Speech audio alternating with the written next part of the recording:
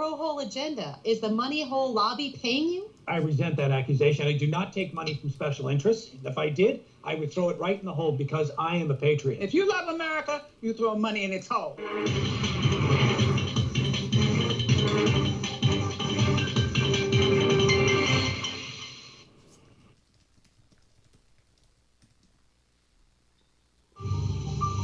You must unite what is in citizen. We are TFR, Truth Frequency Radio.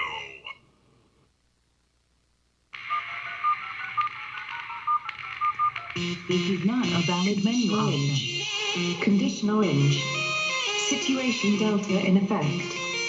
Please enter your agent number now, followed by the hash key. We have to create culture. Don't watch TV. Don't read magazines. Don't even listen to NPR. Time comes when silence is betrayal. More for themselves and less for everybody else. But I'll tell you what they don't want. They don't want a population of citizens capable of critical thinking. They don't want well-informed, well-educated people capable of critical thinking. They're not interested in that. That doesn't help them. Think for yourself. Question authority.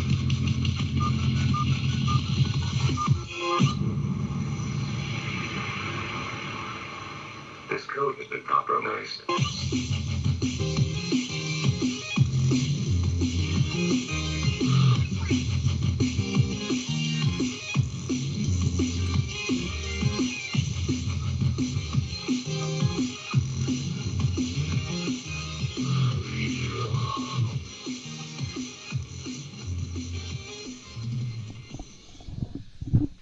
Welcome back, True Seeker. It is Wednesday, October 20th, 2021. Last Wednesday, at the end of the show, I saw people were posting in the YouTube live stream chat that Rob Skiba had died, and I thought it was people trolling and joking. Of course, Rob Skiba has the time slot after me every Wednesday night on TFR. He's been on the network longer than I have. And in the time I've been here, many times as he started his show, he'd make a joke of my work. He kind of treated my work like it was silly. And to me, I always found that quite ironic because his topic is flat Earth. And anyhow, I wish he was here to see what I'd like to show him because I find his death very suspicious, especially knowing the language of Gematria, which is evidence-based and history-based and applied and proven, whereas you couldn't say that about anything with regards to his topic. Anyhow, Rob Skiba reportedly died October 13th, the day leaving 79 days left in the year. And he was known for flat earth theory, which in Gematria equals 79. He was a Christian, Christianity 79. Knights Templar is 79 in Gematria, and so is Society of Jesus. And of course, the Society of Jesus, the Jesuit Order, has the Templar cross in their logo. The Jesuits are the current military order of the Catholic Church. The Knights Templar are the old military order. And Rob Skiba was a military man. I also have on the list, if you're looking at the screen, the Gematria of the ABC murders equals 79, which is true. And the reason I have that on there is because there's an Agatha Christie novel about killing by the code of ABC 123 with that exact title. Jesuit-controlled Amazon actually even made a TV series out of it. I believe John Malkovich is the star in that show. But Rob Skiba has reportedly died, again, on the day leaving 79 days left in the year, a man who will be remembered as a Christian and a flat earther. And again, it just makes you go, seems a little bit strange. There's also plenty of news sites that are reporting about his death, and they happen to mention in the article that he weighed 79 kilograms at the time of passing. Almost reminds me of the Adam Lanza thing, with them reporting him that he was 112 pounds at the time of death. Sandy Hook equals 112 in Gematria. Big number with the Jesuits who claim to operate in 112 countries. Catholicism and mathematics both equal 112, for example. 1 + 1 is 2. Fourth book of the Bible is titled Numbers. Again, I always found it funny that Rob Skiba is a man of the Bible who should know it's a book of numbers and, spiritual knowledge like the knowledge we teach about each week right here. I always thought, this would be something that would appeal more to people like him, but he never took more than enough time to make a joke about it. And now it looks like his life was cut short in a ritual that had everything to do with Gematria. And remember, there's a song out there called Gematria, the Killing Name. There's also a song out there called Murder by Numbers by the band The Police, where killing's as simple as ABC 1, 2, 3. And if you just take the most simple cipher, murder, M is the 13th letter, U is the 21st, R is the 18th. We're just using the alphabetic order. A is 1, B is 2, C is 3, up to Z is 26. Again, you just use the alphabetic order. M's the 13th letter, U's the 21st, R's the 18th, D's the 4th, E's the 5th, R's the 18th. Add it up, murder 79. And in light of them saying that he died from COVID-19, it's interesting that his media company was known as Kingsgate Media, which has Gematria of 82, just like COVID. Remember, Merck's about to put out their COVID pills with the 82 on the side of them. But Kingsgate Media, Corona means crown. King wears the crown. He's dead from COVID. Corona, the man who ran Kingsgate Media. We're going to look at the last cartoon he produced here in just a moment. We're going to watch it because I'm going to show you what I find so suspicious about it. But to honor his work, he said he put $100,000 into the 10-minute cartoon. We're going to watch it because this show is about remembering Rob Skiba and perhaps maybe the biggest mistake he ever made of his life, which was not taking Gematria seriously. And like I told him and many other people, you guys are pretty much wasting your time with Flat Earth. It's not going to solve the problems of this world. Like, there's real problems happening in this world. Does the debate need to actually change to, instead of ignoring what's going on in the world, does the debate should instead become what's the shape of the world? Is that a more pressing question right now?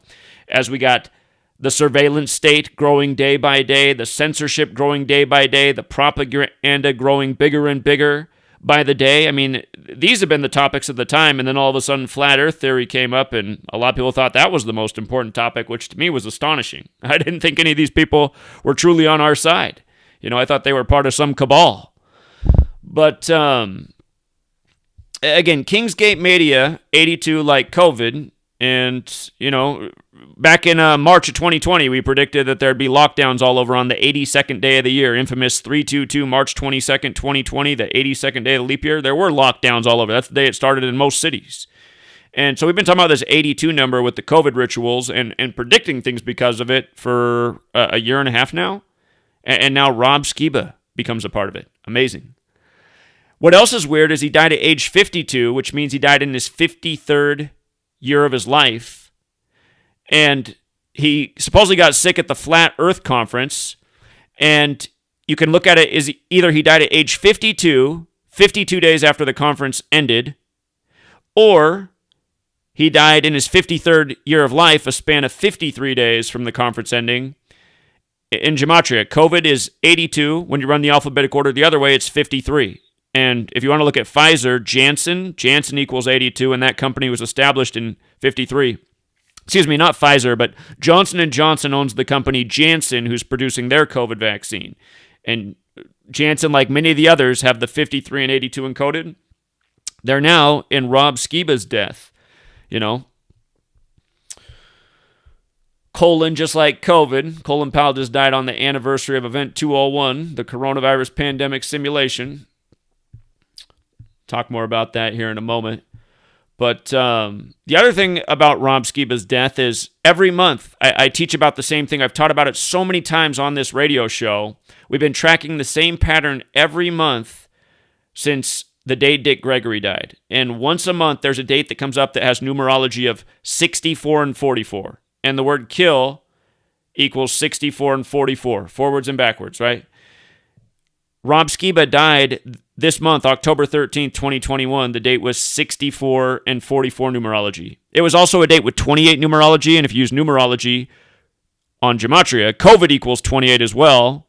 Colin Powell, for example, just died exactly 28 weeks after his birthday.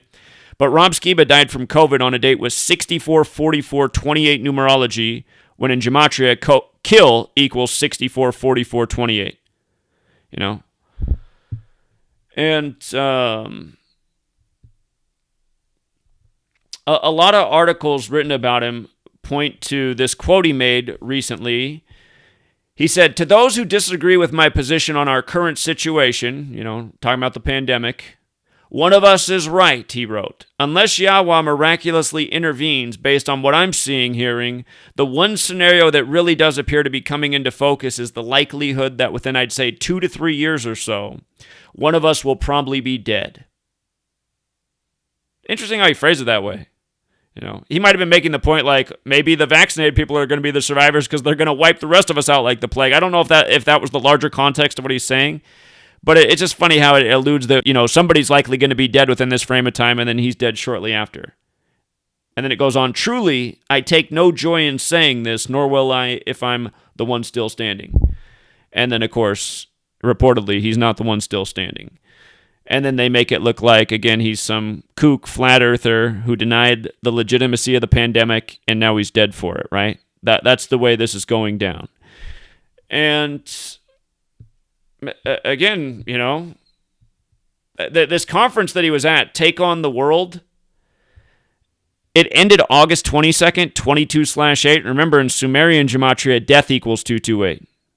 Another pattern we talk about a lot, many a times right on this program. And I've been saying this whole time that I'm pretty sure the flat earth theory community is being co-opted, and it was clearly instigated by Google, making it viral on all their searches, making it pop up everywhere on everyone's screen all the time. Summer of 2015. A lot of people are saying, yeah, but they censored it now. Yeah, and that's not a surprise. They censored it after what? After they censored all the stuff that mattered, and then they censored Flat Earth, and then they started writing mainstream articles saying, Google's now cracking down on conspiracy theorists who promote 9/11 conspiracies, Sandy Hook conspiracies, vaccine conspiracies, and Flat Earth conspiracies. So it makes it seem like they're all in the same category. And again, if you guys can't understand what that does psychologically to the brain-dead masses and how it keeps them, looking at us as if we're a joke, then again, you're just not awake enough in this world. You don't have enough experience to understand it. But I've been calling it out since 2015. Important things going down in this world. We need to be talking about what's going on in this world, not the shape of this world. That's neither here nor there for what moment we're living in. And I'm not even going to go down that road. But the point is, Rob Skiba was one of these men who invested all of his time in Flat Earth and Jesus, which are both belief systems, and laughed at real knowledge, which is Gematria. And now he becomes literally, seemingly a Gematria joke of the cabal. And I got to be honest, Truth Seeker, it creeps me out a lot because my latest book, Number Games, this book was finished being written at the beginning of August last year, 2020. I got my copies from Book Baby, who I had printed. Again, for all of you who are like, oh, you're a shill, you have a book. It's like, you could have a book. You just have to pay Book Baby to print it, and then, you pay them X amount of dollars, and then they put it on all the mainstream platforms and sell it for you, and then you just have to trust that the sales statistics are true because they pay you a commission based on how many books supposedly sell, but you're totally out of the process. It's like Book Baby, Amazon, Target, Barnes & Noble. You're not in the process. You're just getting the update 3 months after the supposed sale, for each sale that happened.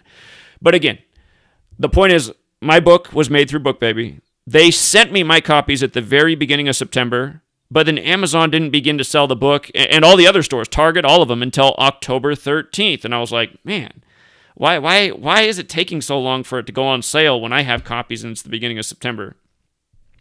But then what's weird is Rob Skiba, who has the show after me, dies exactly a year to the day later. I mean, that creeps me out.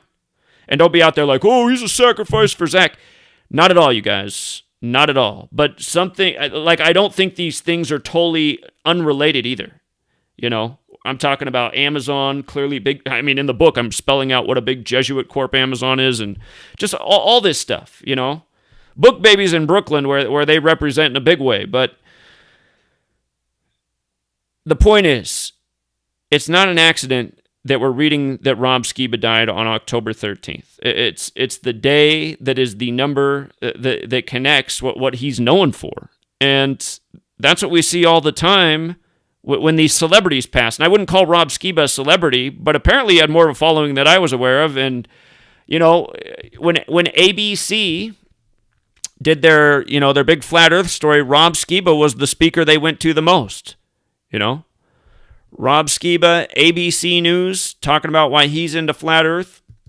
I didn't realize that he had money the way he did, too. The last video he uploaded to YouTube, he was talking about the $100,000 he just spent out of his own pocket to develop a cartoon to teach people about what he thinks important at this time, you know, the biblical truth of giants.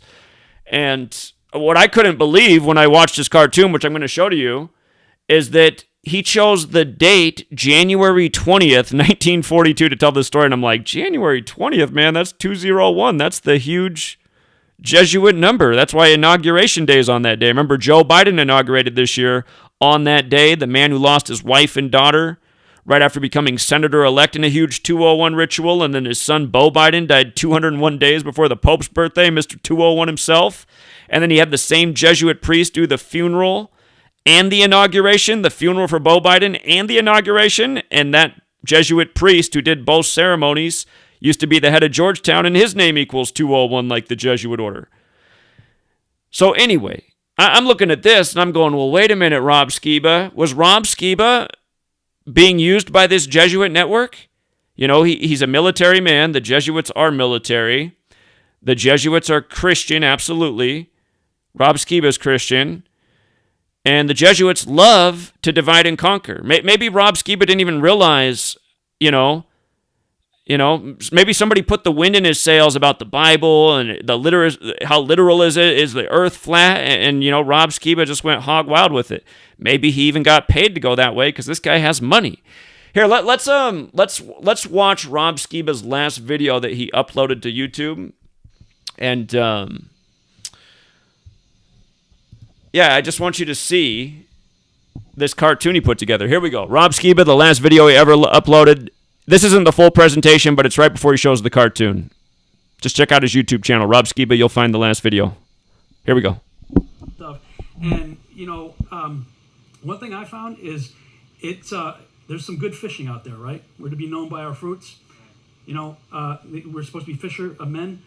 When I started talking about the Nephilim, not only did it help myself understand God better, but I started finding lots of people who were struggling with that whole God of the Old Testament thing, having those barriers blown away.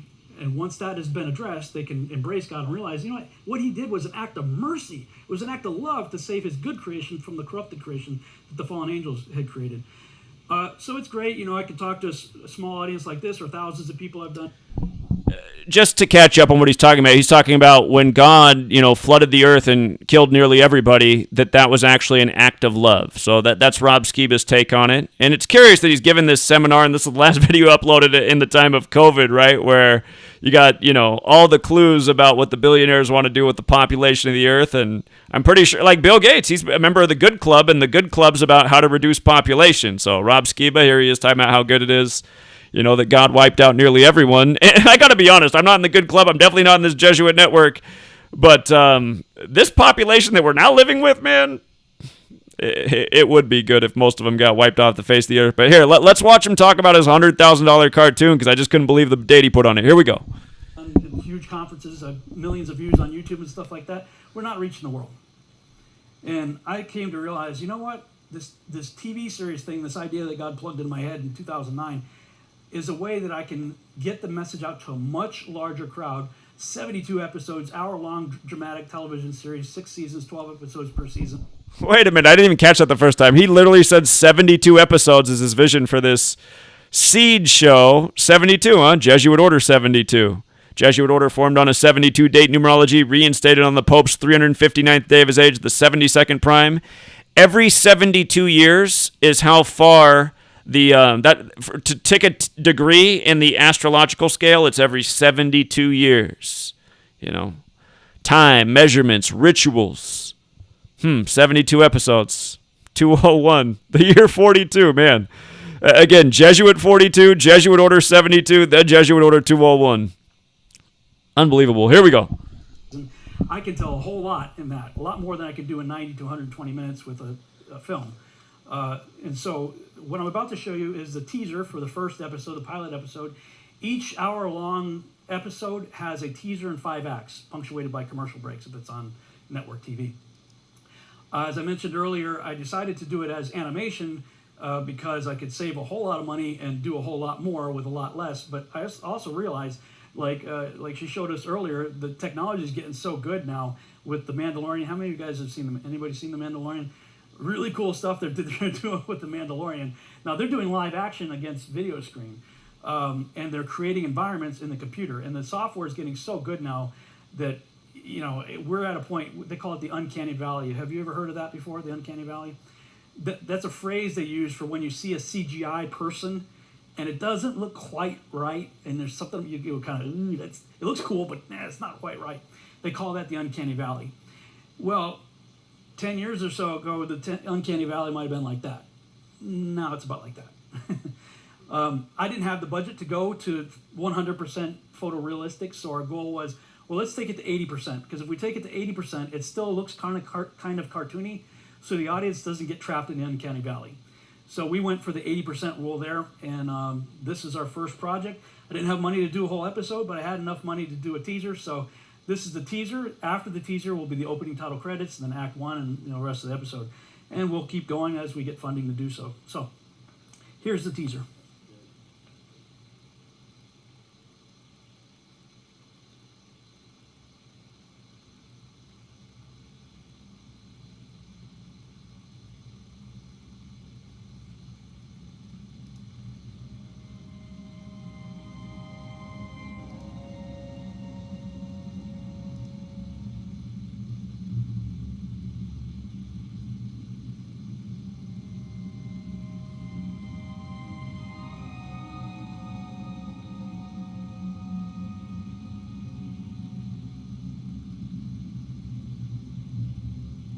I used to believe monsters were only the product of fairy tales and myth.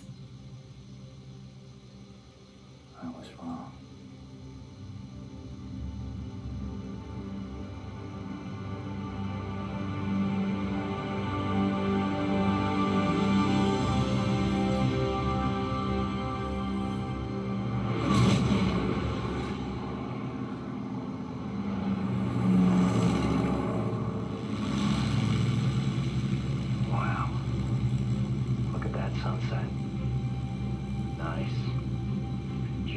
Kitchen, eh, Thompson? You kidding? This place looks like paradise by comparison. I heard that. Yeah, let's hope it stays that way. All right, boys. It's getting late.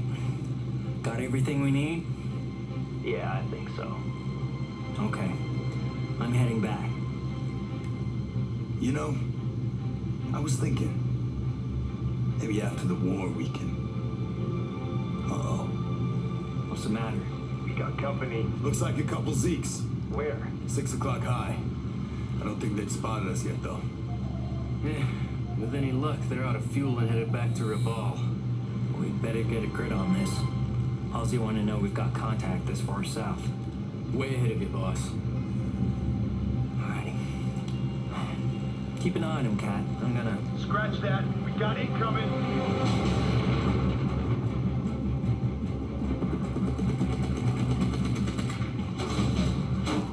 Whose bright idea was it to send us here without a wingman? Let's cut the chatter. Let him have it, Cat. Roger that. Okay. You want some of this, huh?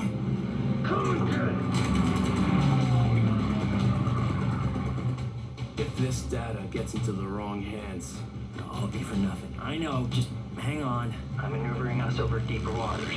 You know what to do. On it. Better make it fast. They're closing in on us. Use it to our advantage. Hang on, Cat. See if I can kick her in a skid. That should give you a nice broadside. Got it. Thompson, get ready to drop. Homing beacon set. Opening bay doors. Okay, here we go.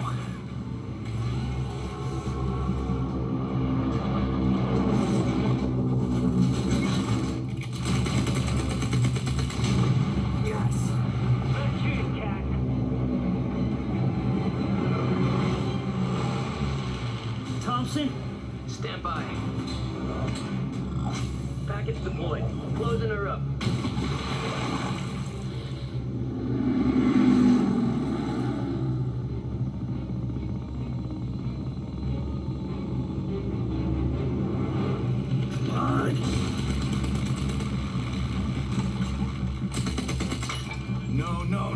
Not now! Come on, you piece of crap! I can't shake this guy. What's going on back there, Catalano? We're turning into Swiss cheese here. I know! I've got a misfire. Feeder's jam. Great. Thompson, can you get a shot? No, he's too high. I can't get a shot.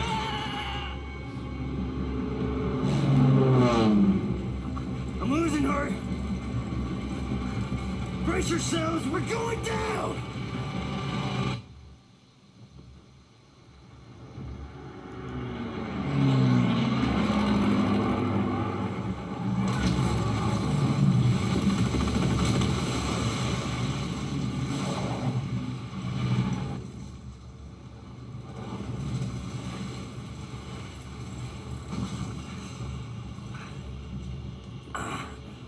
Cat? Thompson? You guys still with me? Hey! Hey! Anybody? Gotta get out of here before she blows. Come on. Come on!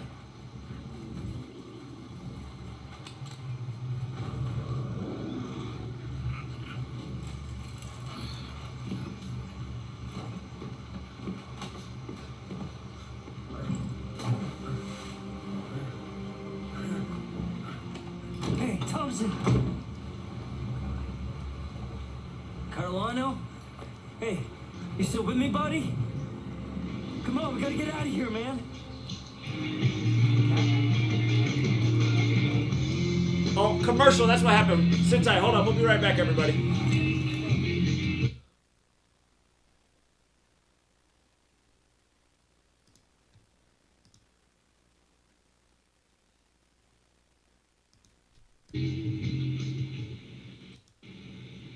It's amazing how people have been raving about ILife all over Facebook. They've been posting their testimonials just because they want to get the word out because it's worked so well for them. If you're not familiar with ILife, it's a 99% pure CBD oil.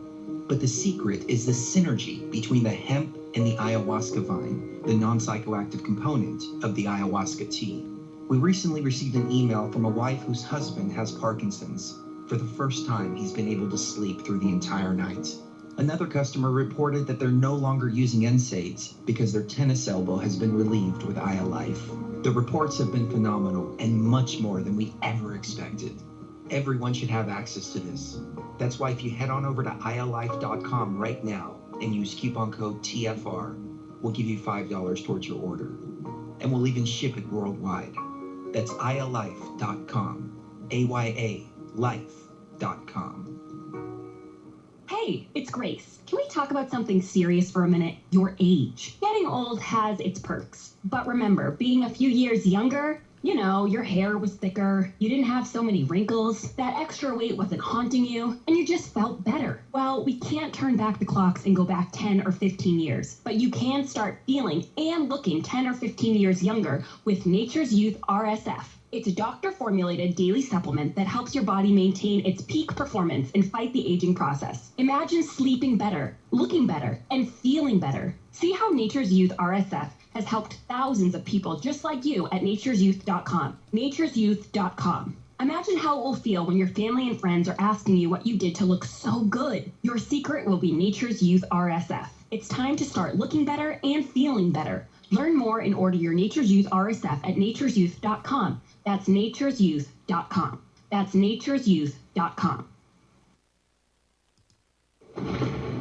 Jacob Frank Leibovich is the mastermind behind a global network of satanic cults. He taught that the creator God was evil.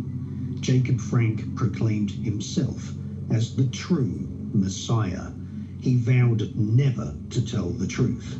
He rejected every moral law and declared that the only way to a new society was through the total destruction of civilization.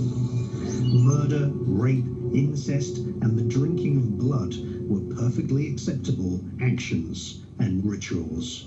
His followers established the Marxist system and have infiltrated Islam and Judaism. He was the Messiah of the Illuminati. EnigmaTV.com. You are now tuned into the truth frequency. Your protection from deception. TFR. Truth Frequency Radio.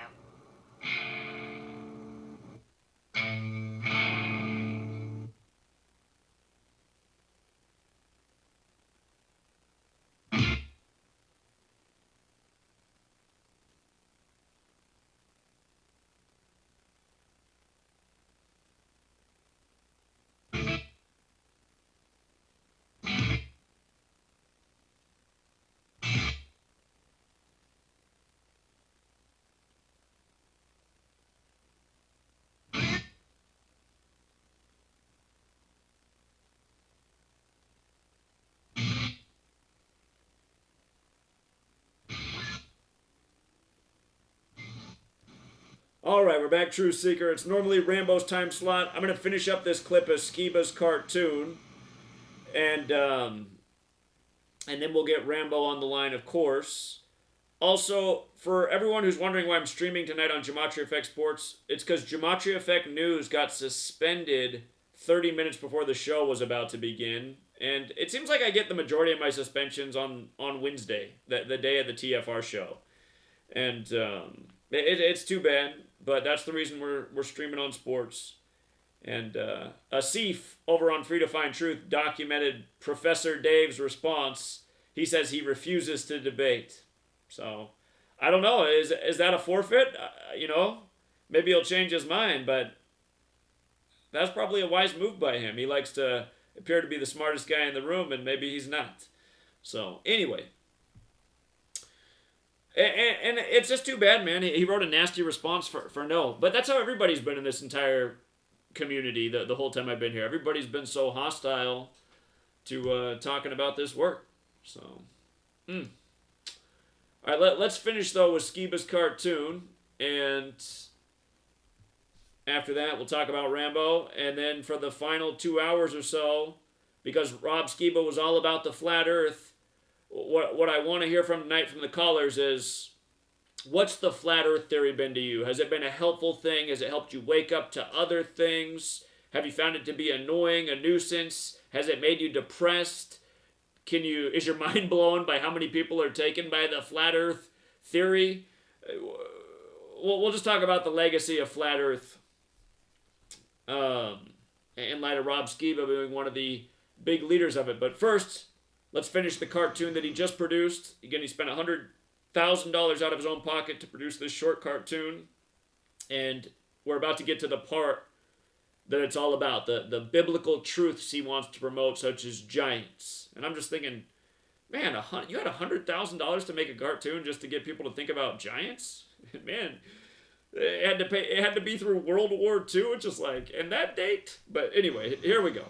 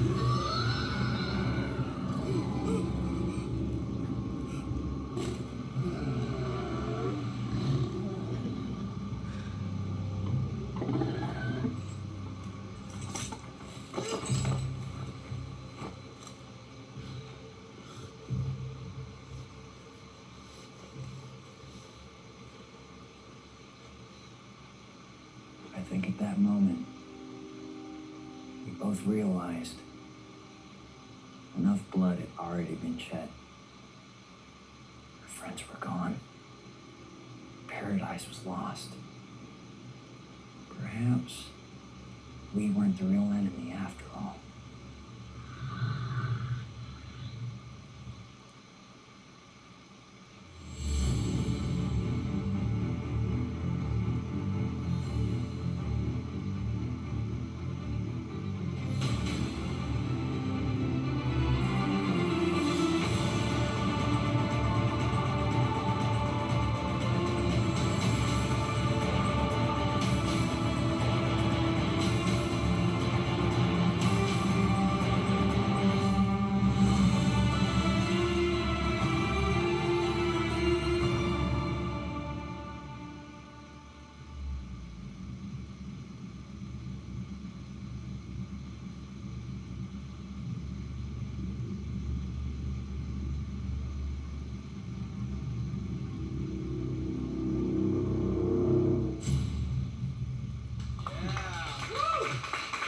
Thank you. Thank you. So as you can see, we're trying to take Christian filmmaking to another level. One of the things that's really missing in the Christian market, anyway, at least from my opinion, is science fiction and fantasy. And that's largely due to the budget. That's why so many Christian films are, how many Christian films have you seen? Somebody's dying of cancer and they got to learn a life lesson and it's the end of the movie.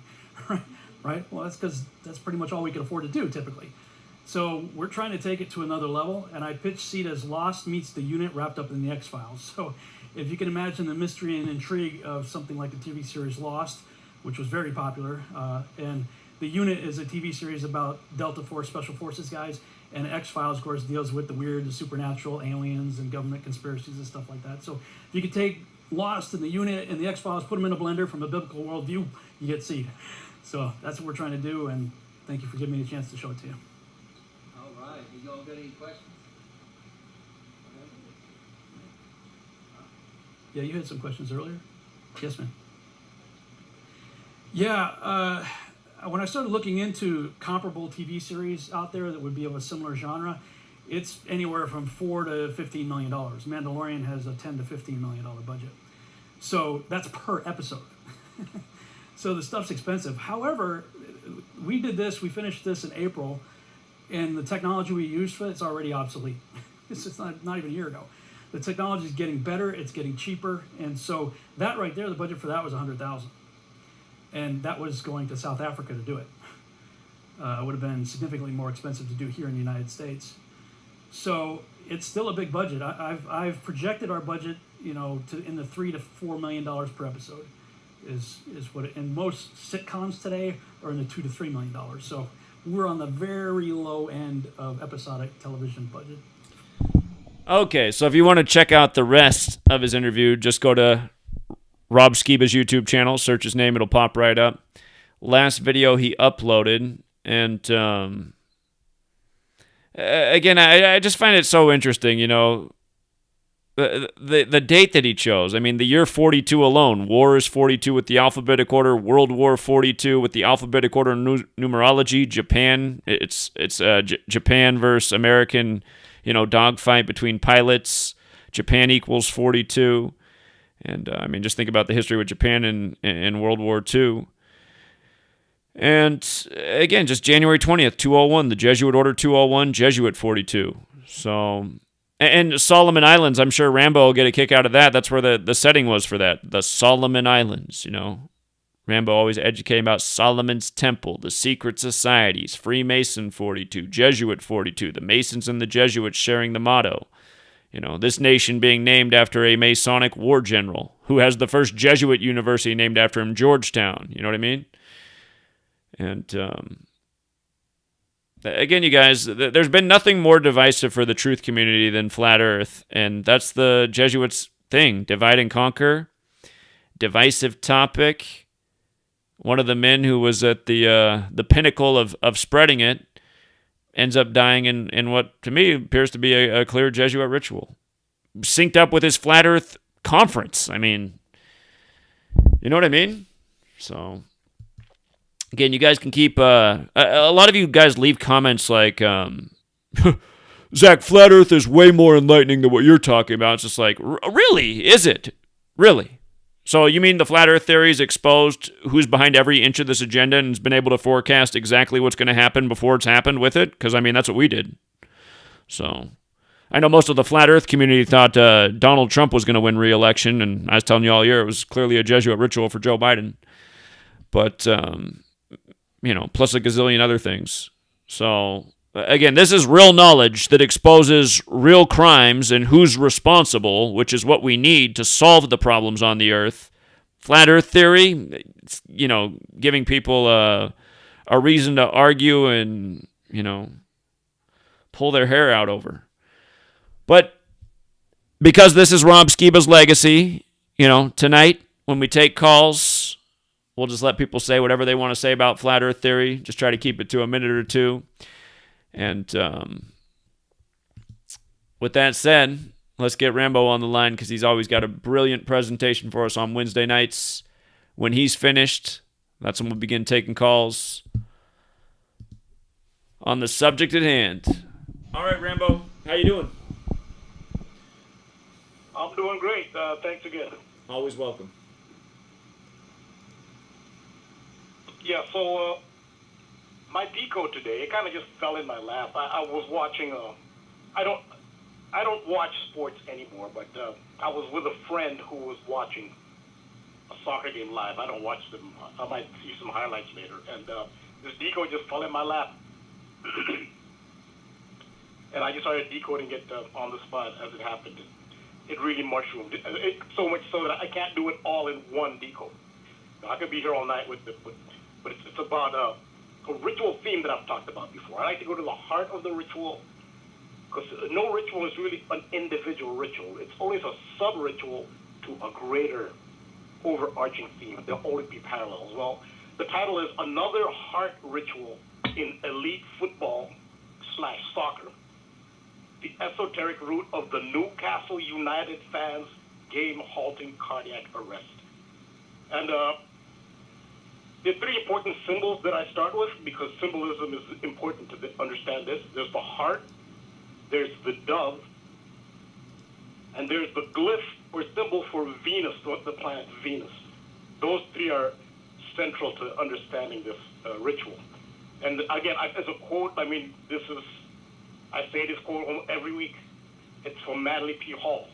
When the human race learns to read the language of symbolism, a great veil will fall from the eyes of men.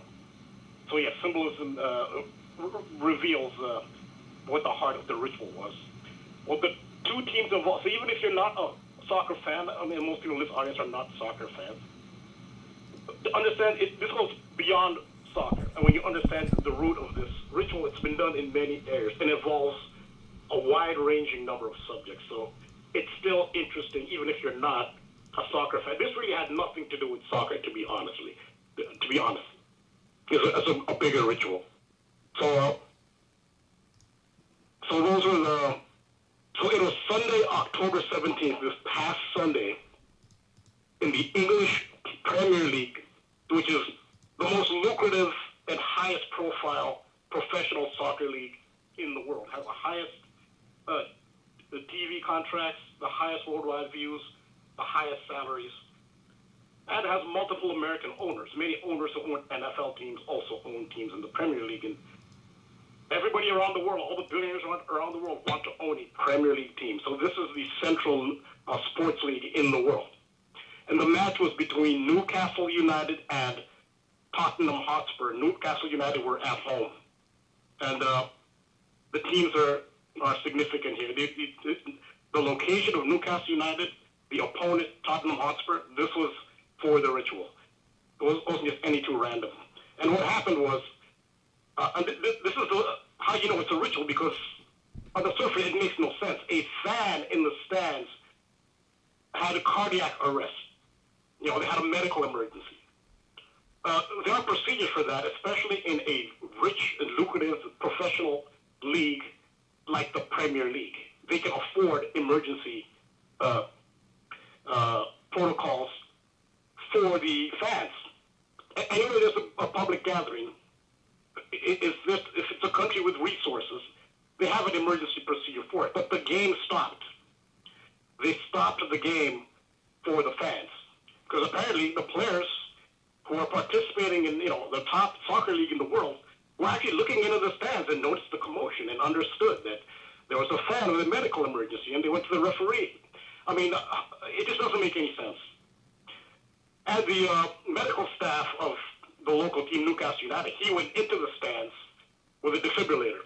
It's not the job of the medical staff of the teams participating to also take care of the fans.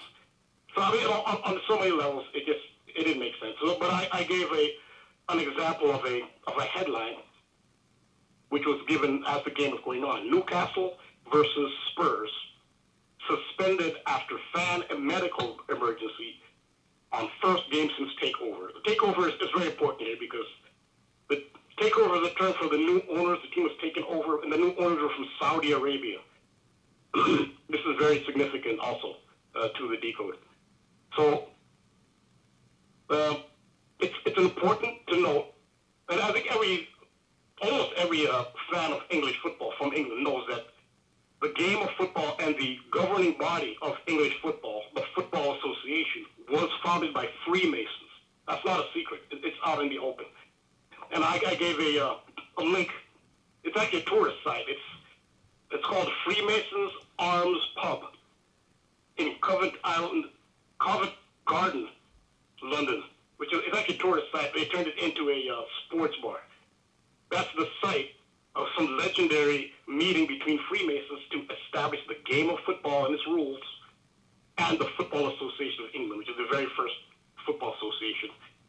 So, yeah, keep that in mind. English football was established by Freemasons. And in the above article, which I showed you, there's a nod to Freemasonry, because if you look at the time the article is published, it's 24-hour clock is 1717. It's 5:17. They didn't do this by coincidence. 1717 is the year that modern Freemasonry is said to have been established, which is the Grand Lodge of London and Westminster, also called the Grand Lodge of England. The lodge is called the Mother Lodge on Great Queen Street. That's in 1717. So how convenient that the article was published at 1717. And 17 is a big number here, because in Gematria the word dove sums to 17, and I'll explain why the dove is important. So this brings back a famous, because I said this is another heart-related soccer/football event. In the summer at the European Championships, it's held every 4 years, it's a very prestigious event. Famously, Christian Eriksen of Denmark, whose birthday is on Valentine's Day, he suffered a heart attack in the middle of a game. And the Gematria community covered that. That transcended soccer. Even non-soccer fans were aware of that. And again, his birthday is Valentine's Day, which is related to the heart. And interestingly, Christian Eriksen, his former team is Tottenham Hotspur, the team that was involved in this game where there was a heart attack. So Christian Eriksen is, that's a connection to that's one connection to the two games. So part of this, the esoteric root, is the Trinity. The Trinities are in multiple spiritual traditions and religions, the Trinity. The Babylonian Trinity is Nimrod, Tammuz. Tammuz is a resurrected sun, and Semiramis, the sacred feminine. In Babylonian legend, Semiramis was raised by doves. She's both a queen, a terrestrial queen, and a goddess, Semiramis, and her symbol is a dove. That is where Christianity adopted the dove as a symbol for its Trinity. So in Christianity, the Trinity is Father, Son, Holy Spirit. The Holy Spirit is represented by a dove. If you do a web search, Google or any other, and put Holy Spirit, you'll get nothing but pictures of doves. And where did they get that? They got that from the Babylonian Trinity, Semiramis, the sacred feminine. An ancient Egyptian Trinity is Osiris, Horus, Isis. Isis is the sacred feminine. It has Semiramis, Holy Spirit. Isis is Aphrodite to the Greeks, and Venus to Rome. So Venus is the same all these symbols actually represent the same thing: the heart, the dove, Venus. This is what they represent: the sacred feminine of the Trinity.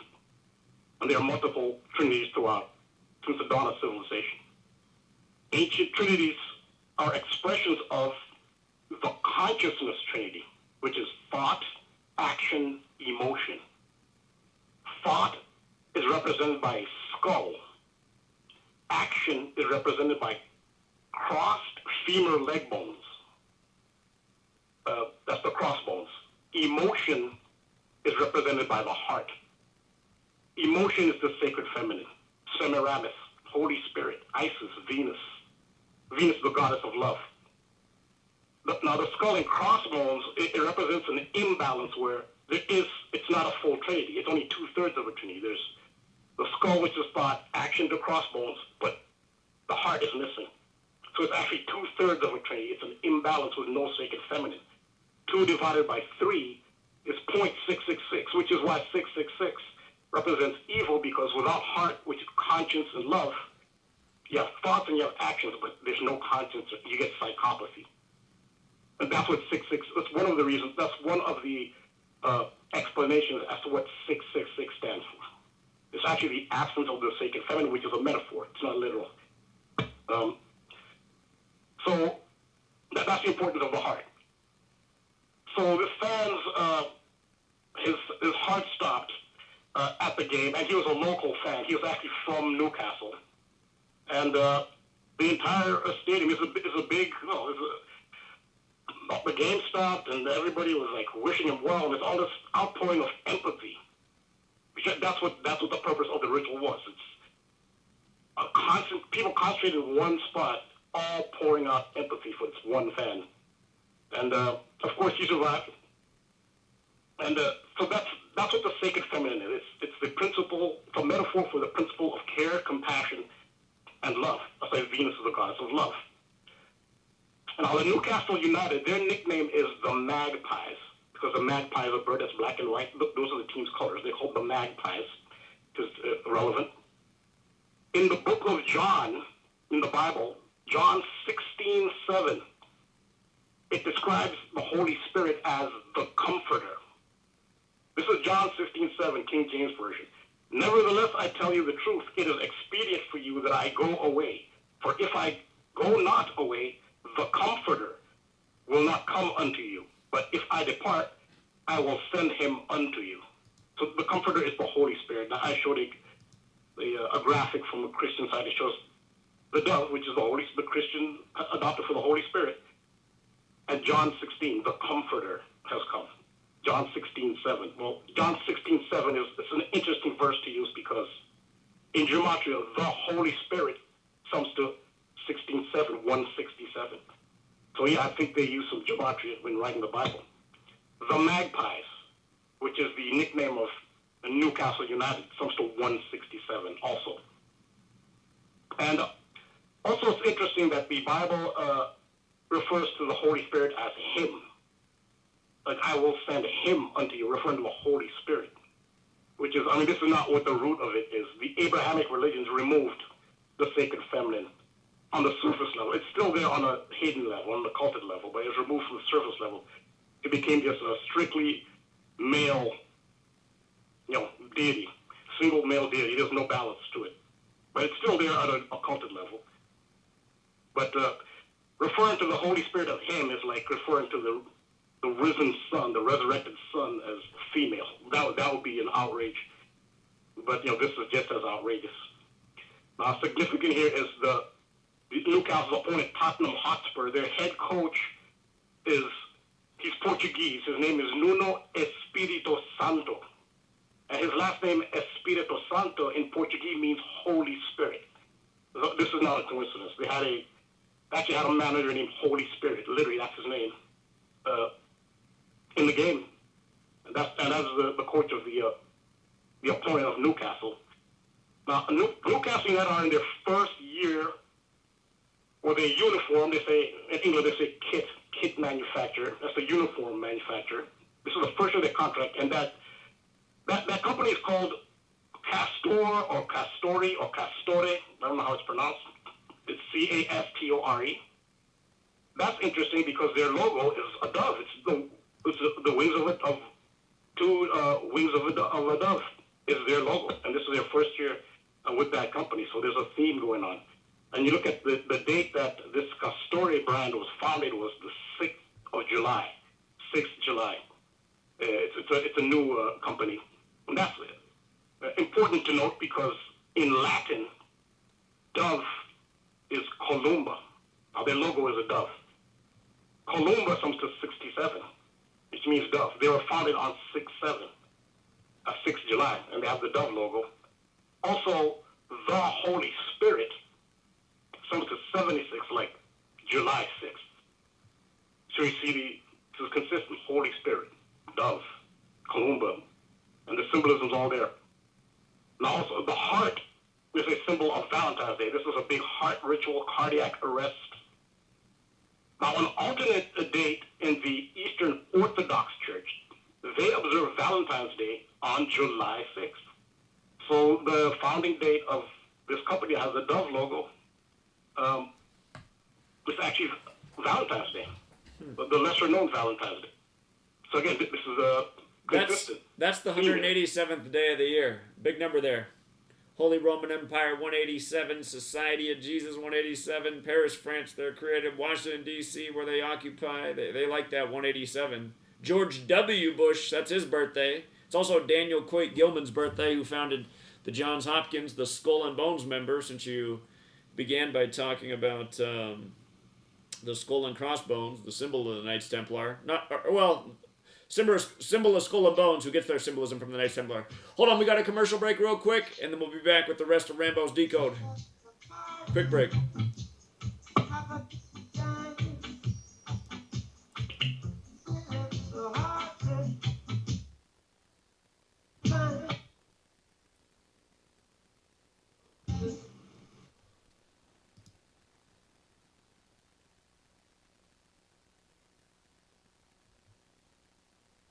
Hi, my name is Ella, and I'm 10 years old. I'm one of the millions of children born to parents suffering from the sheeple virus. Symptoms include the inability to think for oneself, the attention span of a goldfish, and a strong belief in government and the mainstream media. It is estimated that 1 out of every 2 children are being raised by parents infected with the sheeple virus. But there is a cure. For as little as 19 cents per day, you can become a TFR supporter and help children like me get their daily dose of truth. Together, we will make sure every child has protection from deception.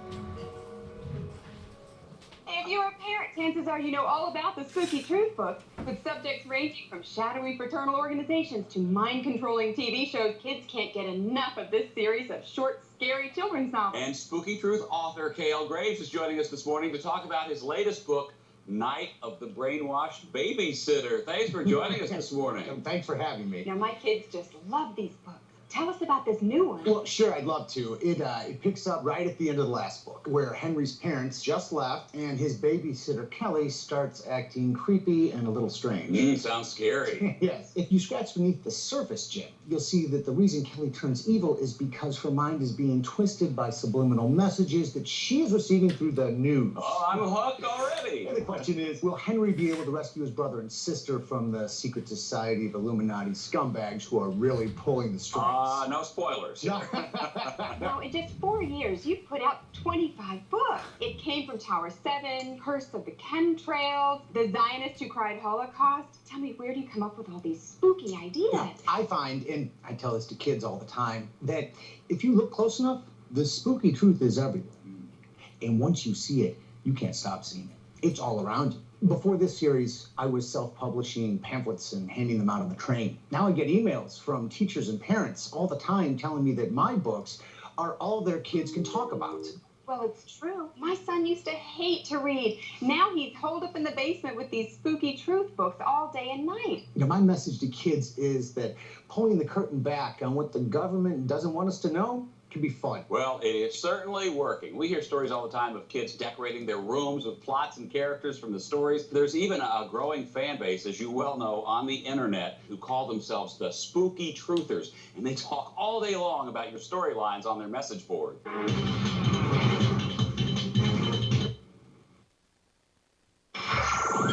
Wherever you are, make it TFR. Truth Frequency Radio.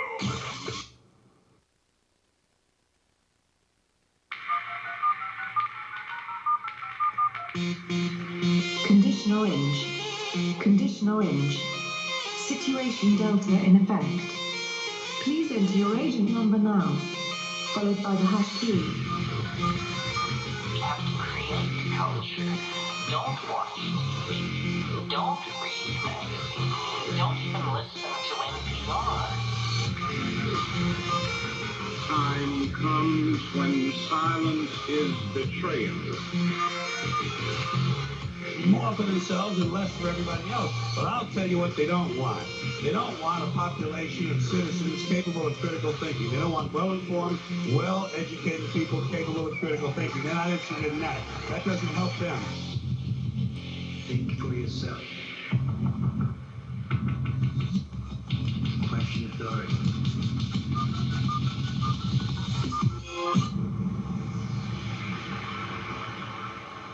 This code has been compromised.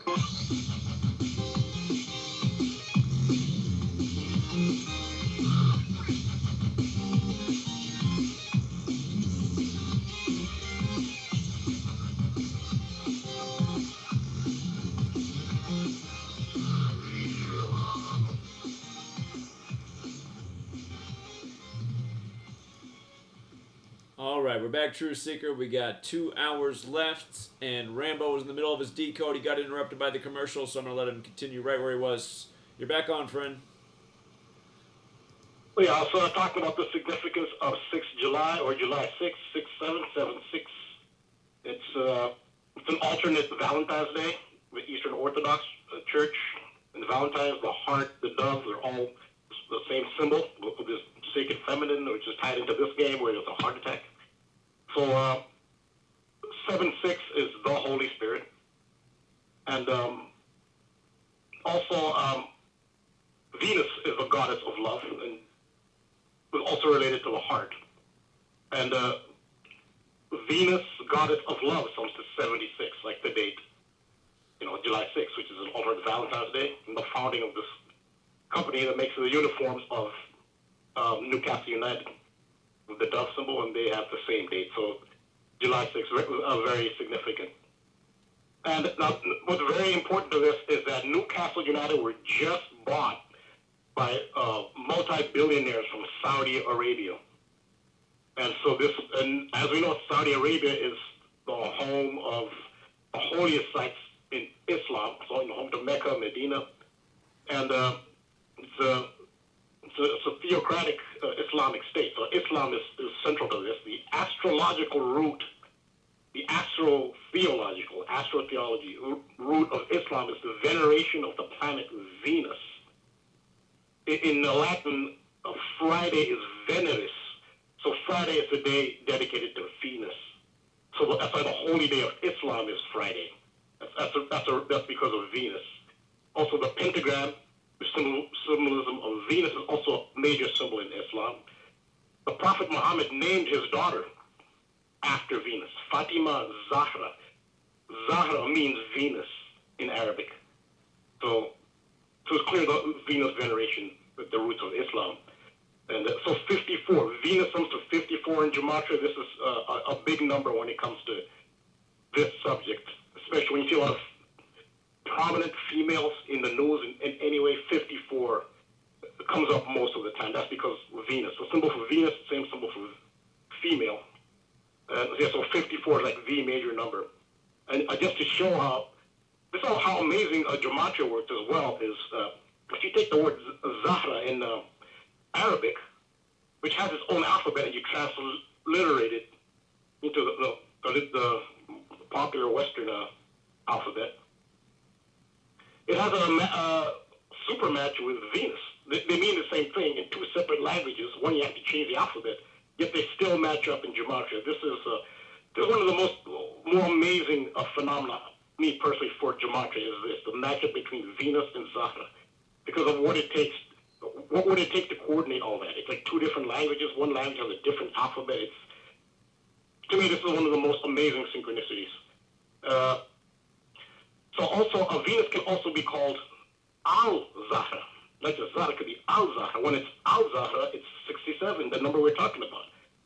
But it also, Al-Zahra matches up with Columba, which is Latin for dove. Again, so you see that connection with Venus and the dove. It's the same theme. And so Columba and Al-Zahra, 122:41. The Hebrew word for Venus is Noga. If you take the Hebrew word for Venus in the Hebrew alphabet and in Hebrew Gematria, it matches up with Columba and Al-Zahra at 122 and 41 at two values. So across different languages, different traditions, the same themes come up in Gematria. This is the magic of Gematria. It brings out the common essence. So just to illustrate the importance of 54 here, the Zahra is 54, Islam is 54. Venus is the goddess of love. Venus is 54. Love is 54. Saudi is 54. An important Islamic symbol also is the crescent moon. The crescent moon sums to 54. So that's a big number. And it's very significant that the home of Newcastle United, where this incident happened, was just bought by Saudis. It's St. James Park. And it lies on the 54th parallel north. And the founding date of Newcastle United is December 9th, 1892. Newcastle United as an institution is older, way older even than Saudi Arabia. It's actually, that's the importance of, that's how far their roots go. They're older. When they started, Saudi Arabia didn't even exist, to put that in perspective. But the founding date, December 9th of Newcastle, 1892. If you take the heart attack incident this last Saturday, Sunday, October 17th, to the next anniversary of Newcastle's founding date, December 9th, is a 54-day span. So it was perfectly placed this Sunday. They wouldn't have had the game on Saturday. No, it had to be Sunday to get that 54. It's just too perfect. And then also, from the anniversary of the founding of Newcastle United's uniform, there's a kit, they call it a kit in England, kit manufacturer, with the Dove logo, which is July 6th, which is also an alternate Valentine's Day, to Newcastle United's anniversary of their founding is 5 months and 4 days. So a 54 is big here. Venus is also known as the morning star, as it rises in the east. It can also be called the East Star, the morning star, that's Venus. It's significant where this man's heart attack occurred, in the east stand of St. James's Park. He couldn't have been anywhere else but the east stand. I show a link to an article and an excerpt from the article where it says a fan had collapsed in the east stand. That's the name of the stand. That's a reference to Venus. And Gematria proves it. If you look at east stand compared to east star, which is Venus, it's a super match across multiple ciphers, 3 base ciphers and septenary. So that's why they picked east stand. It is for Venus. Now the name of the fan who had the heart attack, which his name didn't come out until today. Today, Wednesday, and the incident happened Sunday. I saw this one coming a mile away. It was going to be 54 or 251. It couldn't be anything else. His name is Alan with one L, Alan George Smith, which sums to 251. 251 is the 54th prime. And it's also significant the incidents occurred in Libra. October 17th is in Libra. Libra is ruled by Venus. So yeah, I'll stop there, but there's a lot more to this decode. There's a player who's a broadcaster now. He does color commentary. Now there are 10 games a week in the Premier League. He could have done any game, but he did this game. He's a former player for both teams involved, for Newcastle United and Tottenham Hotspur. And he suffered a heart attack where he was dead for 8 minutes. So there's the theme. He is just too perfect to be in the booth for this game. He's a heart attack victim who played for Newcastle and Tottenham, the two teams involved. His name is David Ginola. what a perfect person to have for this ritual. Of course, they wouldn't have had him at any other game. So he's a big part of it, and I illustrate how it looks like his daughter. This actually was part of an initiation, a Freemason initiation for his daughter as well. She represents Venus too. I'll have that in part 2, but for now, I'll leave it there. I'll just remind about the Islam thing. Osama bin Laden supposedly died on his 54th day of being 54 years old. Just recently in the headlines, there was the body found of an ISU student, Jelani Day, and his name had Gematria of 54, and they said they found his body near the Route 251 bridge. And again, just these are numbers come together a lot. One of the biggest names in baseball right now, baseball equals 54, is Garrett Cole, born on the 251st day of the year, and they like to use him in a lot of Jesuit rituals. Don't forget it was that Helmixka, the Jesuit priest, the first to track the transit of Venus. Jesuit Order and Venus both have that 54 thing going on. Well, always very interesting, Rambo. I really appreciate it. Great work again. Yeah, in fact, the Helmixka that you mentioned, he's also a Taurus, and Taurus is ruled by Venus. Perfect. So they don't just pick. They don't pick. No birthday is random, and who knows if he even actually discovered that. They Right. might, or that's even really his birthday. But that's part of that too. Yeah. Rambo, since the topic of the night is about Rob Skiba's death, who normally did the show right after mine, and his penchant for flat Earth, what do you think about the whole flat Earth thing? Do you think it's been good for the truth community, or what do you think? The passions on that issue are so intense that it really does. It is divisive in the truth community. That's why I prefer not to spend much energy on it, because it's so divisive. The passion, the intensity of the passion on that issue. It doesn't matter what you're discussing. You could discuss like COVID and the implications for COVID, and it could be something that important. If flat Earth comes up, it'll just completely derail the topic. That's how intense and polarizing it is. That's why I prefer just to stay. It's just not. I don't feel it's worth even addressing it just because of it. I can't think of a more polarizing issue just within the truth community itself. There's not. And I mean, it's such a persistent topic. I mean, I haven't done a single live stream the entire time I've been on YouTube where flat Earth didn't come up at some point during. I'm not even talking about flat Earth. People are constantly just bringing it to my chat and talking about it. It's just, it occupies so many people's minds. It's seemingly 24/7, 365. But do appreciate it as always, Rambo. Thank you again. All right, thank you. All right, you have a good night. All right, you guys, we got about hour, 50 minutes of show left and a few commercial breaks. They're always quick. And again, Rob Skiba, he won't be going live tonight after me because reportedly he has passed. And again, if you missed the beginning of the stream, we covered Dead on the Day, leaving 79 days left in the year. In Gematria, Flat Earth Theory 79, Christianity 79, Knights Templar 79, Society of Jesus 79, Murder 79, and news articles even reporting that he weighed 79 kilograms at the time of death. And that's what he's remembered for, Flat Earth Theory and, Christianity. Those were his topics.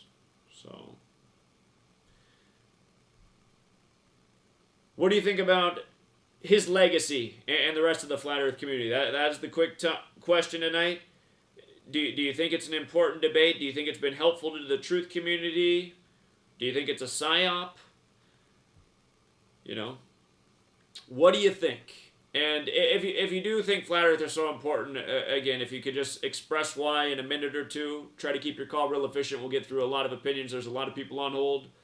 And let's go out to Binghamton, New York first. 607, you're on. What's going on, Zach? Hey, what's up, man? I just want to ask you if you knew that 40 acres and a mule 201 equals 201 in the most simple cipher. I'm glad you brought that one up. Somebody pointed that out at the very beginning of the pandemic with Spike Lee's film company. I'd forgotten that one. That's a good one. Yeah, and at the end of the Civil War, the guy who proposed that order, William T. Sherman, his full name is 251 in the most simple cipher, the 54th prime. Very good. Yeah, and again, Confederates 201, and they've been doing Confederate Jesuit rituals from back then up to now. Again, the Confederate statue fell in D.C., and then you had the Capitol insurrection 201 days later. Go figure, with the Confederate flag flying. So, yeah, very good reminder. Yeah. Very good reminder. It's say leaving 263 days in the year at the 56 prime. So you have the 201 in there, like the 56, like it's just plastered all over. Like the numbers that you say to look for, they just come up time and time again. And I want to do this real quick, because I think this is a great example of the relevance of Gematria. Gematria is an everyday type of thing. Like things every day, you can show Gematria the relevance of it. So just type in Case Keenum and bring up his football reference page, please. Case Keenum? Right. Okay. You see his record? It's 27-35. The Browns tomorrow play the Broncos. This is just a very clear example of like how relevant Gematria is. Because Browns, type in Browns in the calculator. 28-35. Browns is 28-35, and this would be Keenum's first start with the Browns, and he can pick up his 28th win. But on the other side, Teddy Bridgewater, he can get his 28th loss tomorrow night. And the like thing that brings it all together, like the kicker of this ritual, is that Baker Mayfield, like the story of today is that Baker Mayfield is going to be out, and this is going to snap his 51 consecutive start streak. And week 7 in the most simple cipher, and like using the number 7 is 51. So his 51 start streak ends in week 7. Yeah, here's a good one. Forwards and back. So if you're asking how do Browns equal 28 and 35, it's using numerology forwards and backwards. 28 and 35. If Keenum wins tomorrow, he'll be 28 and 35. I gotta check if it's probably not as a starter. That's including backups. But notice that he's 33 years old and he's born on the 48th day of the year. Cleveland 33 forwards, 48 in reverse. They're 3-3 right now. Just lost to the Cardinals from the 33rd parallel.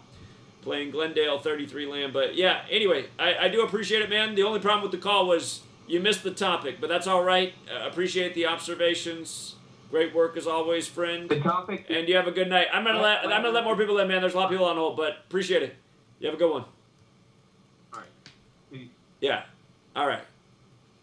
Let's go out to Tennessee. What's up, Tennessee? What's up, bro? How you doing, man? Good. This is Adam Anderson from Memphis, Tennessee. Okay, thanks for calling. Yeah, great, man.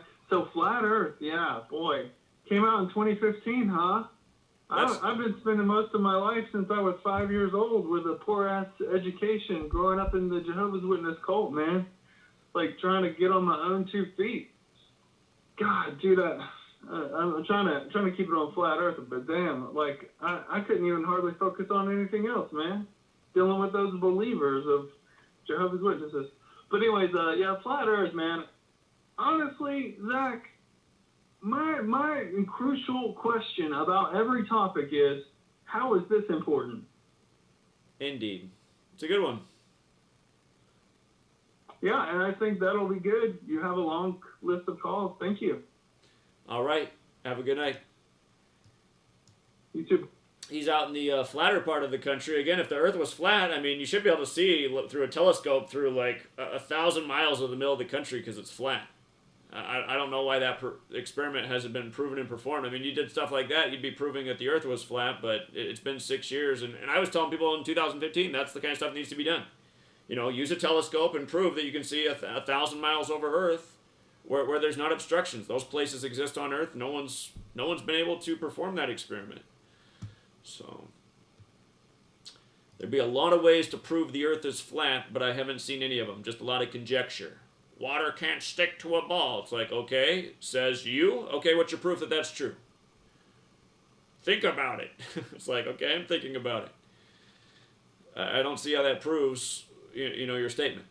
Let's go out to 850. 850, you're on.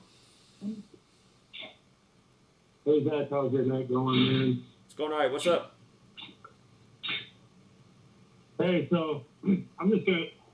Is it cool? Because it's hard for me to call you because I'm at work at this minute. I'll give you my 2 cents on Flat Earth. Don't really give a shit about it. It could be a fucking trapezoid for all I care. It's not important. But what is important is pure knowledge. And is it cool if I give you... It will only take me 2 minutes because I've practiced doing this all day. Well, then you got a 2-minute call. Let's get it in. Let's do it. Let's not waste all the time on this. Just say what you need to say. Instead of all this, you're wasting time. What is it? All right. So October 29th, Biden meets the Pope before the G20 summit. From October 29th to March 32nd would be 144 days from the meeting with the Pope with Biden.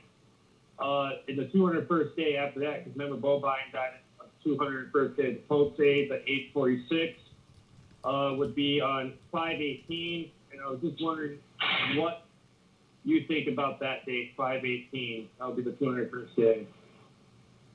May 18th. It's written 18/5. Yeah. I mean, Catholicism's 185 like mathematics. It's the 138th day of the year. A few years ago, Roger Ailes died on that day, right after Trump became president. Donald Trump 138. But I'm getting some. Anyway, I'm getting a lot of feedback. Appreciate the call, man. You have a good night. All right, let's go out to New Jersey. New Jersey. What's your thoughts on the topic tonight? Hey, what's up, Zach? How you doing? Doing all right. What's up, man? Hey, yeah, obviously flat Earth. I don't care if the Earth is freaking a cube or a ball or a football or flat. I mean, it's completely useless at this point, right? You would Talk think. about it. You would think. Well, I don't care. I mean, I'm walking. Gravity's real. I'm walking on a flat ground. What does it matter? I actually saw a flat earther say gravity is BS, and then he went on to say what's real is all things that go up must come down. How do you make that one out? Yeah, the one thing I'm going to make a point of that I noticed is I've been doing a lot of decoding movies and shows, and I noticed I believe the Field of Dreams movie's tied into the playoffs. I think we know what's going on, but I do believe the character at the end was when his father shows up is actually JFK Jr. That's who they're trying to symbolize it, right? And the interesting thing is JFK died 7/16, like 167, and Grandma just brought up 167, the Holy Spirit. The actor is born 167 days from JFK's birth, from his day he died. And the whole Red Sox, Sweet Caroline being played between the 8th and the bottom of the 8th inning, Neil Diamond said, Neil Diamond, Baseball Diamond, said that it was based off of Caroline Kennedy, and that's all Massachusetts stuff, right? All that stuff. And just all the stuff that goes on in this playoffs, I think it's Boston, but they could lose. I don't care. It doesn't matter. That's insignificant. But he does go to that's the one major league park he goes to in the movie. He goes to Fenway Park. Right, but interesting. The song is I decoded not necessarily the phrases, but the words and what the numbers symbolize. It spoke to the vaccine and actually to Kobe Bryant numbers. And of course it is Beantown. So Kobe Bean Bryant, that makes sense, sort of. There was the article put out the day he died from Boston College that he got an honorary degree from that school, the Jesuit school, so. Right. Lakers and Celtics. The interesting thing about that is I spent extensive time studying the Red Sox 1975 season. That's game 6, playoffs and all that stuff going on. And I flashed back a couple of days ago And I did catch a foul ball about 15 years ago, the only time I caught a foul ball in a game, and it was off the bat of Carlton Fisk. It's funny. He was playing for the White Sox at the time, and it actually came right to me as if it was hit for me. Sure. I mean, one hopped off the dugout and hit me right in the hands of the catcher. And everybody goes, nice catch. I'm like, I don't even really catch it. It just went in my hands. Perfect. So, but if you look at Kennedy, if you look at the picture of him, the catcher had his hat back on backwards. That's the catcher wears his hat back on backwards. And of course, JFK always wore his hat on backwards. That's what he's known for, right? I didn't know that. And Ken Griffey is part of, what's that? You said JFK was known for wearing his hat backwards? JFK Jr. Oh, JFK Jr. Okay. I didn't know that. Okay. Jr. always wore his hat backwards. You know, obviously he was friends with Trump, and he's going to be this great president, all that stuff, whatever. You know, whatever that means. But the interesting thing about that is Ken Griffey, you know, is tied in this thing too, because he always wore his hat backwards, and he's George Kenneth Griffey, right? And if you look at the most famous defensive play from the '75 World Series, was number 8 batting Joe Morgan, Carl Yastrzemski number 8 at first base, and caught by number 24, and they had a 9-3-6 double play, like 3-6 numbers. And Ken Griffey's father was on first base when that happened. So that game was significant. All these rituals were going on in that game, and also it's tied into movies. You know, it's talking about that game, you know, Fenway Park and the magic of it and the craziness that goes on there. And we saw, I mean, as you watch the game, it hit the fence off the ground, off the guy's hip, and went over the fence. How did that happen? I don't know if you saw the play. Yeah. Very interesting things happen in sports fields, that's for sure. Friend, I appreciate all the observations, but again, a minute or two we went over, so we're trying to keep it moving. A lot of people on hold tonight, plus the commercial break's coming. But I do appreciate it. Great thoughts. All right, be right back, everybody. Quick break.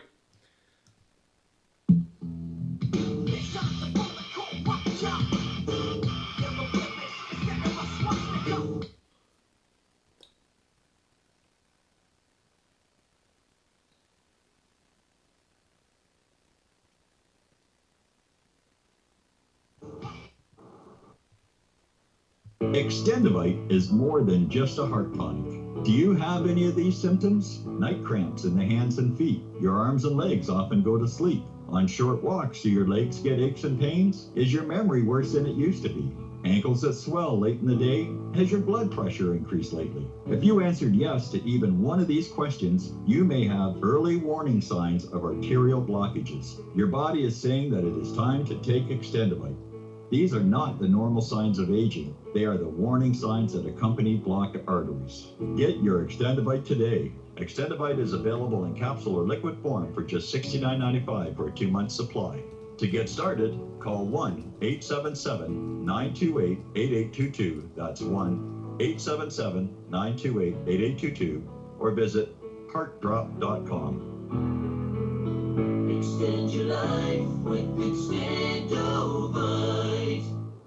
Hey folks, guess what the #1 phrase that Life Change Tea receives by email? You ready? We love this tea! We love this tea! Time after time, week after week, we love this tea! Life Change Tea gives you more energy, a beautiful cleansing, and fulfills its slogan perfectly. The tea that makes you go. So if you want to be on your health game, log on to getthetea.com and order Life Change Super Strength Tea. Packages come in a 1-month supply, and when you brew this stuff, wait until you see the results. Aren't we all about the results? And with a lot of people's health struggling, we can use a little bit of help. Doctors will tell you disease starts in the gut. So log on to getthetea.com. That's getthetea.com. Be our next email saying, I love this tea. I mean, I love this tea. Get the tea at getthetea.com. Helping America one tea bag at a time.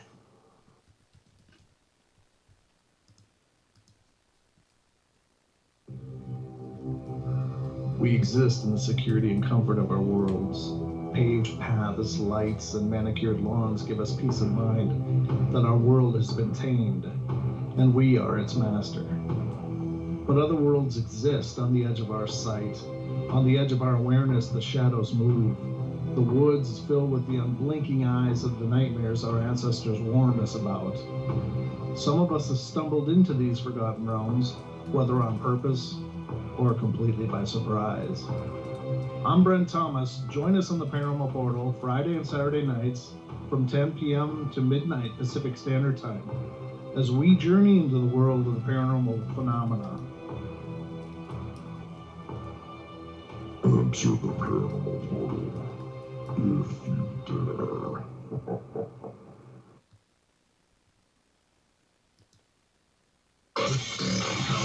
Real people, real radio. Initiating the truth frequency. This is Truth Frequency Radio.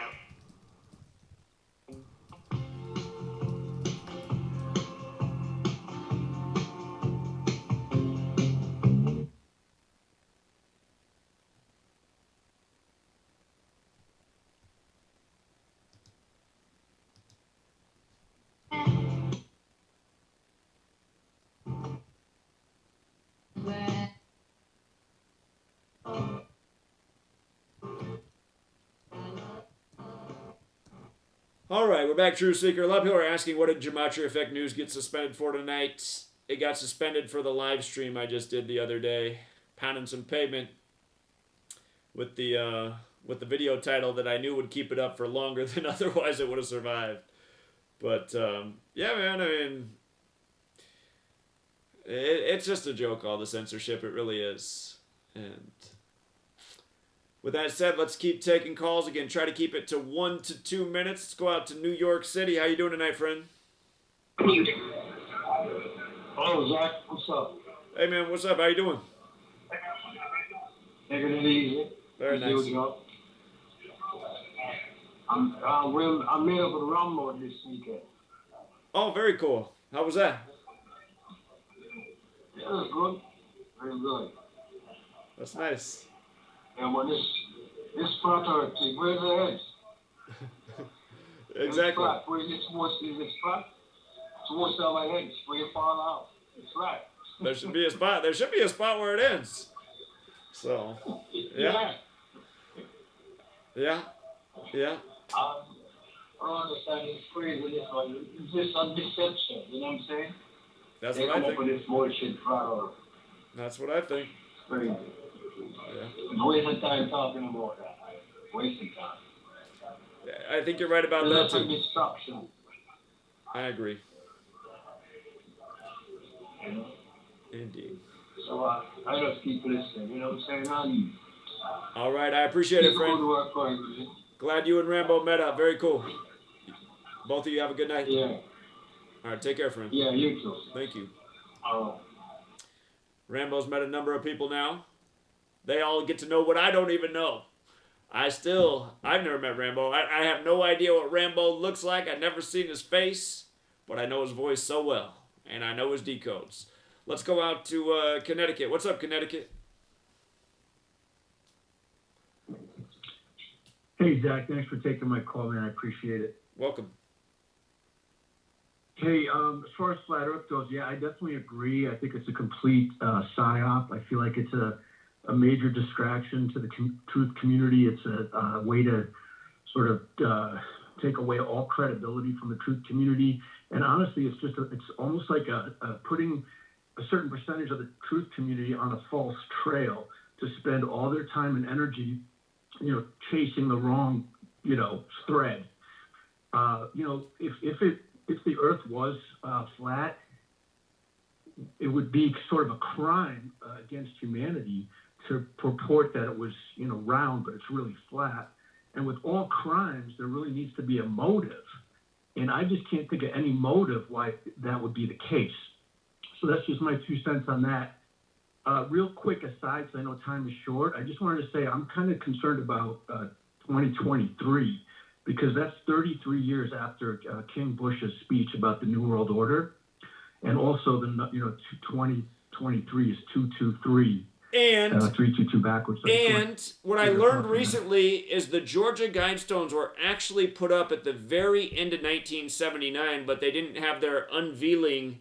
They had something over them, so you couldn't see the writing until March 22nd, 1980. And again, Georgia has that big 44 connection, so the end of 2023 is actually 44 years after they were put up. So, yeah, I hear you. That should be an interesting year. All right, man. Thanks so much, man. All right. Have a good night. Again, for people who don't know about the Georgia Guidestones, again, massive stone monuments in Georgia, the fourth state, 44 land numbers associated with death, and the first rule on those 10 new rules for a new world is, to reduce the Earth's population by a considerable amount. Let's go out to 720, Colorado.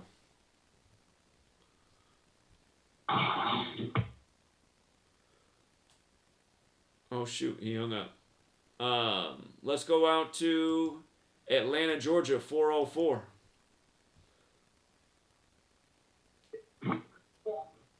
Hello. Hello. How you doing, Zach? I've been listening to you since you said LeBron's gonna come back from 3-1. I kind of found Flat Earth around the same time I found you. I don't think that is. I'm kind of like Rambo. I don't pay attention to it. I do think that the surface is flat. I'm kind of nervous right now. Let me calm down. But you sounded great. Just so you know, you sounded great. Your voice sounded great. I didn't know you were nervous at all. You sounded great. You got a great radio voice. I appreciate that. I've been listening to you. I listen to you every day. But anyway, I think you should go over to Rosin. He breaks down. He's a minor. He's I can't even talk now. He's an astrology minor, and he goes over. He talks about how the Jesuits and how they took over NASA and all that other stuff. But he breaks down really how the Earth is flat. Also, Santos Bonacci, somebody told me that you already know about him, but I don't know if he actually looked at his work. You know what I'm saying? His work is great, and kind of being divisive. I do think it is divisive. And that thing that came out in 2015, I kind of think it's kind of like Alex Jones and Joe Rogan. Like, they give some true, but they also give some bullshit, because I was looking at some of that stuff that you be mentioning, and the people that you be mentioning, like, they give some truth, but they also say some bullshit that allow people to be like, okay, yeah, that's not it. But if you look at Rosin, I think you need to invite him over to a TFR, because him and Rambo can, get together and give out some great decode, because, he gave out the astrology the astrology stuff too. And another thing, to the Christians, like, I don't see how you can be flat earth and still believe in Jesus, because like the dude that called in last week that was talking about like how the Bible is it's like you say, it's astrotheology. That's what it is. It's a mystical book. You know what I'm saying? It's all allegory. It says that in Galatians. It's allegory. Jesus represents the pituitary, I can't even talk about it now, but the pituitary gland, and God is the pineal gland. That's what that is. Like Jesus represents Jupiter, Satan is Saturn. That's what that is. That's what Rambo's been breaking down. So you can't listen to Rambo and you every day and still believe in Jesus. Like, that is crazy. It's all allegory. That's what it is. Just let it go. You don't have to be nice to the Christians no more. That's what it is. We need to break out of this matrix. We need to get real and understand that the Jesuits, they've been controlling everything, including this flat earth thing. The PSYOP, that they brought that too. Like, I understand that you say it's been a PSYOP. That's what it was. It was a PSYOP. They put it in there just to let us know, because if we understand that the earth and the earth's surface is flat, and it has chakras, just like we have chakras. It produced us. We're just like everything, as above, so below, just like you've been saying. That's what it is. The earth produced us, that's what it is. That's all I have to say, really. Well, I appreciate it. You brought a lot of thoughts there. I appreciate it, man. Thank you for calling in. And what's the channel one more time? Rod's what? Rosin. Rosin. Rawzn. Oh, okay. Rosin. Okay, got it. I'll check it out. Appreciate it. Yeah. Right. Please reach out to him and invite him over to TFR, you know what I'm saying, to look at his videos about and also his videos and about NASA and the Attitude Constellation, because he put some Gematria in there. I think that you can help him out, really, because like you know what I'm saying, you're the God of that. And also for the Christians out there, you can look at Bill Donahue. He breaks down the Bible like it's supposed to be broken down, every book. Bill Donahue also, if you don't want to look too long, you can also go to Epiphany Lections. He breaks down the most important stories of the Bible so you can understand them and understand what you're supposed to be doing, because it's all about magic and controlling your destiny and knowing that you are a God. So that's all I got to say. Appreciate you for letting me talk. All right, appreciate it. Have a good night. Okay, he went a little over the time limit. Again, let's try to keep it to 1 to 2 minutes. Let's go out to New York, 917. Hello? Hello? Hello there, Zach. How are you doing? Can you hear me? I hear you, yes. Yeah, it's been a while, Zach, since I spoke to you. Listen, I've been following your work for a while now, and I'm going to tell you again, Zach. You know, if I was a Freemason, I would be calling these people the profane and the vulgar, like they do, apparently. That's what I heard. I mean, you have to be a complete idiot to say that the world is, that the earth is flat and it's a disk, you know, and the entire universe is then like what's revolving around us. I mean, the stars that are traveling trillions of miles and appearing back at the night sky in the same spot every single day. I mean, there's so many things that your eyes don't. I mean, the Illuminati are not stupid, Zach. You know, they're proven principles that any amateur scientist would be able to figure out that the earth is round. And, you know, the satellites that they're putting up in the sky, it's all real, you know. I mean, look at your cell phone and the way it works and the way you're able to make these calls and all this TFR live and this technology, you know. This is not a joke. This is not something that they're pulling wool on people's eyes. You know, this is all technology that is scientifically provable. You know, that these people are evil, but they're not stupid, you know. And so I cannot believe this Earth being flat theory. I mean, you have to be I can't even address this. This is like talking to a child, you know, and trying to explain. Even a child would know better than that. So that's Well, you know what flat earthers remind me of? Flat earthers remind me of like really sassy children that think they know it all, and they're just little kids, and they always respond with some smart aleck remark, just like with some nastiness on. It's like, man, who raised you? Because again, it's just like a question I would have asked flat earthers, 6 years ago was, how do you explain a lunar eclipse? I mean, we know that's the Earth coming between the sun and the moon. How does that happen on a model of a flat disk where the sun and the moon, somehow they're spherical and rotating above, and God knows what force that is. It's obviously has nothing to do with gravity because that's unreal according to the flat earthers. But then they'll respond and they'll say, well, that's just because there's some other object going through the sky sometimes that makes the eclipse happen. And you go, well, what object is that? And they say, I don't know. I mean, and you're like, what? Yeah, it just turns, you have to turn the whole laws of like physics completely 360 over, you know, to change everything over to make one single thing true like that. It's impossible. The other thing, Zach, is that as far as the water sticking to the earth, I mean, gravity. I mean, they don't just can't understand the fact that there's gravity being played a big role. It's one of the nature's huge forces that keeps things. All these things that the science has proved is all real, and there's no doubt about it. And, you know, and they may be, I can't believe this Zach is speaking. Now, the other thing I want to talk about, Zach, very quickly, is that you are the only one I know, apart from that has actually touched upon this most important gematria that seems to piss off everybody. I mean, nobody believes it. I can't speak to anyone about it except like to you, you know, literally to nobody, because no one would even want to hear about this and it's the fact, it's true, and there's no reason, and this is why I'm beginning to understand, Zach, that the Freemasons have a very good reason to call these people total idiots, the profane, the vulgar, the uninitiated. It just makes sense to me. I mean, it's sad, but it seems like, I mean, these people are evil, but they're very, very correct in the way they judge the way these people are. They don't even want to hear about it. Like that, this is why the mockery, Zach, is so open and it's right in the face, and there you go, it again and again proves what an idiotic world we live in, and how 90% of them, right, are like completely total idiots. In one way, you could get really angry and say, like, this is, of course, they deserve this kind of like an evil, authoritative, you know, type of people that run them, because that's what they deserve, it seems to me. Like, wake up, people, that's what I say, and listen to the gematria, listen to what Zach is saying. That's what I have to tell you, Zach, because think about what you hit upon accidentally, which is God's way of working. This thing is apparently so deep and everywhere, right? I'm talking about the generic, gematria that's on.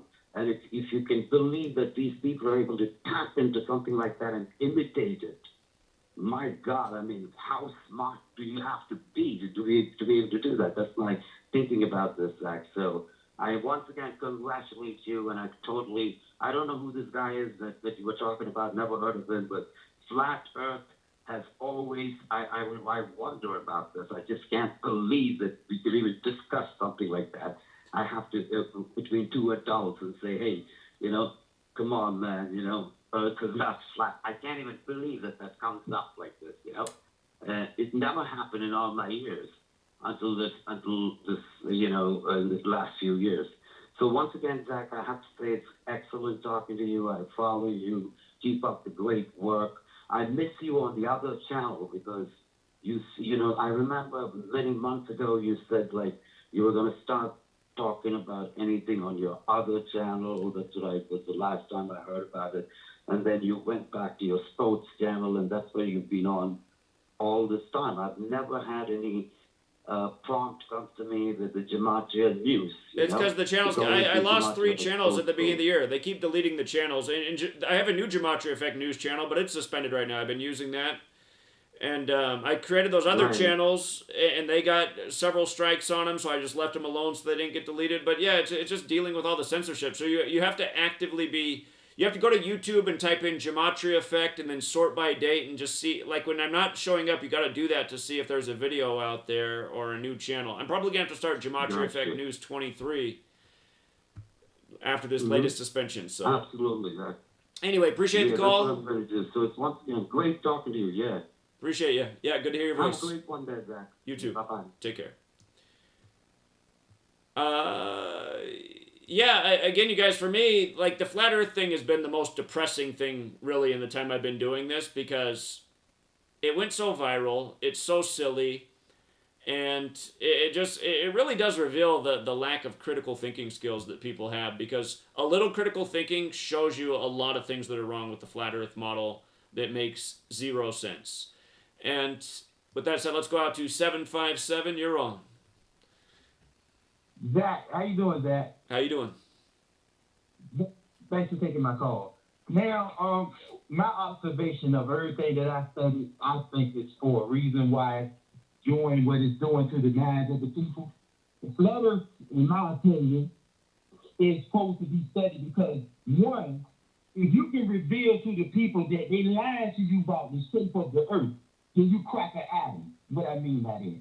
What I mean by cracking the atom is you open up the door for them to say, damn, if they lied to us about that, what else is they lying to us about? They don't want that.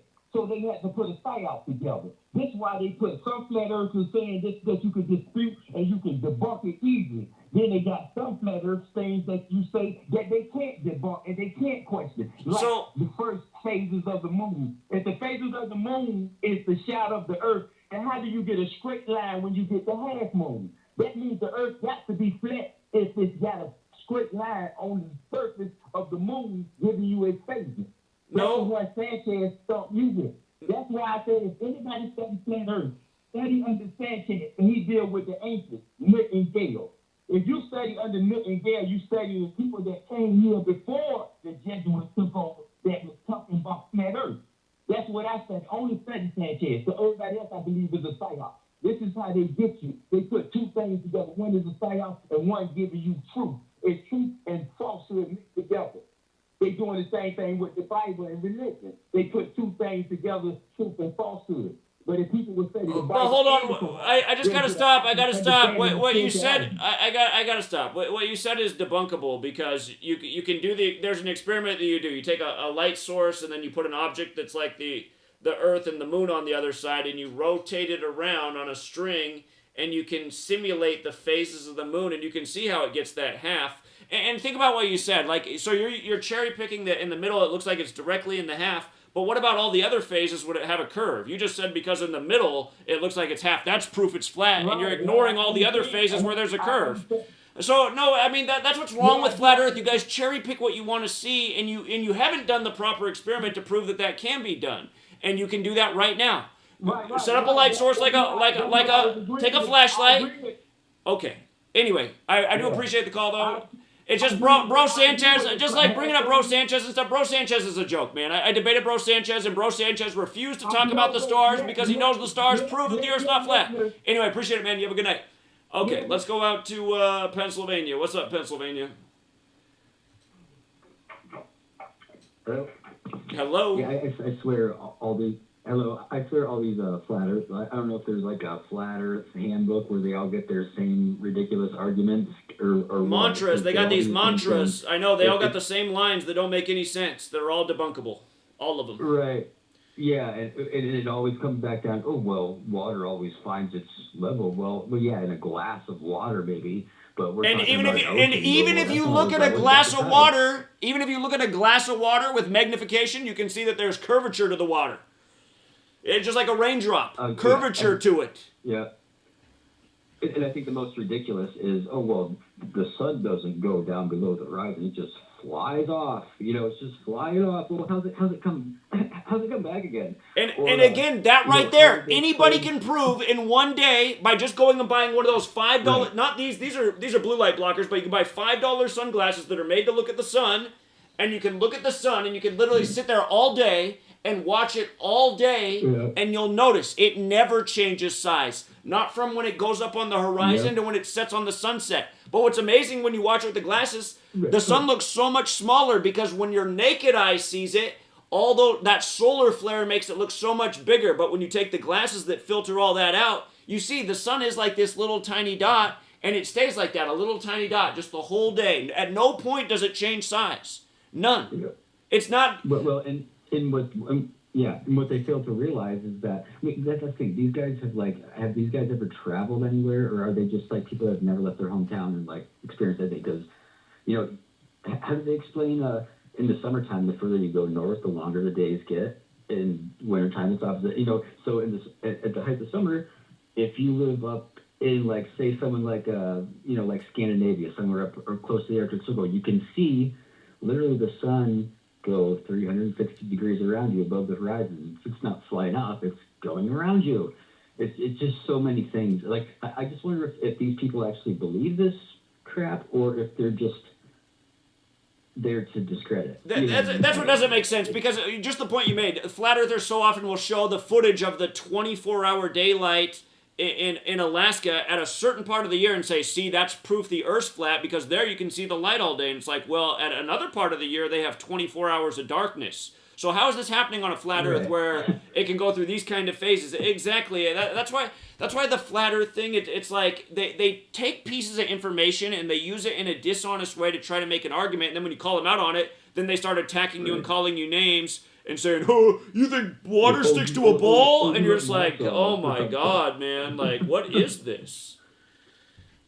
It's like, yeah, I've used nothing from NASA in any of this, and no, it's just the same shit over and over again. None of it makes any sense, and they just present more half-cocked, poorly thought-out theories and present them as facts, and then project the same things they're doing on you. It's just... Right, they always say, you haven't researched flat Earth enough then if you don't know it's flat. And it's like, dude, I've probably researched it more than you. And the thing is, I have critical thinking skills, so as I watched a lot of these videos in the early days, I was like, wait a minute, no, that is completely wrong, that's completely false, that's not right. So... Well, the problem is they've made it their identity. You know what I mean? Like, their whole identity is wrapped up in this it is. thing now. It's a psychological thing. It's a religion. Flat Earth evangelists, I call them, because that's pretty much exactly what they are. And they can't, the more you try to prove them, they'll just come up with more ridiculousness it's around and around again. And what they prove is you can't convince a believer of anything. A believer's going to believe what they want to believe. And that's what flat Earth is at the end of the day. Yeah. So, appreciate it, man. Thanks for the call. Yep. All right. Have a good night. Yeah. Have a good night. All right, later. Okay, let's go out to 562.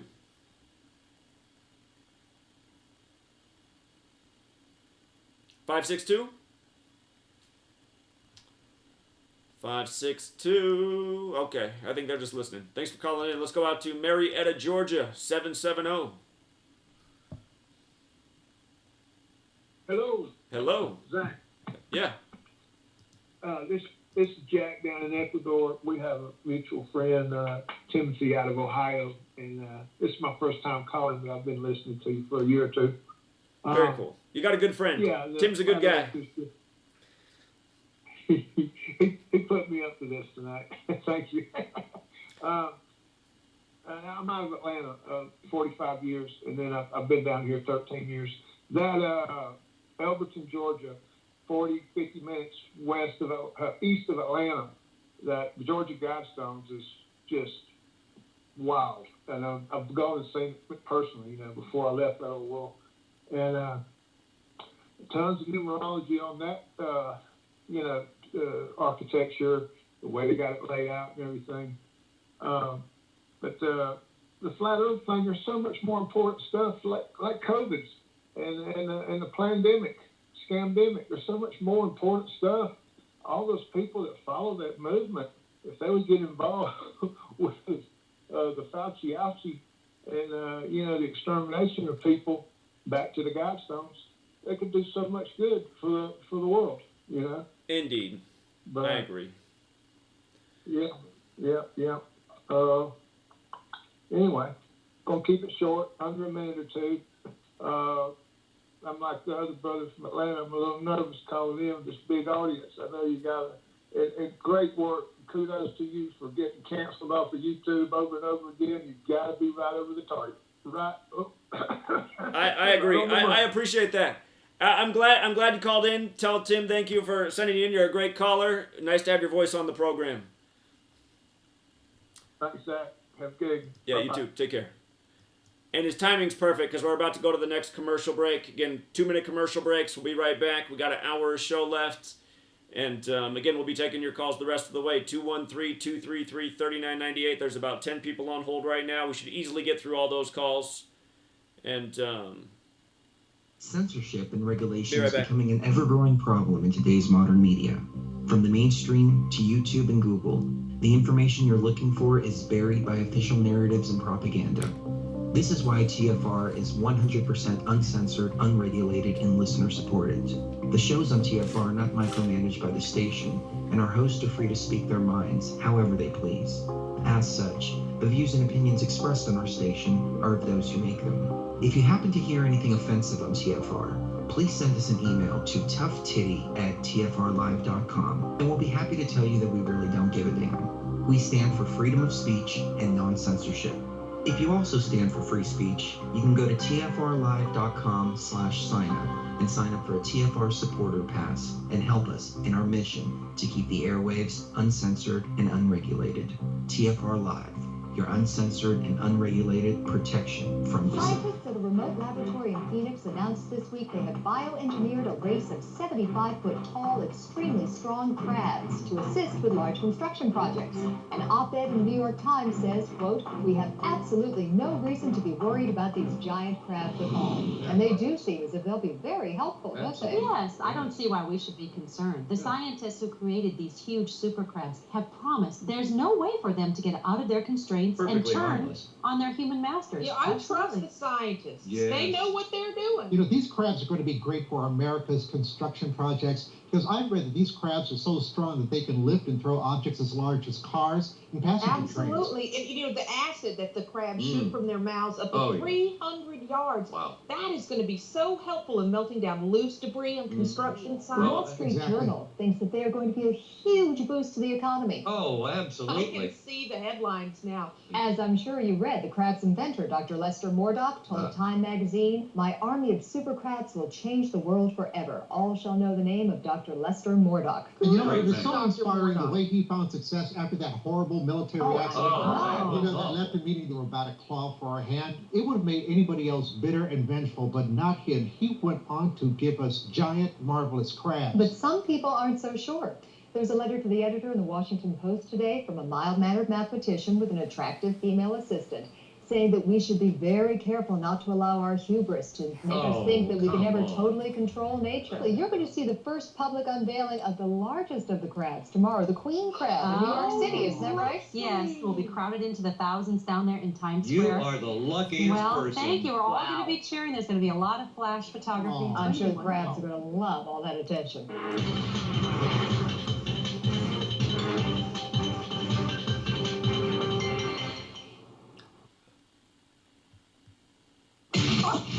This is the Truth Frequency Radio Network. TFR. Truth Frequency Radio.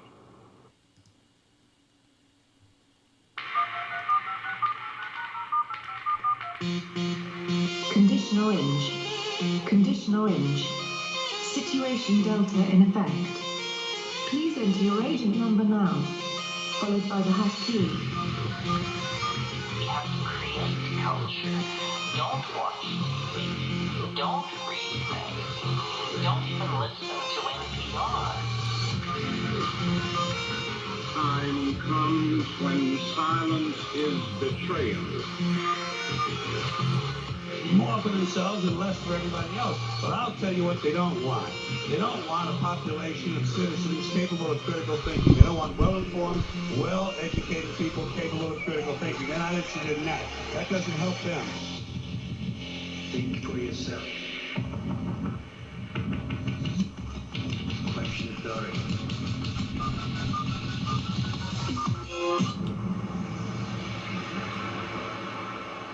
This code has been compromised.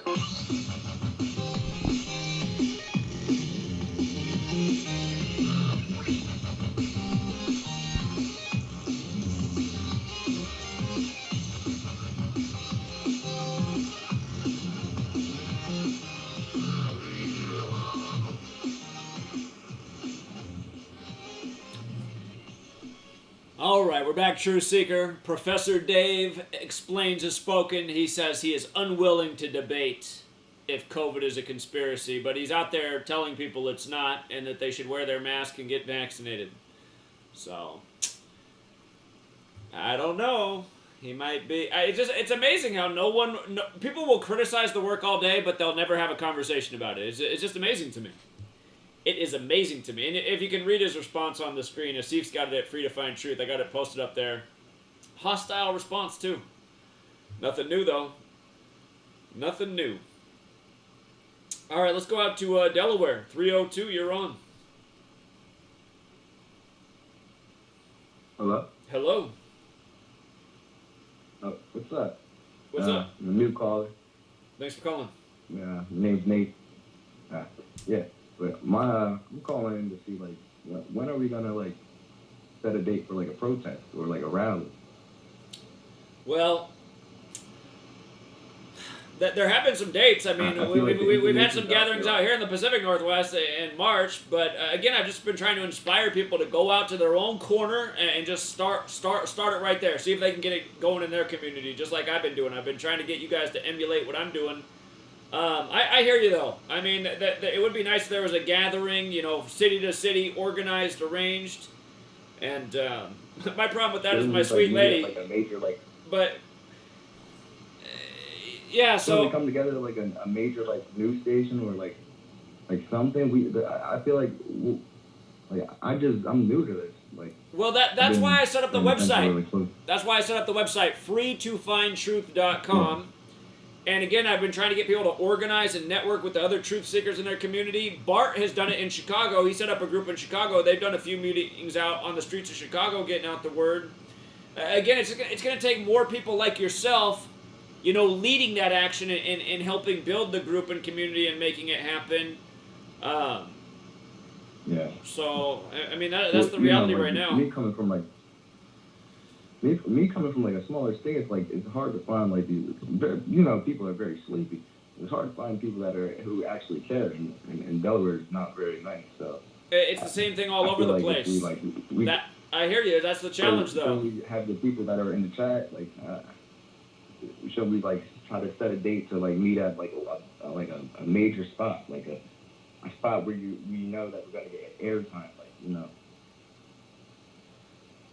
Maybe like CNN or it does need to Fox happen. News. It does need to happen. And again, I always feel bad having this conversation because I always imagine if I hate saying this, if I didn't have a sweet lady, I'd be out like instigating the date. I think I'd just be driving circles around the country all the time, trying to get people to organize in cities and get out the word until we got enough of a movement going to do something about it.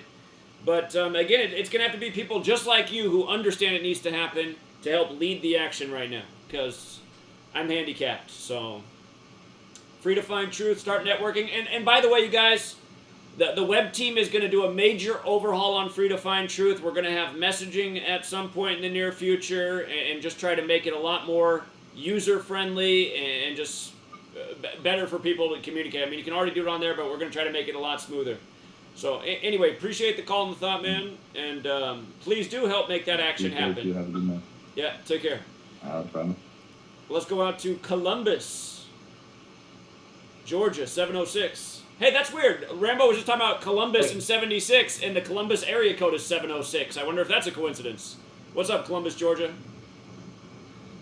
Hey, how you doing, Zach? Long time listener, first time caller. Appreciate that. Thanks for calling in. Okay. All right. So I was calling about the flat Earth theory or whatever. What I think it is, I think if we reference the secret weapons for silent war, what it is basically the powers that shouldn't be.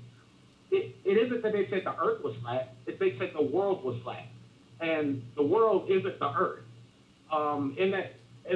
Okay, so if we look at it through principle, then I'm looking at like, okay, so the U.S. is a contract. Everything is a contract, and contractually, that the world can be flat.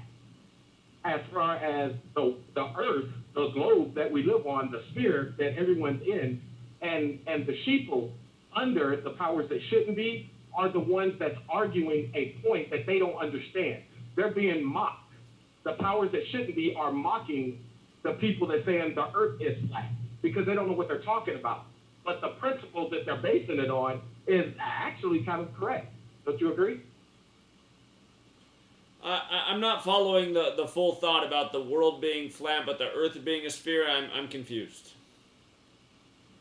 Okay, because the Earth and the world aren't the same place. The world, like you got Disney World, you got Cyber World. Those are inside of Earth. Earth is the globe. As far as the world, like we live. So denotative and connotative. I'm trying to make it short. But the denotative and connotative. Connotatively, the world is the Earth. But denotatively, the world is not the world. It's a specific point inside of the Earth. Do you understand what I'm saying there? So if everything is done contractually through corporation, then everything is a contract. So then the world would be a contract. So then, yeah, sure, paper's flat. Okay. I get the idea now. We'll have to continue this conversation later. Interesting thought. Appreciate you phoning in tonight. Hey, I appreciate you, Zach. And I didn't know we got suspended on the last channel. I just watched the one about... I got suspended 30 minutes before the show. I'm sure they did that on purpose just to mess with me. So, anyway, suspended for a week. All right, appreciate it, man. All right, brother. Well, thanks for taking my call, man. Yeah, thank you. Have a good night. Yeah, I've been suspended a gazillion times. 21 channels deleted, but a whole lot more suspensions. Let's go out to Maine. What's up, Maine? Hello. Hello. Hey, that last caller got my mind spinning a little bit, but then I completely lost him at the end there. But anyway, I'm honestly kind of grateful for Flat Earth in a way because it came about when I was getting into the movement of truth. I'll admit that Flat Earth got me thinking and got me questioning things, but I quickly got over it and never really got sucked into it because I deal in reality. Well, no, maybe not reality, but like my reality.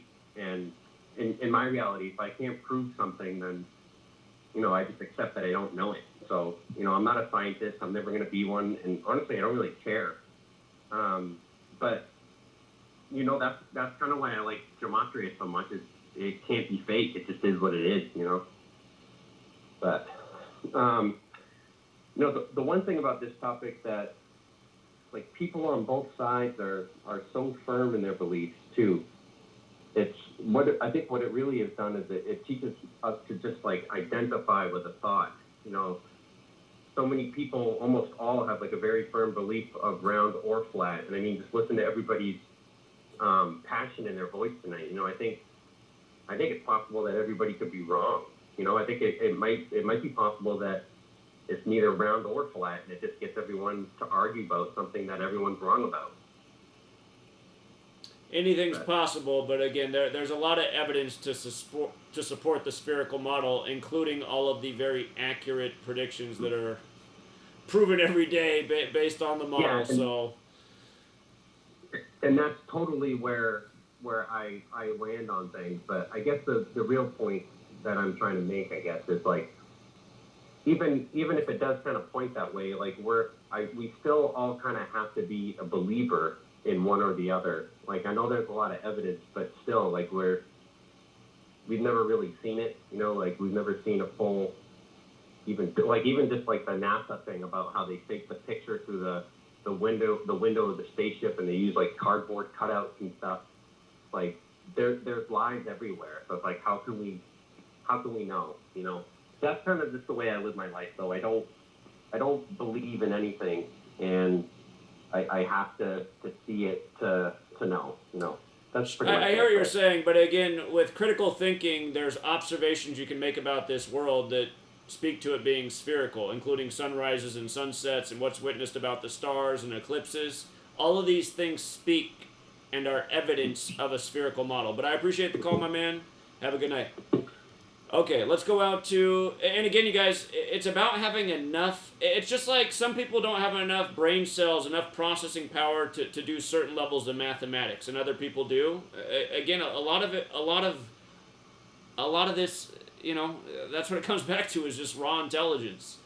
And there's not a lot of it in the Flat Earth movement, that's for sure. I think there might, and I'm not saying a guy like Rob Skiba is not smart. Rob Skiba was a money-motivated man, and again, a lot of people made a lot of money off Flat Earth. You know, look at Mark Sargent, who's also on this network, driving around a brand new, fancy car with a license plate that says it's flat. You know what I mean? Probably first time he had a nice new car in his life, thanks to the YouTube Google money from the way they made Flat Earth go viral. Anyway, let's go out to 941. What's up, 941? Hello, can you hear me? I hear you. Hey, Zach, this is Anthony. Just in relation to what you're saying about thinking critically, I think that's, you know, the utmost importance when it comes to anything. But also, I think we should remain positive. I'm always big on the aspect of don't fight the power, change the people, and I truly believe that. And if you'll let me, I'll go ahead and share a couple of words of my own through my own reflection. This is called Falling Destiny. Ghetto life strife, just trying to live right, battling these evils day and night. Our economic plight is cut like a knife. It's hard just to lead an honest life. Searching for some light, I'm praying for the night we can all just treat each other right. But the situation I've come to know, most people, they're just putting on a show, creeping it down real low, not giving a fuck what they, not giving a hunt for what they put in their nose. Delusion and confusion is just polluting the mass, making ignorance a presence for years to pass. I'm sick of fools talking out their butt, never trying to live life with any class. We got chances of pregnancy, lingering on STDs, polluted minds, drinking diluted currency. Vanity sets its sail into tendency. It's always too late before they see poverty is becoming our solidarity. We need to wake up and learn to be free, because it's never too late to be what you could be. Beauty and simplicity are bound eternally. Infinity is our possibility. A life of patience and virtue is what I've come to. It's not what I can't, only what I can do. Holding on to what's true pushes me through any distress. Knowing something, then believing in it is the key to ultimate success. I've lived and I loved, and I learned how to sit through all that mess, and I can test. Happiness is best. It's easy to figure out the rest. Just open the chest of knowledge and see. Open minds are available to you and me. You'll see anything's possible, so forget the improbable. That's acceptable, then no regret, it isn't even logical. Don't dwell on insignificance. Just be convinced. Those little things, they don't even matter, and they shouldn't stop you from climbing the ladder. Realizations are real situations, so learn from your mistakes and start some dedication, because change is a good source of transportation. You need to stray from make-believe and unlock your fantasy. Unlock your fantasy, and you can manifest your destiny. Very good, man. Very good. Nice work. Thank you, guys. Appreciate that. All right. He already hung up. Have a good night. Let's go out to Ohio. What's up, Ohio? Zach. Yes. Hey, what's going on? I want to try and keep it short. I don't want it to be true, but did you see Rob Skiba's birthday? I don't know if I found his birthday. What is it? I think it was June 26th. June 26th, huh? Isu Salvador Salvatore, huh? Huh. Yeah, and the Pope and everything. I mean, 266. Yeah, I have to look and see if that's what it is. Okay, they got an obituary up, June 26, 1969. Yeah, 69 too. I mean, everyone that has, That's the 177th day of the year. The Jesuit Order 177, 201 in reverse, like his cartoon starts on 21. Man. It's spelled organically, but man, there's a lot around his death. Yeah. Yeah. Huh. But I'm a thanks, man. All right. I appreciate that observation. Thank you.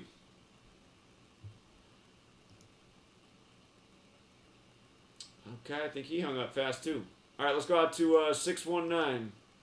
619, you're wrong. What's up, Zach? How you doing? What's up, brother? Hey, real quick, I was just curious, I don't know, hearing a lot of flat earth talk, I don't really care about talk about that, but, did you by chance catch, I don't know what ethnicity this dude, let's just say Middle Eastern, it was a TikTok the other day, and the guy was just doing one of those duet, I don't know if you see TikTok at all, but you can, like, do a duet, you watch another person's video. Anyways, there was a Middle Eastern guy talking about basically just their whole agenda kind of deal. I'm not sure if that's been recent or not, but just basically the whole, there's going to be one military, one economic system, this, that. And then I recently seen that other something with Biden talking about the whole thing, how just our system doesn't work. It's just how they're playing it out in the script. I was just curious if you've seen that, any of those recently. I hadn't seen it, no. Okay. Right on. Well, I appreciate you bringing it up. Do you have a TikTok at all or no? Say that again? Do you TikTok at all or no? I should use it more. I put out a few videos on there. I got one that got a bunch of views, and then after that I wasn't able to get any more that got any views, so I got frustrated, but I should try to get... Yeah. News? Yeah, if you search that, it should pull me up. Okay. Yeah. Yeah. Okay. All right, man. Appreciate it. Night. Have a good night. Bye. All right, let's go out to California 669. Hey, Zach. How you doing? Not bad, man. How you doing? Doing all right. Glad to be on your show.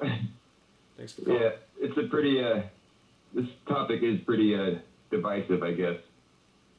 And that's what I think is kind of maybe counterproductive about having like so-called truther communities sort of bicker with each other. I mean, we're all anti-government pretty much at this point. I mean, you want to call someone a flat earther, well, at least they're like not, trying to push vaccines and whatever. I mean, we're kind of, it's kind of like on the same team. It shouldn't be like getting at each other's throats, It seems kind of counterproductive. But you don't want people on your team who make you look dumb. Who cares about that, man? What I'm worried I think about it's is super like, important. I think it's super important. Appearances are very important. You have to understand how people work. You have to understand human psychology. You have to understand human psychology and the way people work and try to discredit others. They're looking for a reason not to listen. I can't tell you how many times the comments been left on my channel. This guy probably also thinks the earth is flat. And again, I don't. I'm so, but that's just the way people are just looking for a reason to discredit your information. And again, there's this stigma with the truth community because of the flat Earth thing, because about half of it has been taken by this. And again, it's also why I got involved in the truth community, because when I looked at it, it was a bunch of Bigfoot chasers and far-fetched claims and not a lot of real substance to it. I tried to bring something that's factual, that's knowledge-based, that's provable. And I don't know many other people that are doing that in this community. Right. There's a lot of people just making bogus claims with no real support, and that's pretty much what I'd say flat Earth It is. speaks for itself, You're not pushing something you don't believe in, so, you're good.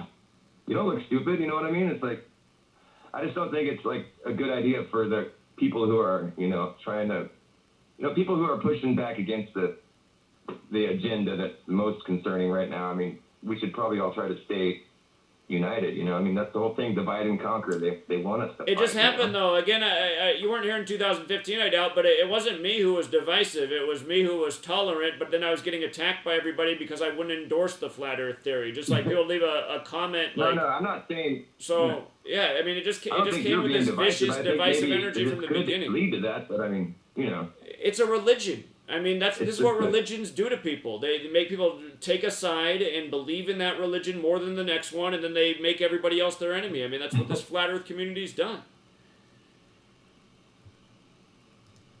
Well, so do you want to disown all those people, or like how do you want to? Because they also are like anti the agenda right now. That's what's most important, I believe. I guess I do. I guess I do want to disown them because I get sick of looking at my chat and it's nothing but a bunch of flat Earth comments, and it just makes me think like, how does this look to anyone who's new here trying to listen to this? They're like, okay, he's talking about this. I never heard of this before. Everybody here seems to think the Earth's flat. It's just like it's bad. It's like bad for appearances. It's not helpful. Why are they always talking about? Why are they in my channel when I'm presenting something that's really important? And they're just spamming away about flat Earth. I despise this movement. I do. It's low educated, unintelligent, shit talking people who have no critical thoughts and just a bunch of nonsensical beliefs. Yeah, so I do. I just want to get rid of all of them. Adios. You know what I mean? I just would be so glad to have as many people come into my channel. If I were you, I'd be like, oh, there's people in my channel. Quality over quantity. Quality over quantity. Nothing, Quality over quantity is the attitude over here. To have an audience. But again, does it matter if the audience is a bunch of dopes? Does it matter if your audience is a bunch of dopes and that's who's here? It's just like, what am I even doing this for, man? So, anyway. Well, no, I like your stuff. I follow. I love your stuff. And I don't want to be shit on, but like I like your stuff. I don't. But I don't know what your point is. It's like you want to just disown flat earthers, where you're going to disown people that like your stuff. Well, why so do be that? it. So be it. So be it.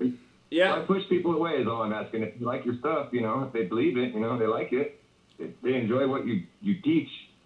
Again, I don't think they're going to be helpful to the movement. Like I said, I think they're going to be a detriment to it. So, that's my philosophy on the subject. I think it's better to not have them in your camp. I see what... I do appreciate the thought, though. You could be right. I could be wrong. I'm just trying to maybe give you a different perspective on it. But yeah, I don't want to fight with you. After 5 years of them, no, I'm not going to have a different perspective. They're bad for business. Anyway, appreciate it, man. Have a good night. Yeah, and yeah, it's just, they're a nuisance. It's like if part of my audience was fruit flies, and the guy was like, well, there's more living things in the building, so let's keep the fruit flies in here too. And I'm just like, no, man, because the fruit flies are just buzzing around, a distraction, shitting on people for no reason because they have little tiny itty bitty brains. You know what I mean? I think it's actually a perfect analogy. Let's go out to Yakima. What's up, Yakima? Is this the man who saved me with the water? Is this Zach? Yes, it is. Hey, calling from Yakima. What's up, man? Thanks, man. Are you who just brought me the water on the corner? Is it you? I did enjoy the show the other day. Your man on the street. They suspended that video on GematriaEffectNews. That's what I'm suspended for, was that video. Really? Oh, yelling at the gays? I don't know what part it got taken down for, but I was in the right. He drove around the block and cussed me out 3 times. I finally gave it to him on his 3rd lap around the block, and what I said was true. So, anyway. Yeah. Anyhow, well, I don't know why we waste time with this flat Earth stuff. I mean, it's obvious the world is round. I mean, you think of raindrops, molecules, everything is round. It's cohesion. It's a waste of time. I wouldn't listen to that other guy. Don't worry. You're not getting rid of any fans by going against flat Earth. Yeah. Oh, I am. I took my 2nd biggest financial hit the other day going after the flat earthers. It wasn't as bad as when I went hard on the Christians a month and a half ago, but there's people who will withdraw their financial support for what I'm saying, and that's fine. And you guys should realize that about me. I'm willing to impact my financial support in a negative way just to say what I think is right because I'm so sick of this flat earth psyop. Yeah. I get it. No, it is. Yeah. It is a distraction. Well, I mean, look at him in the chat. Here's a fly buzzing. Here's a fruit fly in the chat. Here is a fruit fly in the chat. Bradley Martinez is a fruit fly. Look at his comment. Prove it's round, though. Again, buddy, sunsets and sunrises, eclipses, what we witness with the stars, what sailors know about the sea and coordinates, and how the North Star can tell you your coordinates on the Earth based on a spherical model. These are all proofs that the Earth is a sphere. The fact of a lunar eclipse, the fact that that's something we witness with our eyes, that proves the Earth is not flat. You can't have a sun and a moon just going around a disk, and somehow every now and then they just cross paths so one's blotted out. I mean, that doesn't make any sense on a flat Earth. You guys just continue to just skip right over all of this, not think about any of it, and go, but it looks flat to me. Okay, if you're in the flat part of the country, go get a telescope and shoot that telescope over the flat landmass. You should be able to see for pretty much an infinite plane if the Earth is flat. You should be able to see, from towns 1,000 miles apart. And again, here in Seattle, we should be able to point a telescope over the Pacific and see Japan if the Earth's flat. We can't do that because it's not flat, okay? God, it's just so simple, man. Yeah. Most people have never even heard of the Southern Cross. They don't even know how you find the South Pole. I mean, it's insane. Appreciate you, Justin, man. It's commercial break. We'll be right back, everybody. Yep.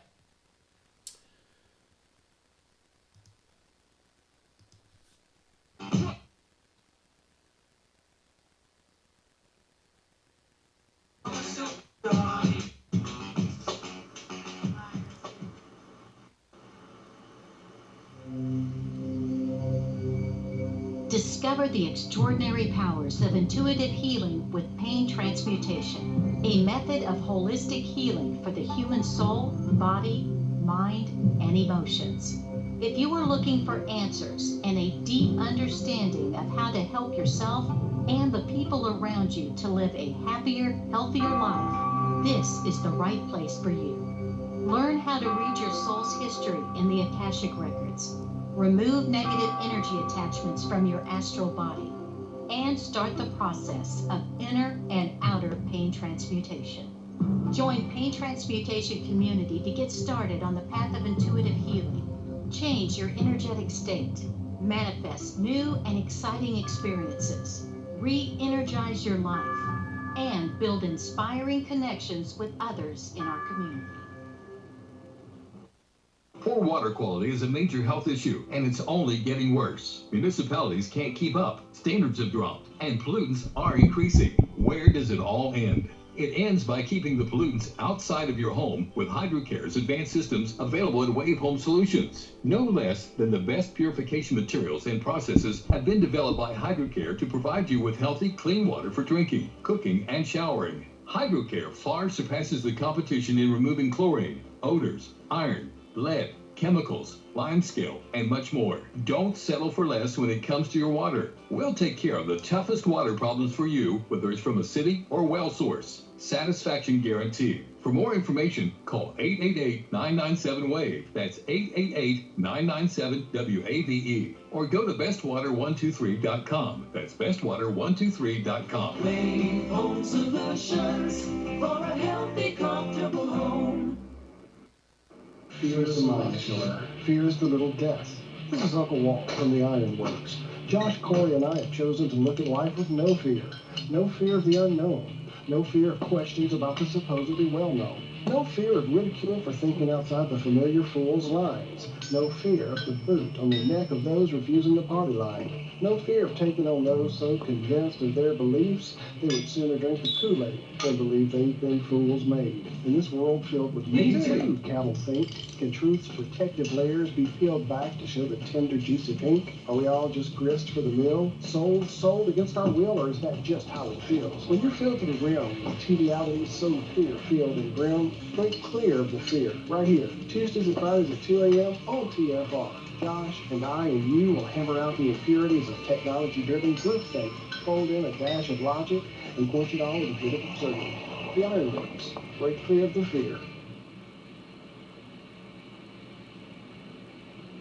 This is Truth Frequency Radio. No hate, no hype, no fear. Real people, real radio.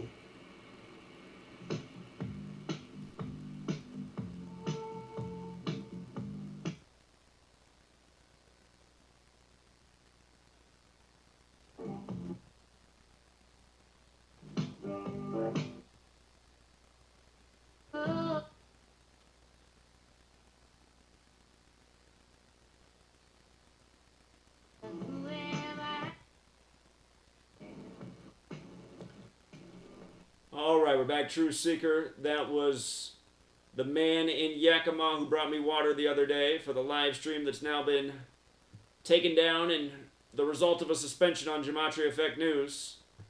Again, they probably don't want to see, again, I mean, why censor something like that? Well, what's wrong with it documenting what happened with a man going out on the street and spreading some information about Event 201? I mean, why does there have to be such a blackout on this topic?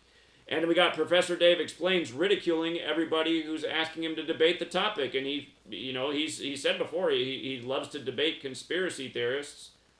Okay, he'll debate globebusters because they're easy to beat. And the thing is, globebusters is really rude to him, and he'll debate them and do multiple videos. But I'm nice to him, and he won't debate me. I mean, come on, what's that tell you right there? And again, he's making a lot of money. He's making a lot of money off debunking flat Earth. He has videos that have 7 million views debunking flat Earth. Do you know how much money Google pays you for a video with 7 million views? That's $35,000. $5,000 per million views. It's actually a little bit more than that. It's probably about $40,000 he made off that video debunking flat Earth. Let's go out to Nebraska. Flatland. What's up, Nebraska? Hey, can you hear me? I can hear you. Yes, I hear you. Hello? Yeah, you're on. Great. Hey, sorry to hear about the channel. Was that today? It's not deleted right now. It's suspended for a week. I can't post on there for a week. Yeah, today got suspended. Crazy. A lot happened. I don't know when that's Rob Skiba happened. Just kind of coming in. It's Francis. I wanted to chime in, not necessarily about flat Earth. I do agree about the division, that being a distraction. I like a lot of what callers had to say. The kid was saying about how we're all supposed to be united. Sorry, I'm a little tipsy. And a lot of people had good things to say. The guy that was asking about when are we going to protest, I want to ask, and I just want to know your thoughts on how you find the visibility of Gematria. Is this a thing? Is this possible? Is it something maybe you're working on? I know you've been spreading Gematria a while.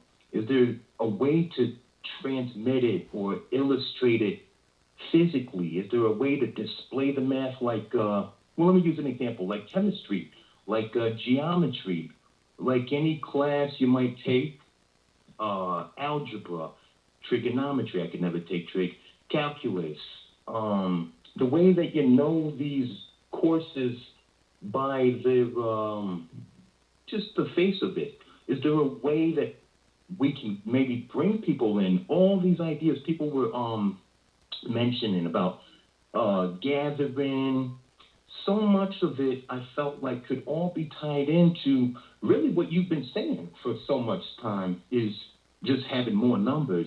And I felt like, wow, how feasible would it be if we could just, and I think to put it like the one caller said, he said he doesn't believe in anything. I know I'm a little bit from caller to caller. The one caller who said he doesn't believe anything because it's like neither there nor here or whatever. But he said, well, just the adage we all know that seeing is believing. So I felt like, wow, if there was a way we could communicate Gematria, which is got to be the key to people, let's face it, to the people who are just not getting it, that's the numbers we need to tap into. I feel like that's what we need to be on as much as anything. I don't know. I would just love to know your thoughts on it. That's what I've been trying to do. That's why I've written 2 books and made it crystal clear and explained where it comes from and how practical it is and how easy it is to learn it, and then see how it shows up day after day, the exact things that you learn. And I don't know what more I can do than that so far. But anyway, appreciate it, man. You have a good night. No, exactly. All right, let's go out to Jacksonville, Florida. 904, what's up? Yo, how you doing, buddy? Doing all right. How are you? I'm doing pretty good. My name is Gabe, and I was wondering what you think about numerology or the organic side of these numbers. I think it's I think it's a lot more interesting than before I ever looked into it. I mean, there's definitely an organic side. That's what I've talked about from the beginning. Both of my books, the last chapter's on the organic side. I see. Okay. I was just wondering because I'm an expert on numerology, and I was wondering if you knew the meaning behind the number 56, because I found 56 to be the first number that I looked into in Gematria, because 56 is 11, which is the master number of the master teacher, the master illuminator, the master number of inspiration, like all those things. And I just looked at how 5 is the number of change and 6 is the number of balance, and they literally use that number to pervert those vibrations, those energies, and did the exact opposite of it. And I was wondering if you ever thought about like the numerical, like the vibration behind the number. I talk about all that in my first book. Everything you're talking about is all in my first book. How all this is related to Hermeticism, and everything carries a vibration, and how they put these numbers together, and the way they do it ritualistically. So yeah, I wrote a book about that that's been out for 4 years, my man. But you're having the right thoughts. I'm reading number games. Yeah. I'm reading number games right now, so I didn't got into that yet. Letters and Numbers is my big, massive book.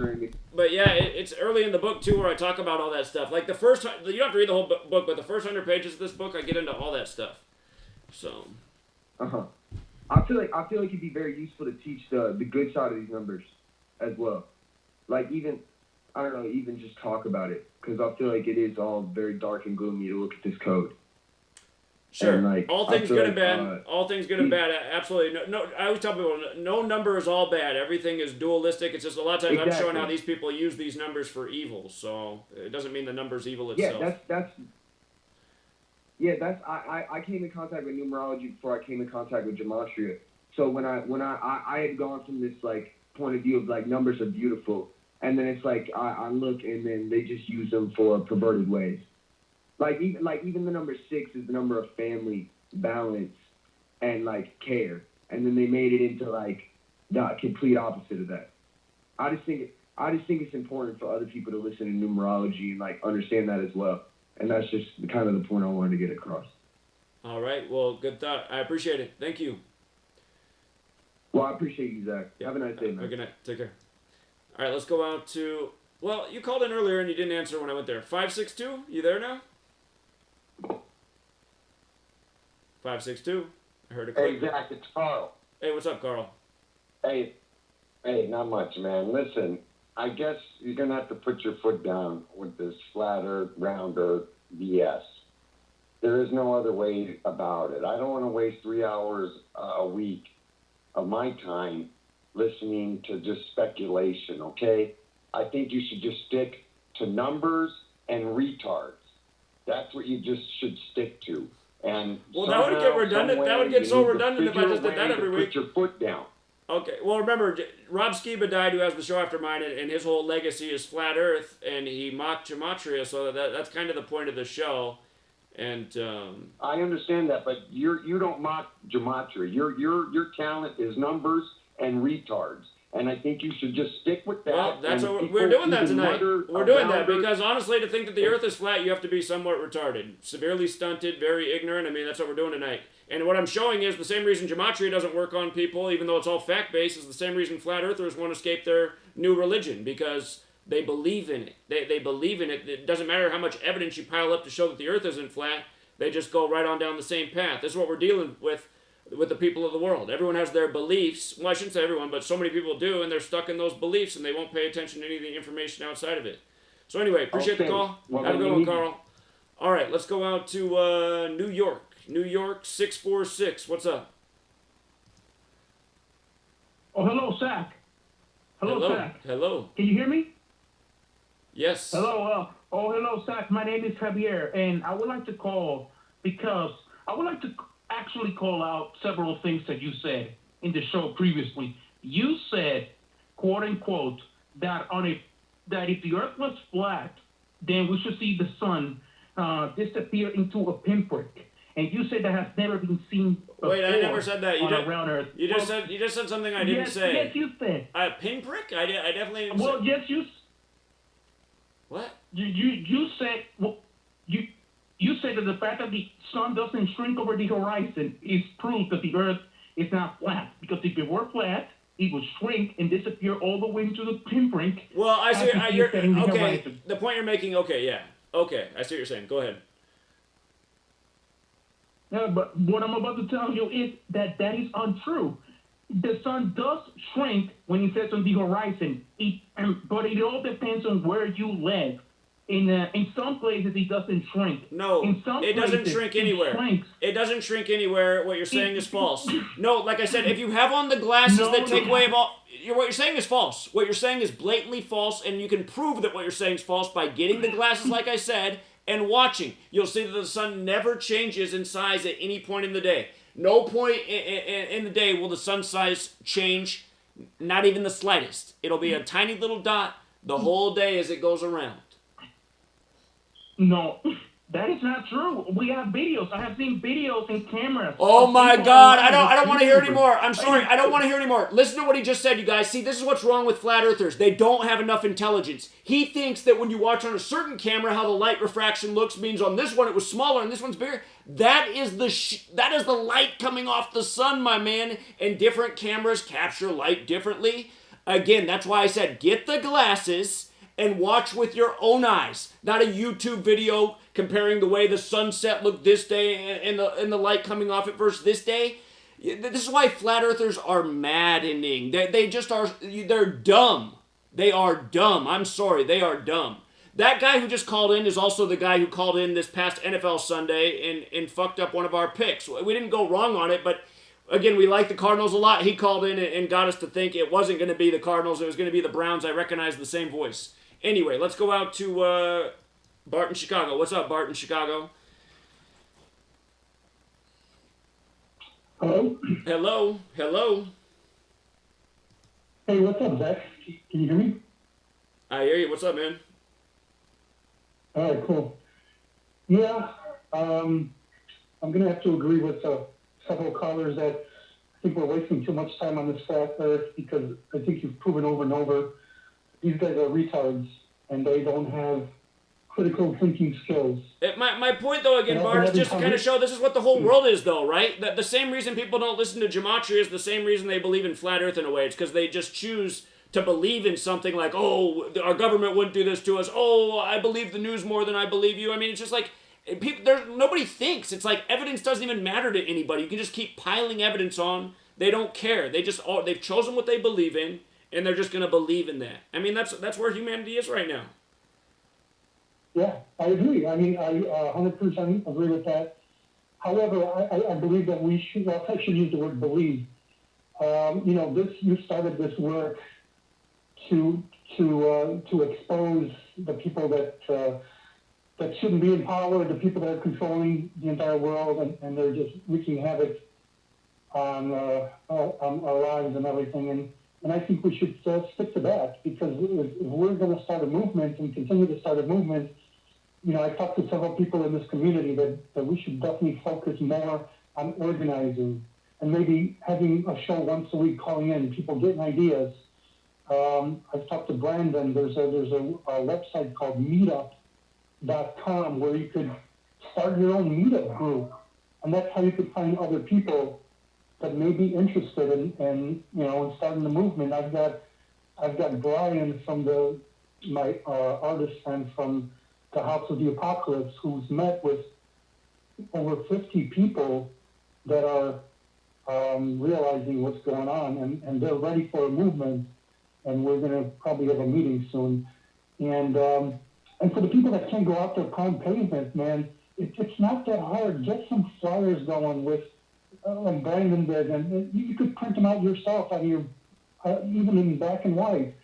You know, if you're standing in line at a grocery store, start a conversation. I do it in my Uber every single freaking day when I'm out there. But I'm not hearing this. You know, I stayed off of Free to Find Truth because there's too many people that you decoded that show, that Squid Games, whatever it's called. And then there's like 100 other decodes on Squid Game. Because, you know, it's kind of frustrating. We don't need to decode 100 different ways of one show. Does that make sense? We need to focus on the movement. I hear you, man. And Bart, what you should recognize about yourself is there's not a lot of people in the world to do what you've done and put the effort into creating a movement in your town and making it happen. I thought there'd be a lot more people in the world, but you're one of the only ones that have risen up and done it. So, you know, we're preaching the same message and we're putting our heart into it, but I don't know what to do to inspire people. I don't know what to do. Maybe have more shows. Have more shows on the movement. You know, I know this is a tribute to Rob Skiba, but maybe spend more time having shows on the movement and ideas, people calling with ideas, and what they're doing or what they can do. I love when you had it a while back when you had a bunch of people calling in with the chalk. You know, go to the park and write on with chalk. You know, New World Order and whatever, all kinds of different phrases. We should, you know, I don't know, just call in with ideas, have more shows, people calling in with ideas, how they can organize, because I think a lot of people would like to meet in person too, you know. So, I mean, I don't understand how in as many states that are calling in, there's like not one person that's talking to people out there. And I mean, I know there's certain people that called in today that said that we need to do that, but it's not enough. I think we should focus more on maybe once a week or once every 2 weeks. Well, I hope you realize part of what I'm showing, Bart, is also that half of the community that follows my work is really into the flat earth. And they seem to care more about that every live stream because that's all they're writing about rather than what I'm talking about. And again, I'm just trying... we should jack them. Well, again, I'm trying to get these people to pull their head out of their ass and get on point with what matters and see what doesn't. But it doesn't seem like... I mean, they're believers, so... Bart, it's just frustrating times, my man. I hear you. I hear the frustration. I know the points you're making are relevant, but yeah, I mean, people are always here going on about flat Earth, so I thought now's the perfect time to talk about it with the death of Rob Skiba. And again, I mean, isn't it perfect? He dies in this perfect Gematria riddle, a guy who often started his program by making fun of my show, so... Yeah. Oh, the irony, right? Or is it ironic? It might not be. It might be that, I mean, I don't know. I like Chris Gio a lot, but I do wonder about this radio network and most of its hosts, and I'm a little bit weirded out now that somebody pointed out to me that truth frequency alone is 201, and Rob Skiba's putting 201 on his cartoon. I'm just like, oh my God, is it here too? Oh my God. I don't even know what to think, so. Yeah. Sounds fishy, but anyway.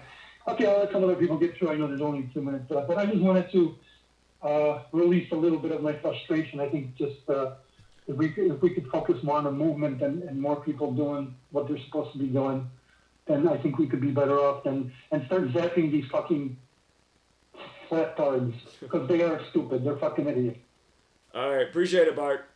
Have a good night, man. Thank you. Yeah, no problem. Thank you. You too. All right, let's go out to North Carolina, 919.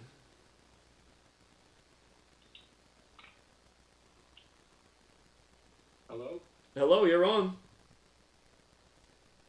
Hey, how's it going? It's going well, thank you. So, you know, good. So, you know, I don't get this opportunity much, and, you know, this is your radio show, And so, obviously, you can cut me off at any time. This is your show. But I just wanted to get my piece on the whole subject. Just get to the point instead of eating up 20 seconds with this intro. Just say what you want to say. Yeah, so Earth is 25,000 miles in circumference. Okay. That means that's 8 inches of curvature per mile, right? So if I'm 34,000 feet in a plane, that means the horizon should not be eye level. And that's just a fact. Earth is 25,000 miles in circumference, 8 inches per mile. Why is the horizon eye level at 34,000 feet, 100,000 feet? No one can explain that to me. If the Earth is round, how come I can see the sun and the moon at the same time? How is that possible? The sun and the moon at the same time in the same place. Again, the curvature thing, like I said, if okay, just stop. You say there's a bunch of points. Okay, if the Earth wasn't curved, again, you'd be able to take a telescope and see across thousands of miles of flat landmass, which are places that exist in the world. You can't do that. No, visibility. That's called visibility. No, there shouldn't be a visibility obstruction. See, as far as infinite, you can't see infinite away. We're not saying infinite, no, but you should be able to see. Okay. And then the next point you just made. What was the thing you said after that?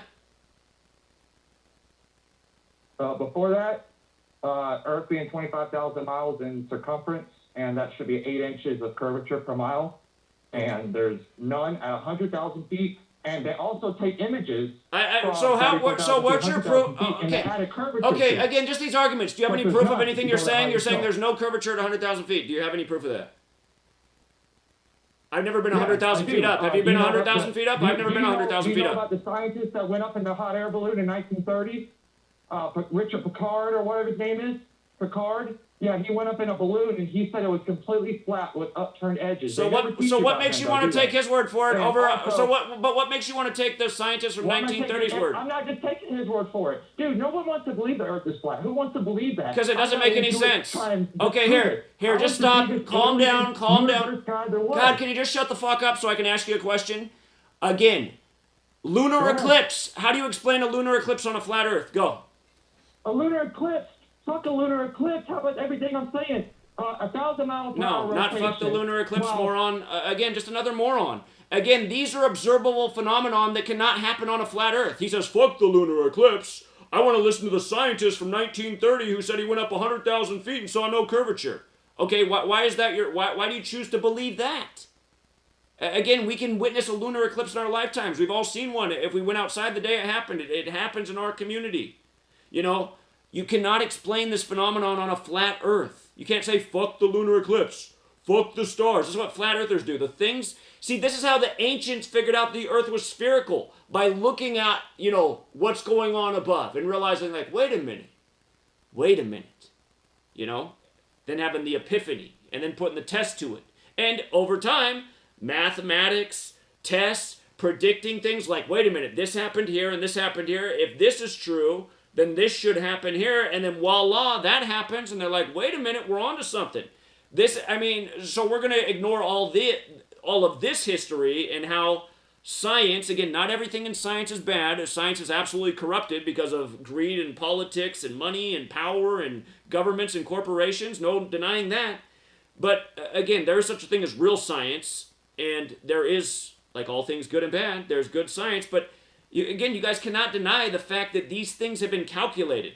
When eclipses are going to happen, when the sun's going to rise and set. All of these things are based on a spherical model. Tide schedules, all of these things are based on a spherical model, and they all work out every single day. And you guys are just sitting there and ignoring all that and going, oh, but this scientist in 1930 went up 100,000. And it's like, well, how do you know any of that's true? Were you there? I mean, 1930, that was probably hard to document with the photograph technology back then. I mean, why is that what you're choosing to believe in? Again, you guys, flat earthers just not smart people, man. Again, I haven't met a single flat earther, just a lot of very ignorant people that want to ignore facts to believe in this cult. I'd say flat earth is a real cult. I think the flat earth movement absolutely meets the definition of cult. Let's go out to Naples, Florida. 239. Yo, what up, brother, man? How you doing, Zach? What's up? I'm on my headphones right now. Yeah, what's up? How you doing, brother? Do I have to speak about flat Earth, or can we go on anything, or is this only a flat Earth topic? Well, it was the Rob Skiba tribute night since he was a flat earther and he died last Wednesday. And he had the show after I mine. don't want to waste anyone's time. I'll hop off. I'm not going to go on to any other topics, All right, appreciate it, man. You have a good night. Thank you. You're all good, man. Yeah, I'm still listening. Take it easy, brother. Take care. Thank you. Let's go out to Wisconsin, 920. Hello? Hello? Hello? Hey, can you hear me? Yeah, I hear you. Hello? What's up? Hey, Zach, how you doing? I'm doing... I've been a listener since 2015. My name's Alex. Two topics that I've kind of prepared for tonight that are related to the origin of the computer. Side note, there's a fun fact. The first Apple computer sold at $666. $100.66. I don't know if you knew that. It's definitely in my book. Yeah, talked about it many times. All right. Well, I just wanted to throw a couple names out at you and tell me if you've talked about this before or not. But does this name ring a bell? Charles Babbage. No.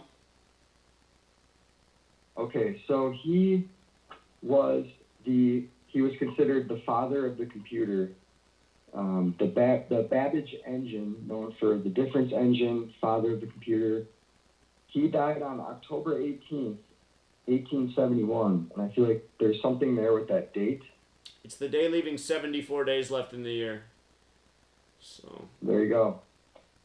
And then another name for you, Alan Turing, Turing. That name's very familiar. Who was that? So he was he was born on June 23rd, 1912, died June 7th, 1954. He was killed because back then they claimed that he was homosexual, and I think there's more to the story to that because maybe he stumbled across something that they blamed it on that, but I think maybe they claimed he died, but they used him because he had a lot of knowledge. Okay. Oh shoot, so we ran out of show. Call us back next week and share these thoughts. I'm interested, but we ran out of show. Sorry. But next week, please call back. Okay. All right, you guys. Have a good night. Yeah. You too. Have a good one. Okay. I know people are so sick of the flat earth thing, and trust me, no one's more sick of it than I am. But again, I mean, it's like every time I do a live stream, I'm not exaggerating when I look at the chat, and it's like trolls and flat earthers. I mean, it seems like nonstop, just always the same type of comments. And it's really annoying I mean, you leave a video, and then the top comment, the most liked comment is, Zach's a shill for NASA lies, and then it has 12 likes, and then like Neo the Hacker has a great comment, and it has like 4 likes, and it's like, what the hell is going on here? Like, is this my community? I know it's the trolls, but it is also some people, and it's just like Chico and his mom, they came up in Seattle and pounded pavement with us, and lately he's been whining and bitching in the comments because he doesn't like what I'm saying about the flat earth, and he's like, yeah, Zach's way off when it comes to flat earth, and it's just like, dude, I mean, no, I'm not way off, you guys. I've been on point since it got here. It's a psyop. It's an obvious psyop. A little critical thinking skills debunks the flat earth in 5 seconds, okay? Again, here's what I'm going to do. If you don't want to watch any more of this, just turn off. But I'm going to switch over the number, and I'm going to let flat earthers call in, and I'm giving them 2 minutes. I'm not going to interrupt them. You get 2 minutes to answer how this is possible on a flat earth. And I'm even going to use Professor Dave Explains, who has proven tonight that he's not willing to debate against Gematria. He'll pick on... See, he's been going after the 5G fearmongers. He's been going after Andrew Kaufman. He's been going after, people who... Well, those are the things he's mostly picking on. He's just saying these people are ridiculous. They're putting out false information. They're trying to capitalize and sell products. And... But he won't address the work that I'm putting out, and he's attacking. I mean, look, like, Phantom Broken left this comment on his thing. Debate Gematria Effect News 22. Neo the Hacker responded. And Professor Dave Explains responded, when are you guys going to go ahead and kill yourselves? And, this is a very intelligent man. Why is this his response? And but you guys, this is how, it doesn't mean that he's a shill. I mean, he could be, but it doesn't mean that he is. This is how so many Americans treat us for trying to share this information with them. The presentation I gave him, like, what was so ridiculous about it? There was nothing that was ridiculous about it. It was just facts on top of facts and things that people really should think about. And, and then I guess he even said right there, he's deleting people's comments. Or maybe that wasn't the one, but Asif also got the capture. And, here, let me just pull up his response here again. But I'm going to show his video because despite him being afraid to debate Gematria, he'll debate Flat Earth all day. And again, that's because Flat Earth, it's easy to debunk Flat Earth. But here it is right here, It's a little bit blurry, but Asif's got the screen capture. Nathan's got it too.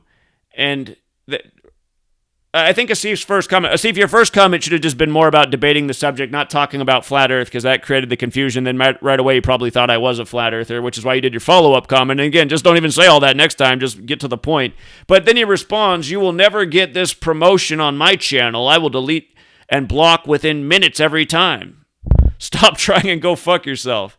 It's just like, well, wait a minute, man. You're saying that COVID is not a conspiracy, and it's just conspiracy theorists who are too paranoid that are questioning things that are, he's saying that essentially by what I'm doing, it's creating a safety concern.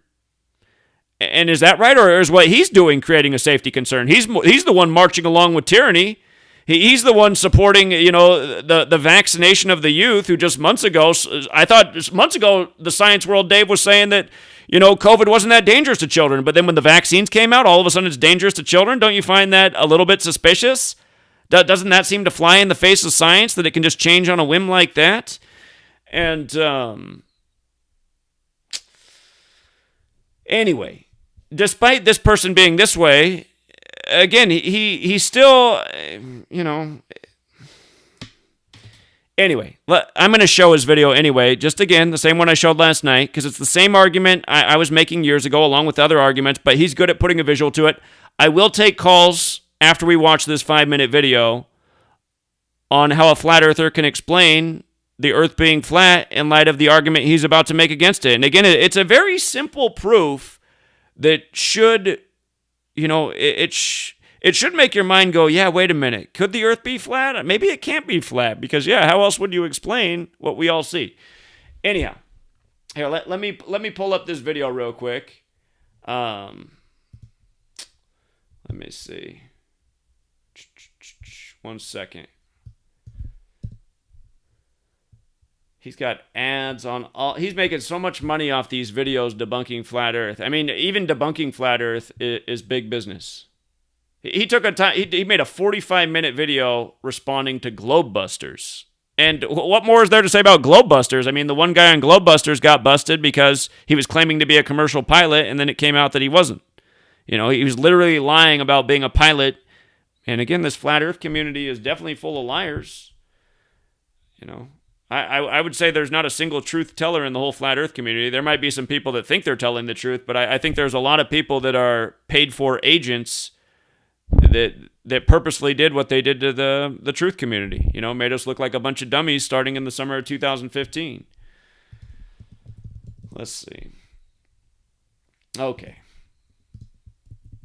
Let me get this video up here. It's probably going to have an ad on it. But here, the reason I'm going to show his video, despite him being a punk, is because, again, he makes a nice, simple argument here, and he has a nice visual, which should help people out. So, okay. Flat Earthers. This guy is unwilling to debate Gematria, but he will debate Flat Earth. And I just want you to listen to what he's about to say about the moon and the flat earth, and I want you to think about it, and then I want you to call in and explain to me how the earth's flat in light of just this one example right here. I mean, literally, this is enough of an example to disprove the flat earth based on what we witness in this world. And for all of you guys who just, I saw last night when this was playing, you guys were leaving comments like, that doesn't prove anything. And it's like, I mean, that's just how you guys are. Actually, it does. It proves everything. It proves everything, actually, if you think about it. Here, watch and listen. Hey everyone, so you may remember the 10 challenges I offered to flat earthers a couple of months ago, and it's been very amusing watching them run around like chickens with their heads cut off, making pathetic response videos where they puff up their chests and bark at each other for hours without actually responding to any of the challenges. Memorizing the names of logical fallacies and shouting them at random sure seems like a lot of fun, but it's not a working map or a model that shows the seasons with night and day or a legitimate response to anything whatsoever. So at this point, I think it's safe to say that they've thrown in the towel. Of course, there is no need to follow up after such an annihilation, and I did not intend to, but now I find myself quarantined because of the coronavirus, with no access to YouTube studios and no way to make my regular content. So, you lucky little flurf balls, I'm back for more. Here's what's gonna happen now. Since my 10 challenges made your heads explode, and none of you have the mental capacity to make a map or a model, even at a middle school level, I figured I would dumb it down for you even more. It's very easy to think of things that single-handedly obliterate the flat earth delusion, like, say, the existence of gravity, but you are so thoroughly science illiterate that you just shout, "Gravity doesn't exist," and pretend that this is not a stupid thing to say. So instead, let's try some proofs that have nothing to do with science at all. There is no challenge. There is no prerequisite information. You just have to listen, acknowledge that the logic is airtight, and then cry yourself to sleep. Are you ready? Here comes one now. What is this object? It's the moon. We've all seen the moon. We've seen it many times. Look at all of these pictures of the moon. What do they have in common? They all show precisely the same features. We all see the same face of the moon. It doesn't change from night to night, and it doesn't change throughout the night. There is no denying this. You can't shout CGI. You can't cry conspiracy. It's the moon. We can all see it with our own eyeballs. It's there, and it always looks like this. Now let's place the moon above a flat disk and let it float around in the little magic circles you like to imagine. If the Earth was flat, would we all see the same face of the moon? Here is someone standing in one spot looking at the moon. They see this. And maybe he's not dumbing it down enough. I mean, do you understand that everybody sees the same face of the moon? You had the flat earther call in and say, how can the sun and moon be in the sky at the same time if the earth's spherical? And it's just like, whenever flat earthers say that, and they say that a lot, it's like, what don't they understand about what we are told, even in mainstream science, about the sun and the moon? The moon is locked in with the earth and orbiting the earth, right? We understand that it's a stone, a large rock in the sky, essentially orbiting the earth. So the moon is on its own schedule going around the earth while the earth is going around the sun, right? This is what they teach. So I don't understand where the confusion is based on that model with why sometimes you see them both in the sky at the same time as we all do. Sometimes that's just what the cycle is, you know? You're in the part of the orbit where the sun is visible, and the moon is in its phase of going around the earth where it's also in the sky with, you know, the sun at the same time. I don't understand why that's so confusing to flat earthers. You know, it's just like, there's so many things that they just say where it's just like, I don't understand why they're so hung up on that, you know? Did they even try to look into why it is that way? Because, I mean, the answer's out there, especially in the information age. You know what I mean? But we only see one side of the moon on Earth no matter where we are. You know, you see it from a little bit different position, but it's always that same side of the moon. If again, a spherical moon is going over a flat Earth, and like how you have to look at a flat Earth model, right? They're saying like there's a moon up here and there's a sun, and they're both just circling over. Imagine that's circling over the Earth. If you're down here at the southern tip of Australia, you're going to see the dark side of the moon, right? And if you're up here, you know, in Europe, you're going to see a totally different side of the moon if this is how it is on the flat Earth, right? The way the flat Earth models are always showing, a flat Earth with these objects just circling above. And again, anytime you ask a flat Earther what's causing the sun and the moon to circle? What's the force making that happen? They just kind of shrug their shoulders and say, I don't know, but that it's God. It's like, okay, that's kind of a cop-out answer. But again, if you don't have the answers to these things, should you claim wholeheartedly that you know the shape of the earth and it's flat and it's absolutely not spherical? And then this whole belief that God couldn't create. Here, we're going to watch more of his thing, because again, I just want you guys to answer the thing about the moon. But again, flat earthers are always saying, do you feel like you're moving 1,000 miles per hour, Zach? And it's just like, God, have these people ever been on a plane before? Tell me something. When you're on the plane and you're traveling at peak speed around 600 miles per hour, does it feel like you're moving 600 miles per hour?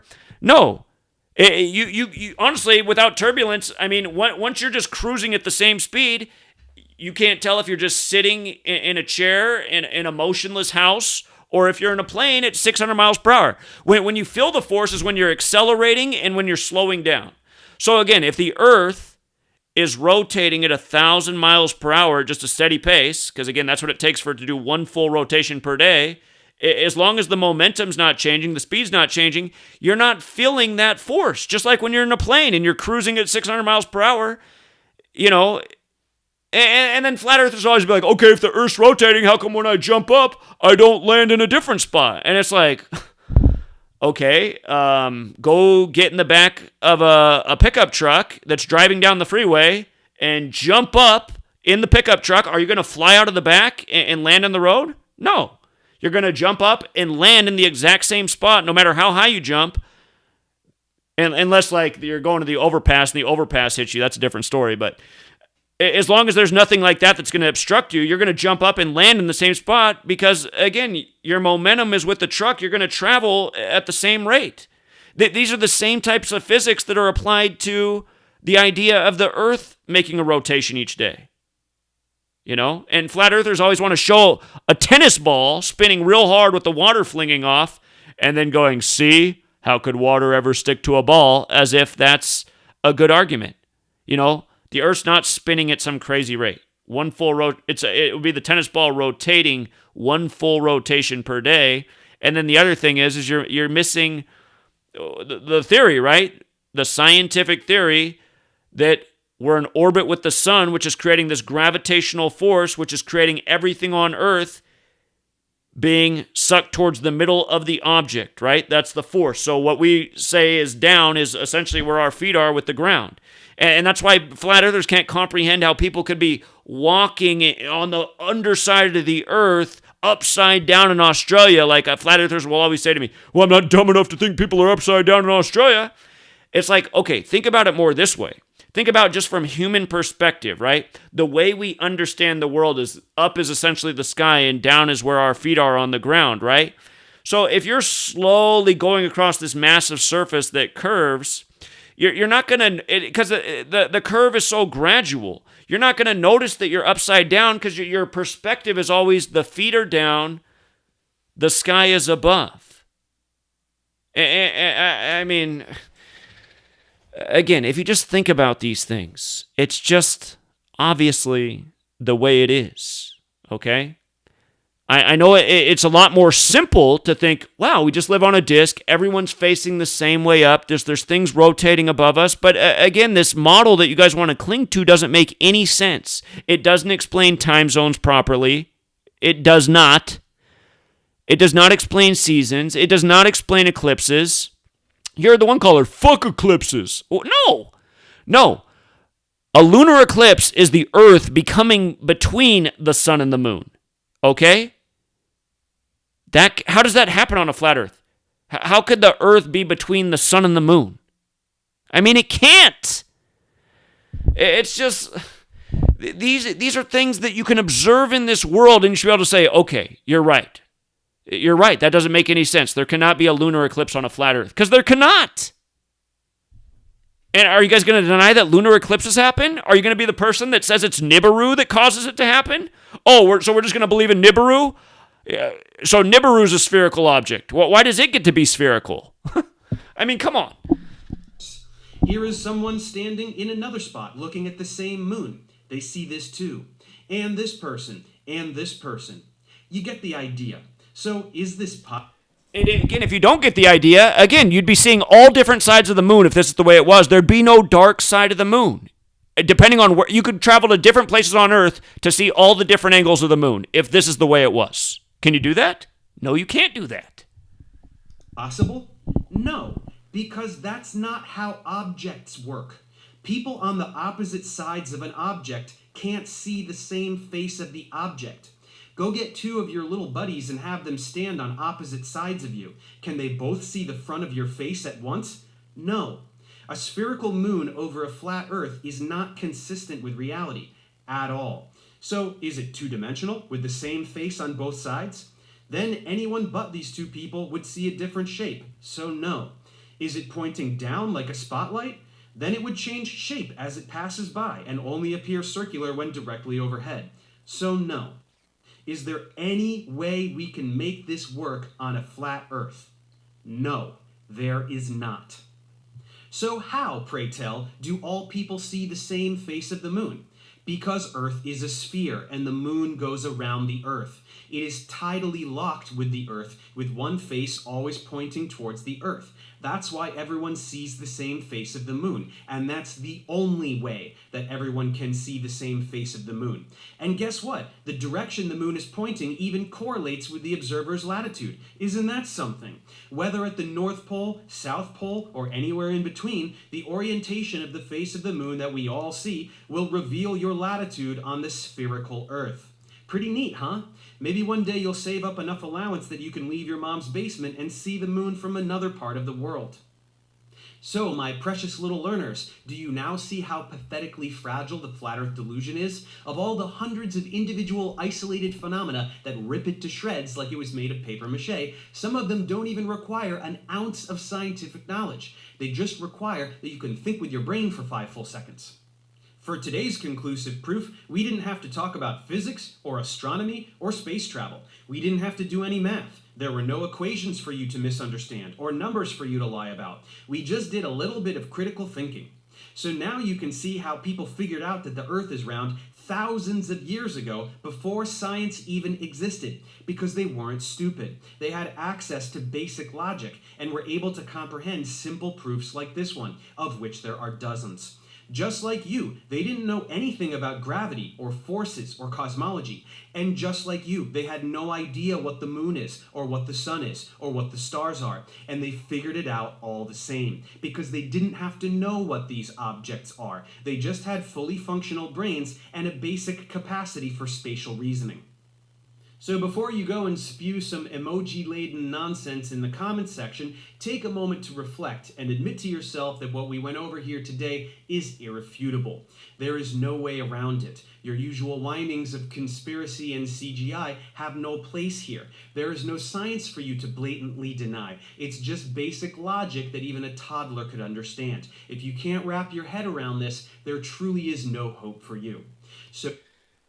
And to be fair, I mean, you could almost say the same thing about him the way he's responding to the video I made for him. I mean, again, my video is all logic and fact-based, and he's treating it like it's totally stupid. And, you know, that's what flat earthers do to him. He's making very logical and reasonable arguments to show why the Earth is not flat, and he's being ridiculed, and he's resenting that.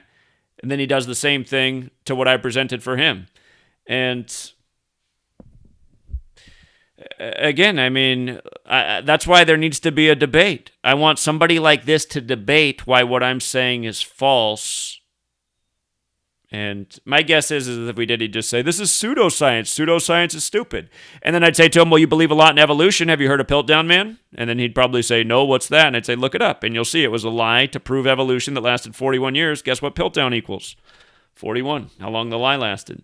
And then it also equals 113, the number from the Talmud, which, looking at Dave, he might know a thing or two about. But anyway, you guys, flat earthers, I want you to explain to me, and not call in and with your water can't stick to a ball, because, again, that's your belief. You don't have any basis in your, your belief. You just say that as if it's irrefutable. I want you to explain to me why you still think the Earth's flat with just a simple example like this, because really it kills the flat Earth. I mean, you can't have a flat Earth and a spherical moon with the phenomenon that we witness about it. And he didn't even go into eclipses or anything. Okay, let me open up the phone line here. I changed the number on the screen, and let me make sure the right number's up there. It is that 509 number if you want to call in, 509-560-4982. And again, if you want to tell me that the Earth is flat, you need to explain to me why this phenomenon about the moon, how in your mind it doesn't disprove this belief system that you've adopted. So, okay, the line is now open. We're doing this for the legacy of Rob Skiba, who helped make a lot of people become flat earthers. And who denied Gematria and who went out in what looks very much like a Gematria ritual, as we covered. So,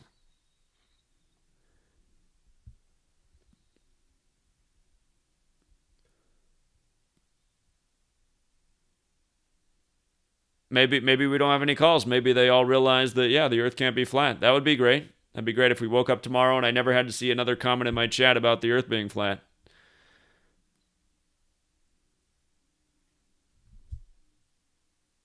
If Eric Dubé's out there, he's more than welcome to call in. Please tell me why you always wear dresses, too. 617.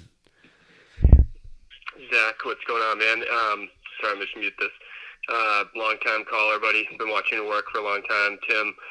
Yeah, man, one thing about the eclipse in 1877, it was recorded in Paris that the eclipse took place at 5:29, and then the sun came up was setting at 5:39. So that the moon was eclipsed, but then the sun had the moon basically began before the sun had set. So they watched an eclipse and saw the sun at the same time. You can look it up, 1877, M. Camille Flammarion's Popular Astronomy. But I'll take a comment offline. I'm confused about the point you're making. So there was an eclipse, and then 10 minutes later, the sun set. There was an eclipse, but at the same time, the sun was visible. So it couldn't have been the shadow of the Earth by the sun, because the sun was visible in the same sky as the eclipse. It was a solar eclipse or a lunar eclipse?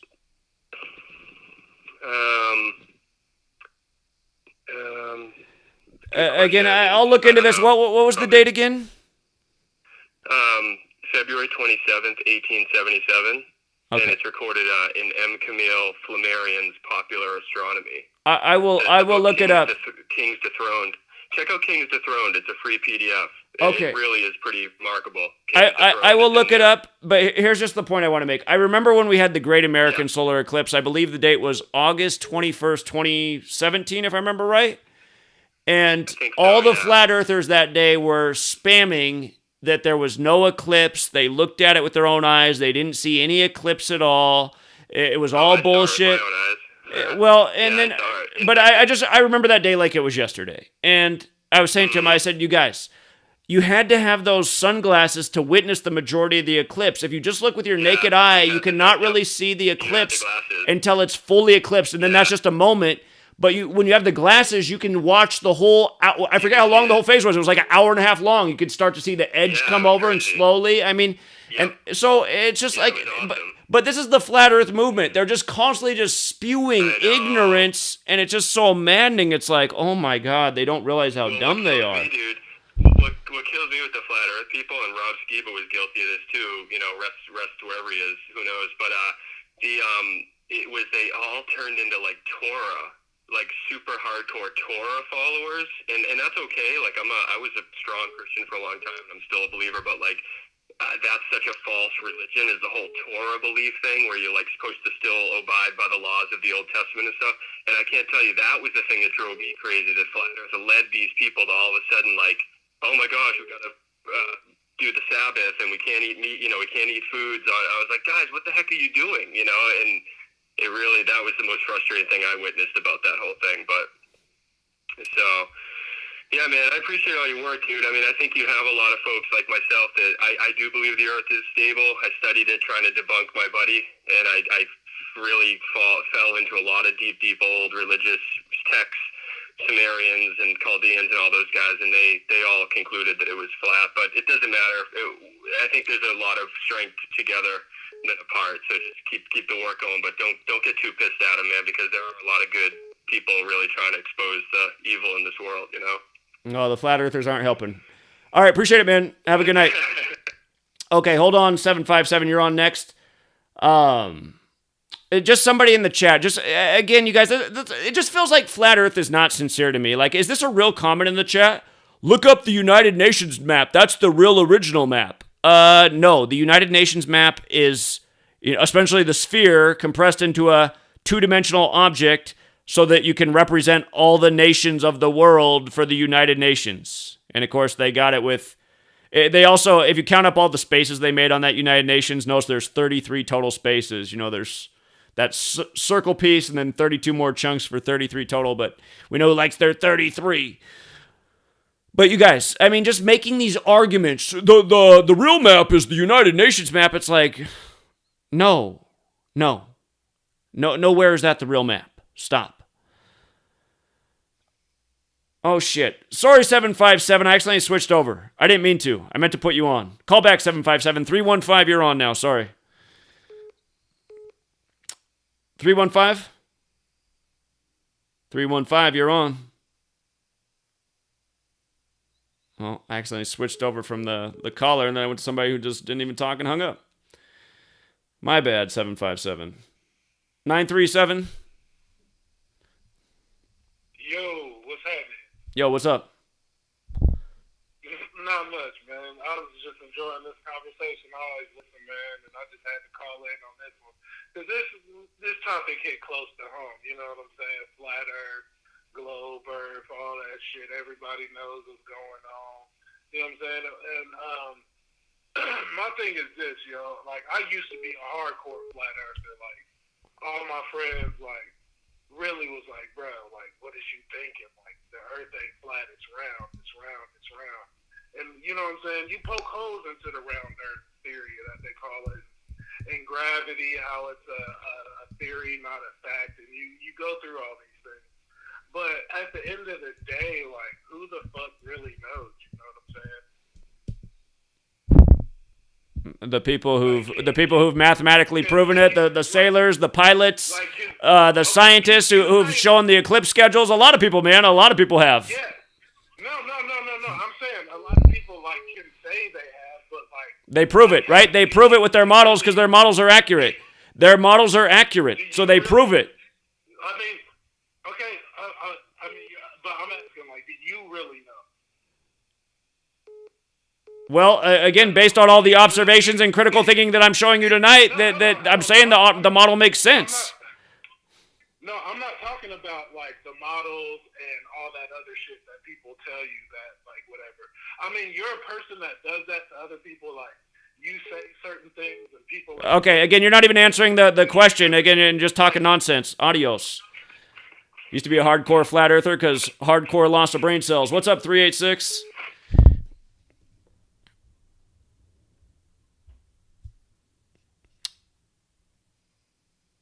What's up, George in Seattle?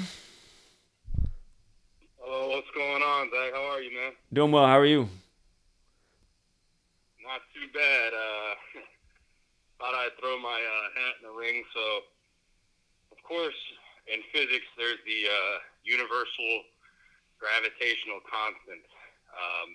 Unfortunately, for all the science disbelievers, anytime there's a constant in a physics equation, that means it's constant. So the whole universal gravitational constant equation would have no validity if there wasn't a constant. But on top of another physics equation, once an object that's flying perpendicular with the Earth, not perpendicular, I'm sorry. Once an object is flying parallel with the Earth, if it's able to reach 8 kilometers per second in velocity, then it can effectively break out of the Earth's orbit. That was one of the early equations you learn in physics. So essentially, you break down 8 kilometers per second. It actually breaks out to about 13,000 miles per hour. So once an object is flying parallel with the ground at over 13,000 miles an hour, that's what it roughly breaks out to, you should effectively see that object take a linear path into outer space. So if the Earth wasn't round, that object would just keep going in its linear path, and then it would fall off of their so-called plane, which doesn't make a lot of sense. If the Earth was round, then you would literally see it kind of like an energy beam from Dragon Ball Z being shot out into outer space. So that's one equation that they could test if they wanted to find out whether or not the Earth was flat. I believe it's round. I was driving the other night, and I saw the moon. I don't know if it was where I was at in the country at the time, but you could just see how round it was. It was a half crescent that night, so you could literally see the roundness of the moon. And you got to think, if gravity's keeping all of this together, and this object is rotating this Earth, and it's round, very round and spherish, if it's spherish, then why isn't the Earth spherish? Because it's all following this gravitational constant. So that's just the physics angle. But when you get into the chat comment section of someone like Savage84, for instance, I think you had posted a comment or something in regards to flat Earth, and everyone started to attack you, or everyone started to, this Gematria guy's a shill. They posed this argument. Well, if they could get everyone to believe in flat Earth, what couldn't they get everyone to believe in? And you can replace that with absolutely anything. If they could get the entire world to believe that 2 of the strongest powers in the world crumbled under their own footprint after Israeli art students worked on a balcony for 3 months prior to the trade centers falling, they could get anyone to believe anything. You could literally fill in any false flag, any event they've done, and say, well, if they can get you to believe Sandy Hook, they can get you to believe anything. It's the same straw man argument. You just replace it with the straw man of choice that week, and it's pretty much the flat Earth argument. So I just thought I'd throw it out there that if you attack it from a physical angle, they call bullshit. If you attack it from a logical, argumentative angle where, you know, there's true and then there's false, they still cannot find the logic in it. So I always say, well, Gematria does not lie. It's found through every one of their rituals, every one of their sacrifices and whatnot. So if you're going to really try to say that there's one applicable truth to all truths, it's Gematria. There's nothing else in the existence of this world that we have come across, anyone the community's come across, that has so much connectivity. It's that red line, that thin red line in Kabbalah that's connecting everything. I believe when they use that terminology, how Kabbalah is a thin red line that connects everything, the only way they could use that particular saying terminology is when they're referring to Gematria. Of course, they're not referring to it directly when they say that, but what else in Kabbalah connects everything through that thin red line besides Gematria? And again, the thin red line comes from Kabbalah like Gematria does. All those things are related, so yeah. Yeah, I think the thin red line in modern day, the way they play God over us, the thin red line is Gematria. It's my interpretation, because it's like, what else can we see? What else have you proven, or anyone else in the community has proven that literally it is the only thing that can connect it all together? So I just thought I'd throw it out there, but it's pretty sad that if you come from a proven physical perspective, there is no siding with you. It's just combativeness. The Earth has to be flat. Well, so what if the Earth is flat? What is that going to change? Not much, because these people are just going to continue to go on with their propaganda. They're going to continue to go on with their rituals. They're going to continue to go on with their agendas. But if Gematria gets around like flat Earth, then the whole game changes. So that is their biggest fear as gatekeepers, because that's exactly what they are at this point, gatekeepers. And I'd say the flat Earth movement is a bunch of gatekeepers, because everyone in the flat Earth community has attacked me and gone after me and said Gematria is stupid while promoting flat Earth. And like I'm blocking people in the chat right now because their comments are so stupid. Bro Sanchez would destroy in a debate. Do you know how fucking retarded that sounds? Why don't you go back and watch my debate with Bro Sanchez and see who got destroyed? He did, and he had to say, we don't talk about that here. We don't talk about the stars. We don't talk about Gematria. He didn't want to talk about anything that disproved flat Earth. And I mean, when you listen to Bro Sanchez, I mean, he's an obvious former crackhead. He says he averages about 5 words per minute spoken. I mean, you're just listening to a retard, period, and a total fraud and con man. D Marble, talk about an idiot. I mean, that guy has no common sense. Zero Intelligence, another guy that shits on flat Earth. Again, the whole flat Earth community is full of retards and rejects. Angel Q just got blocked because she's laughing. Oh, you think we're spinning 1,000 miles per hour? Hey, Bimbo, did you just listen to what I said about being in a plane, moron? If you're in a plane moving at 600 miles per hour, does it feel any different than sitting at your desk as long as your speed's not changing? No, it doesn't, you dumbass. Anyway, my man, these flat earthers are morons. I do appreciate the call. See if we can get a few more in here tonight. Have a good night. Okay, 386. What's going on, Zach? Finally got through. Long-time listener. I want to thank you for waking me up and a lot of my family. You are a genius. The Earth is not flat. I've flown all over this world, and even when you're in a plane, you can see the curvature of the Earth.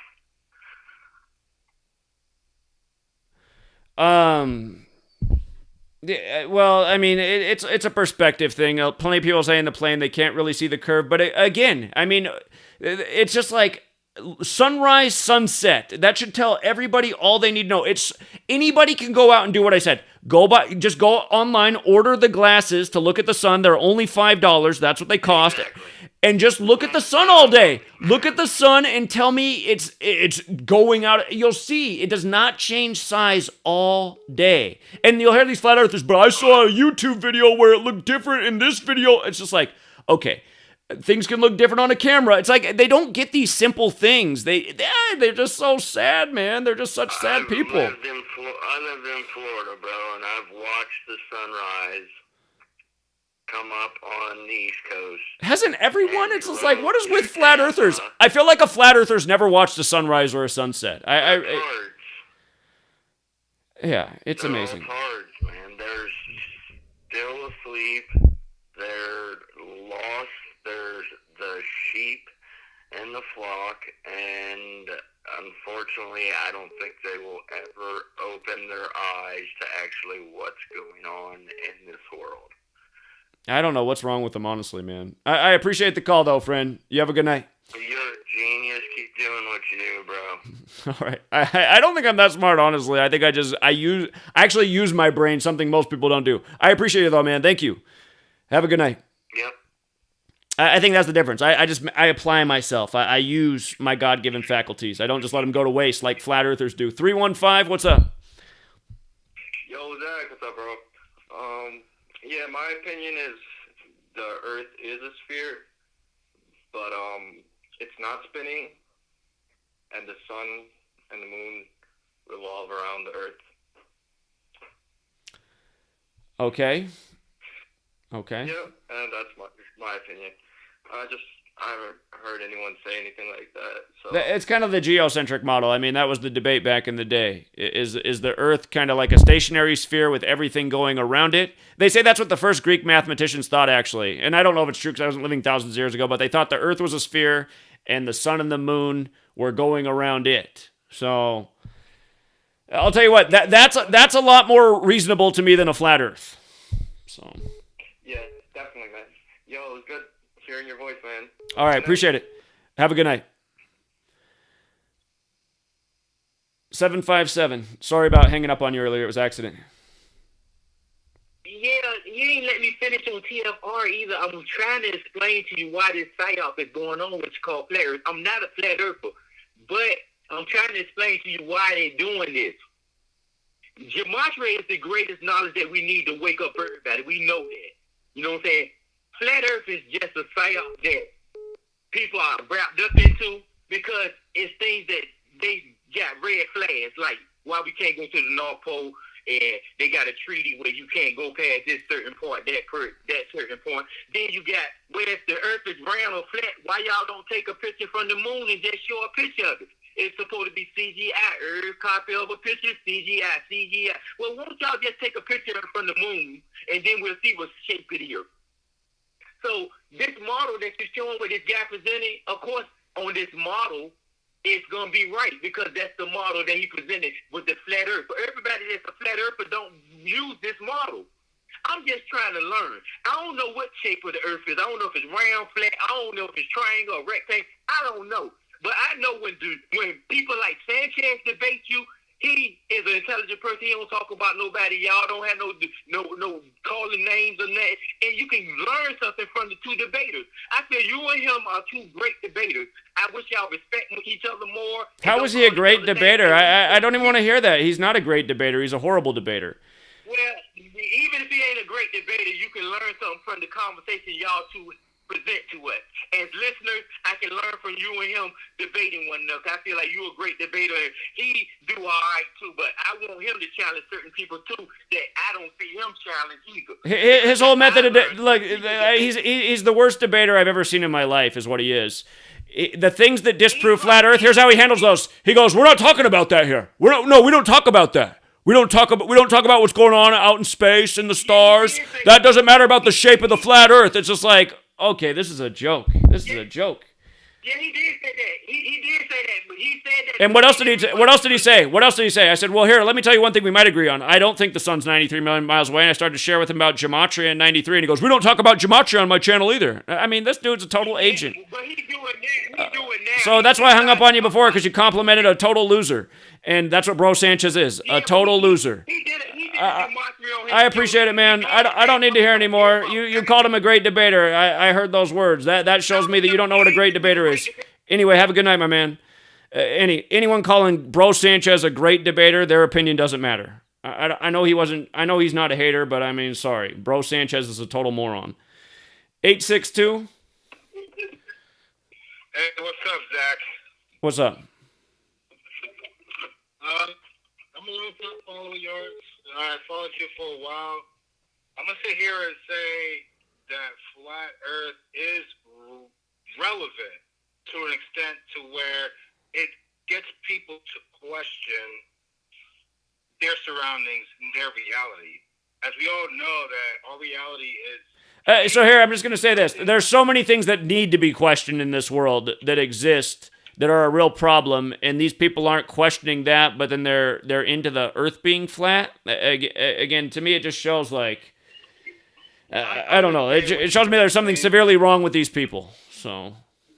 I understand what you're saying, Zach. I get what you're trying to say. But my point that I'm trying to get to is that we have to sit there. We can't, when we're in this space in Gematria, you can't sit there and take everything at face value. No matter what it is, it doesn't matter what it is. You know what I mean? You got to sit there and look at it like there's more to the story than what we're getting. You know what I mean? So, to me, I still follow that stuff, the flat Earth, because until I can see myself what the shape of the Earth is, I'm not going to sit there and debate with somebody else of what the shape of the Earth is. I'm not going to. You know what I mean? Because it's a waste of time of how you look at it. If you're bald, or if you're not, if you're flat. I appreciate the call, my man. I appreciate the call. Have a good night. Again, I'm done, you guys, and I'm going to try not to ever talk about flat Earth again, because it's just a waste of time. I mean, has anybody called in and tried to address the question I just asked? But you see they're like, well, I'm still kind of into the flat Earth. It's like, dude, I don't care if you're kind of into the flat Earth. Can someone address the point I just made? My God. Again, flat earthers will never address the arguments that debunk flat Earth. They'll just stick to the same thing, calling names and saying water can't stick to a ball as if that's a fact, because they said so. And again, Wolfie6020, who's a real pilot, who got inspired and started making his own videos debunking Flat Earth because of what I was doing in 2015. If you ask Wolfie what inspired him to go after Flat Earth, he'll tell you. He originally got inspired by the work I was doing because I was like one of the only people speaking out against the Flat Earth PSYOP in the early days of it. And he's a real pilot, and he does awesome work debunking Flat Earth. But, again, I mean, you just see, like, he'll lay out hardcore proofs. He'll show people undeniable information. Then you look at his comments. It's just a bunch of haters and flat earthers calling him names and a shill. And people always say, well, what about his number 6020? It's like, okay, Mason is 62, but is it possible that he uses that number because it's his first address on his house? It's some number that was given to him, and he just uses that. I mean, it's very possible that's the case. You can't always just make the automatic assumption that somebody has that number, so it means that. Again, look at what we show when we talk about Event 201 and the history of the Jesuits and all the way it's used. I mean, there's a lot of use of the number. It's obvious, you know, the 201, the meaning to the Jesuits. But Wolfie6020, can you say, oh, he's a Mason, you know, protecting the lies of the Ball Earth? I mean, no. You can't just walk away with that conclusion. What you can do is look at the work and all the effort he puts in to try and help people get out of this Flat Earth PSYOP, and he's put in a lot of time and energy and done great videos. And again, the people that want to believe in this religion, because they've chosen that this is their religion. Flat Earth is a religion. People have made this their religion. They found a community in that. They see other people that think the same way as them, believe the same way as them. They like that. They feel like they have a community. This is exciting. They're going against the evil cabal and proving that the earth is actually flat, which is exactly what the Catholic Church argued it was for a long time, right? You know, that's more of a Christian worldview based on some Bible script. And it was brought back here in the 21st century. And to me, it's astounding how impactful it's been and how many people it's taken. And again, the fact that the people who believe in it just believe in it so wholeheartedly despite all the evidence. You won't see a single flat... I could stay on here for the next 24 hours. I guarantee you not a single flat earther would call in and address what I just showed, but they'd keep telling me that they still think the earth is flat. You know? And again, for people who think this is a waste of time, I just want you to think about the bigger thing, you guys. Again, I'm really trying to get people to think about, we live in a fucked up time, and it might not be that a community ever does come together or the movement comes together that needs to come together. So do think about the world you live in, the quality of the people, the level of intelligence, and make sure, you know, if shit does hit the fan, I mean, we're all going to be up shit's creek, but just make sure you've done everything in your power to take care of you and make sure you're in the best situation you can be in if that day ever does come. Not that we want to be there, but honestly, these are the types of things to really be doing right now because the Georgia Guidestones are there, all sorts of signs are there. You know, the elite's talking about how the world population needs to be reduced. Bad shit is coming to this world, and I mean, it's happening right now. And that's the kind of thing that I saw after 9/11. It became real apparent to me from doing all the research that real bad shit was coming, and we need to wake up humanity to these agendas and who's responsible and stop it. That's what I've been here for. Flat Earth came 2 years after I got here, and since then it's been hijacking a lot of minds, turning a lot of people against me. I mean, almost every video ever made about me attacking me has been made by a Flat Earther or a Christian or both.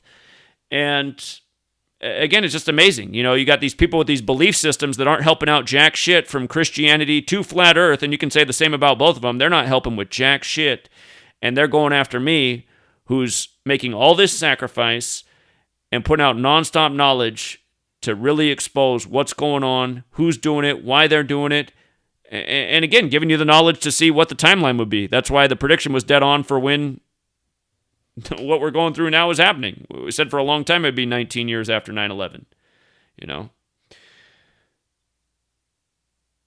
But yeah, I mean, again, it just sucks because I'm 38 now. It's 20 years of feeling this way. It's really even longer than this. But I just feel like there's just not much hope for humanity. It's just people are too dumb.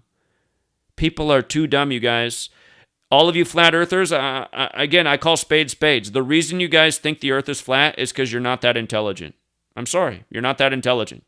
You do have the minds to see that something's wrong in the world, but again, at the end of the day, you're still not smart enough to see through the traps that are set for you, like flat earth theory, which is an absolute trap. based in nothing but loads of bullshit and promoted by men like Rob Skiba, who've made a lot of money off this movement. Mark Sargent, who's made a lot of money off this movement. Richie from Boston, who's made a lot of money off this movement. Again, flat earthers, can you answer the question of why I never tried to capitalize on the flat earth, money scheme? Because it was there. I could have done it if I wanted to. I could have. My following, the ones that were most active in the chat, they wanted me to be a flat earther. They were getting mad at me because I was saying, this isn't for me. This doesn't make sense to me. This is beside the point of what I'm talking about right now. I'm talking about what's going on Earth, not what the shape of Earth is. Bad shit's going on Earth that needs to be stopped, not debate about the shape of the Earth and make arguments that don't make any sense. But again, there's been a lot of money in flat Earth. And, isn't that what shills do? They misinform. They do things for reasons other than the truth. They do things to make a profit. You could never accuse me of any of that. And understand, when I go against Christianity, I know that that's going to cost the financial support going in. When I go after flat earth, I know that's going to cost the financial support for my work. I know that. I do it anyway because I'm not here for the money. I do wish $1 gazillion would come in all at once so we could make this movement happen. It's slowly trickling in, slowly but surely. Hopefully the whole world hasn't burned up by the time we can finally afford, to hire a team of people and do what needs to happen. And again, you guys, this flat earth thing, it's a joke. And yeah, look at the Rob Skiba example too, Look at the Rob Skiba example. Look at the way this man just went out. This was a man who spent all of his time in the truth community talking about the flat earth and, in the beginnings of his show over the years, it probably added up to 10 minutes total of making fun of Gematria and never going past laughing at it and acting like it was silly. And here's Rob Skiba, reported dead at 79 kilograms on the 79th day of the year. You know what I mean? Hold on, let me get the right post. And then, just even his 201 video, and again, you guys, we know these are the numbers of the Jesuits. They're the divide and the conquer gang. What's more divisive than flat earth? And for all of you who accuse me of becoming part of the divide and conquer, that's somewhat true, but also I'm here to stand up for the truth. The flat earth is not the truth. It's a psyop meant to make this community look bad. I'm standing up for the integrity of this community. I'm standing up for what real truth is, which is not flat earth, which is a load of bullshit. And again, you think it's a coincidence this flat earth Christian, died on the day leaving 79 days left in the year, and they report he weighs 79 kilograms? You think that's a coincidence? He puts 201 on his last video. And what is that shit anyway? Again, if Rob Skiba's really dead, I don't mean to be talking bad about a dead man, but honestly, a cartoon about World War II, graphic violence, people getting eaten by big giants in the trees, this is his idea of promoting the teachings of the Bible? Do you think Jesus would be in agreement? Again, I was raised Christian. I was raised Lutheran, so I know all about the religion. I believed in it wholeheartedly as a child. But do you think Jesus would have liked that video? Do you think Jesus would have been like, Rob, good job communicating the Christian values with this video of a World War II pilot shootout, blood and gore, and, he nearly dropped a holy shit in the video, but they edited out the shit if you caught that when we watched it earlier. What is this? What is this? Was Rob Skiba even really a Christian? Did he even really care about flat earth, or was it all business with him? Money man. Religion is big business. Flat earth is a religion, and it has made a lot of people in this community a lot of money. And I'm proud to say I never made a single penny off the flat earth, and I never would have wanted to. So I don't want my legacy to be that I profited on lies that took advantage of the minds of people and sidetracked them from what actually mattered at that moment in history. I feel like I can look back and say, in 2015, I was telling people this was a psyop, meant to distract us from what's coming in the very near future, probably as soon as 2020. And I continued to teach knowledge that was correct, Definitely underappreciated, but correct. Flat Earth is not correct. Flat Earth is easily proven false. Easily. Again, the stars prove the flat Earth false. Sunsets and sunrises prove the flat Earth false. Seasons, time zones, eclipses, they all prove it false. And flat earthers will always, like that one caller earlier, well, what about in 1877? You know, it's just like, okay. Is it possible that there was something documented incorrectly? I mean, why would there just be this one obscure case? But what about this scientist in 1930 who said this? That's what I believe. Like, wait a minute. I thought you didn't believe in scientists, but you believe in that one? Because what? Supposedly he vouched for the flat earth? I'll have to look into it and see if that's even true. That's the thing. You look into things flat earthers tell you, and you're like, wait a minute, that didn't even happen. And just look at all the stuff that spirals out of the flat earth. You know, the same people spamming that the earth is flat are spamming, the sun was replaced by China in 2017, and it's actually just a simulated sun now. It's like, oh, that sounds legit. So the old sun fizzled out. We just didn't notice it, but China just like in an instant had the new sun, the simulated sun up there. Right. This makes a lot of sense. Hey, Zach, did you see now that there's actually two suns? Yeah, there's a YouTube video documenting that they caught two suns in the sky. Plus, Richie from Boston, when he was driving in his car, he said he looked out his window and he saw it too. Good God, man. And then you guys are calling me the shill. Again, the only reason you guys think I'm a shill and the earth's flat again is because you're dumb, okay? And I'm going to call spades spades. That's just the way it is. I'm not saying every flat earther says it, but this is the kind of shit that comes out of the flat earth camp. Just nonstop shit. China's now simulating the sun. There's actually two suns now. I mean, it's just nonstop with the same people. It's like, oh my God. Same people are, same flat earth types have been telling me I'm wrong about the flat earth. I'm wrong about Jesus. They've given me 1,000 different dates over the last 8 years from when Jesus is going to come and prove, you know, that his return is near. It's just,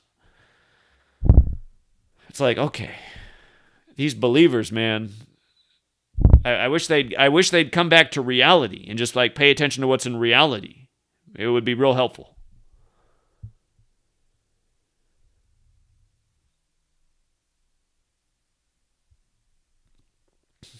We got a different type of question in the chat. Do I think pop music is bad on purpose? Like the decline in the quality of music? If that's what you mean, yeah. Again, you listen to songs made in the 50s. Oh, okay. Here, let's just go through this genre by genre. Like, let's say the rhythm and blues music of the 50s, 60s, even into the 70s. Mostly like a positive message, you know, treat a woman right, treat her like a lady, you know, if you love a woman, do this for her, women singing songs about, you know, treating their man right, okay? A lot of songs like that, about like being good to the person that you're in a relationship with. It's not to say that songs like that don't exist anymore, they still do, but listen to a lot of the songs on the radio, it's kind of like, you know, the exact opposite message, you know? It's like, before it was like, okay, that made sense. Those are good values. That's right. And now it's like, no, that's not right. It's all about you, you know, fuck them, you know. It's just, everything is so backwards. And, you know, the counterculture in the 60s and 70s, what are they singing about? They're singing about the overstepping of authority of the government, what's wrong with the wars, what's wrong with the water, what's wrong with the environment, why are we doing this? And it's just like, where did these kind of songs go? Like, there's not a lot of that anymore, you know? The only, like, pop band, I don't know if they're exactly a pop band, but just, like, mainstream band that I can think of, and even in, like, the last 20 years, well, Rage Against the Machine, sort of. Or absolutely, I guess, in some ways. Rage Against the Machine, System of a Down, like, some of these rock, they're both rock bands, you know, that they've had, like, a political message and getting people to think about things. You know, System of a Down has Prison Song, where he's kind of, like, reading off statistics about the rapid growth of the prison industrial complex. I mean, but yeah, just, and also, you know, another genre, hip-hop music. 80s, 90s hip-hop music, a lot of creativity, a lot of rhymes with a message, well thought out, a story told, a meaningful story. Slick Rick, telling the children's story, about, why you better stay on the straight and narrow path. There's just songs like this. There's so many different songs, but just like with a message. Like, okay, this is like a cool song to listen to, and the message is right. Like, okay, that is why I shouldn't be a stick-up kid, And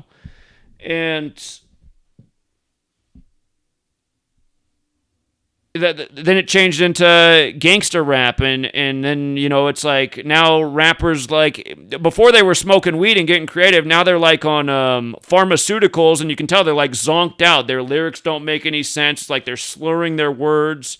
The whole song's like a hypnotic beat with like not a single ounce of anything intelligent said.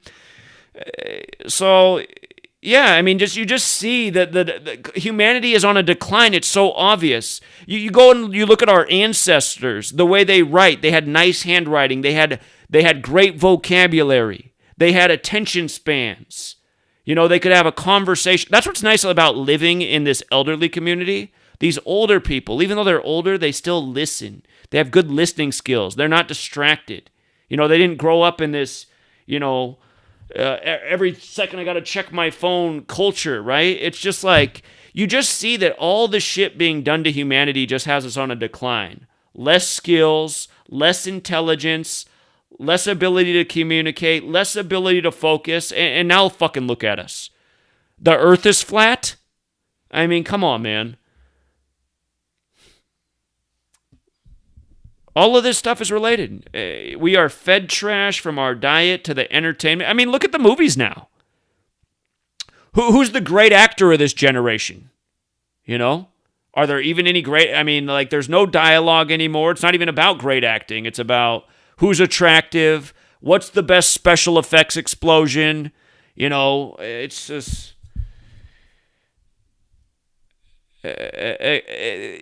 That's how it is, right? It's like movies are about special effects. Music is about, like, the beat. Who said it? I think it's Wu-Tang Clan. What is it? The dumb are addicted to the drum? It's something like that. I forget how it is. It might be in the song Triumph. I forget. There's some verse about how the dumb people, all they hear is the beat. They're not even paying attention to the words of the lyrics. And that's how it's got to be to listen to this music they're putting on the radio now. I was driving Sweet Lady to work like a month back, and there was some song, I can't remember what it was, but the chorus was just so stupid. And I looked at it and I said, think about what they're saying. Like, where does any of that even make sense? I said, maybe this is like some new slang, but how does any of this shit even go together? It's just rhyming. It's just rhyming stuff that just has nothing to do with each other. It's like, how nonsense. Like, this is the rap now, just putting words together that rhyme, that have no basis, that they don't go together in any way. And this is a hit song on the radio? Oh my God. So...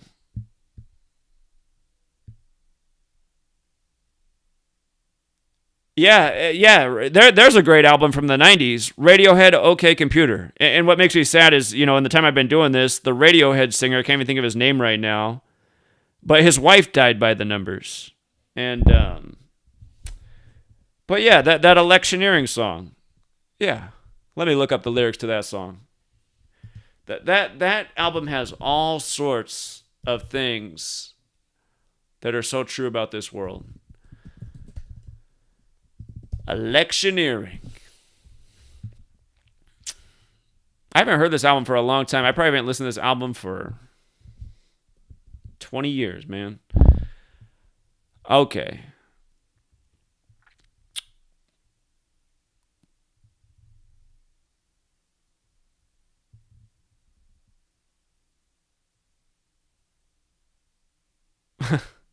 It seems more profound when you listen to it, but just the lyrics. I will stop at nothing. Again, electioneering is like rigging the election. How they... And think about that. I mean, just the stuff they do in front of us. Always after every vote, re-engineering the boundaries for the voting district based on the demographics. Because the county political board or whatever that gets to do that, they lean a certain political way. So they're like, oh, if we draw up the lines this way for the next election, then we'll be able to keep our Republicans or our Democrats in the seats. It's just like, what kind of shit is this? Just constantly manipulating the boundary based on the data to keep, I mean, what's democratic about this? But these are all things that are part of our system that we just go on with. The obvious illegitimacies. I will stop at nothing. Say the right things when electioneering. I trust I can rely on your vote. When I go forwards, you go backwards. And again, that's like from the politician's perspective. I'm going up the ladder. I'm climbing the world by keeping you down, right? I mean, it's true. And somewhere we will meet. When I go forwards, you go backwards. And somewhere we will meet. Ha, ha, ha. Riot shields, voodoo economics, it's life, it's just business. Cattle prods and the IMF. I trust I can rely on your vote. That's the International Monetary Fund. But yeah, and again, I mean, just remember what if you guys didn't see what Bill Maher said the other week about how what happened January 6th was like the 93 World Trade Center bombing, and in the next election we're going to get 9/11. Realize we know that the January 6th thing was completely staged, and it was that's why all the arrests were military and police. I mean, there were people who showed up that weren't a part of that, but the instigators for the planned ritual that was simulated at Georgetown on June 12th, which is what took place January 6th. Again, that was predictive programming, because again, they're driving a greater wedge more and more between everybody in this nation in every way possible, from politics to all the transgender stuff to all the pushing of homosexuality to so many things. I mean, they just keep adding onto the list, but the politics are just getting, to the point where, it probably will be riot shields at the voting booth before long. And yeah, there's actually, I haven't listened to this album in so long, but there's other stuff on this album where the lyrics and the skits, I forget, there's a skit with like the robotic voice. Again, this album's called OK Computer. But whatever that skit is, everything that robot says is just like, that's this world we live in a nutshell. If you never listened to Radiohead's OK Computer album, it is an interesting album indeed. But I'm sad to say that they definitely seem to be part of the cabal, because it wasn't that long ago the singer's wife died, and it was very much a ritual. Here, I'm just gonna go back and even look at the post. I can't think of his name right now. Hold on. Radiohead singer, what's his name? Tom York, that's it. Tom York. His wife probably died. Time's just flying by. 2017, 2018. Let's see. I know it's on this site. Okay. When I first began, I noticed how Radio and Radiohead, and the two ciphers I knew at the time, were both 47. I was like, how about that, man? Just like France is 47 with the big Radiohead tower. Okay, I guess it was 2019 his wife died. Rachel Owen died December 18th. Again, if you've read my first book, you know what's up with that date in Murder by Numbers. A lot of big deaths on that day in history. But from Tom York's birthday to his wife's death, 73 days, December 18th, a lot of deaths in the entertainment world in history on that date for very specific reasons. But 73, that big sacrifice number. And the day she died had 46 numerology as well. No, she did die in December. Hold on. Oh, that's what it was. I didn't realize that his wife had died. His wife died in 2016, but I didn't even realize. Somebody pointed out to me. I did my post on it in 2019.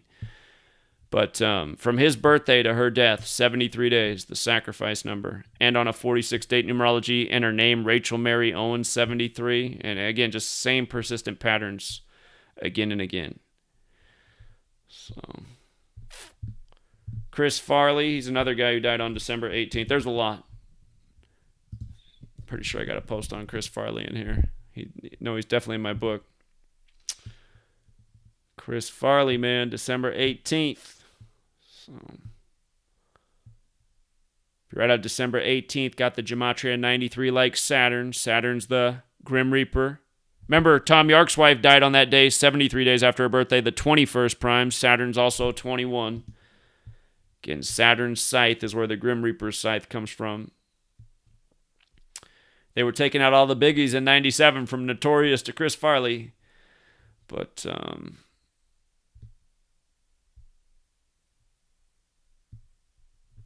anyway. Yeah, the fact that those of you guys who are mad that I did a show on Flat Earth, again, it's for Rob Skiba, because, again, I feel like the point needs to be made, and Flat Earthers need to think about it. Rob Skiba is somebody who was all about Flat Earth and rejected Gematria. Do you think it's a coincidence that he died on the day leaving 79 days left in the air, and the way all this lines up? And they're literally reporting that he weighed 79 kilograms? You know? Again, a flat earther's death is now further proof of Gematria. This is more proof of the relevance of Gematria than the entire flat earth community has been able to come up with in all the years of the flat earth psyop for flat earth, because there is no proof to support a flat earth. There's none. There's just speculation, ignorance, and it's too bad. I wish it would just go away, but religion doesn't go away, does it? Religion just plagues the earth. And again, that's what flat earth is. A religion and a plague.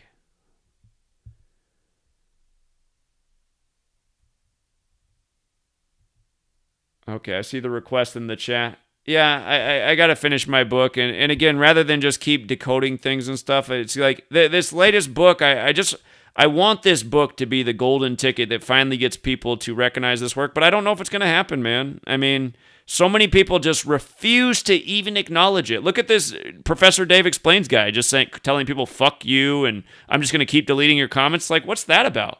Why will you take the time to debunk Flat Earth, but you won't take the time to debunk Gematria? I want him to debunk Gematria. I want somebody to debunk Gematria.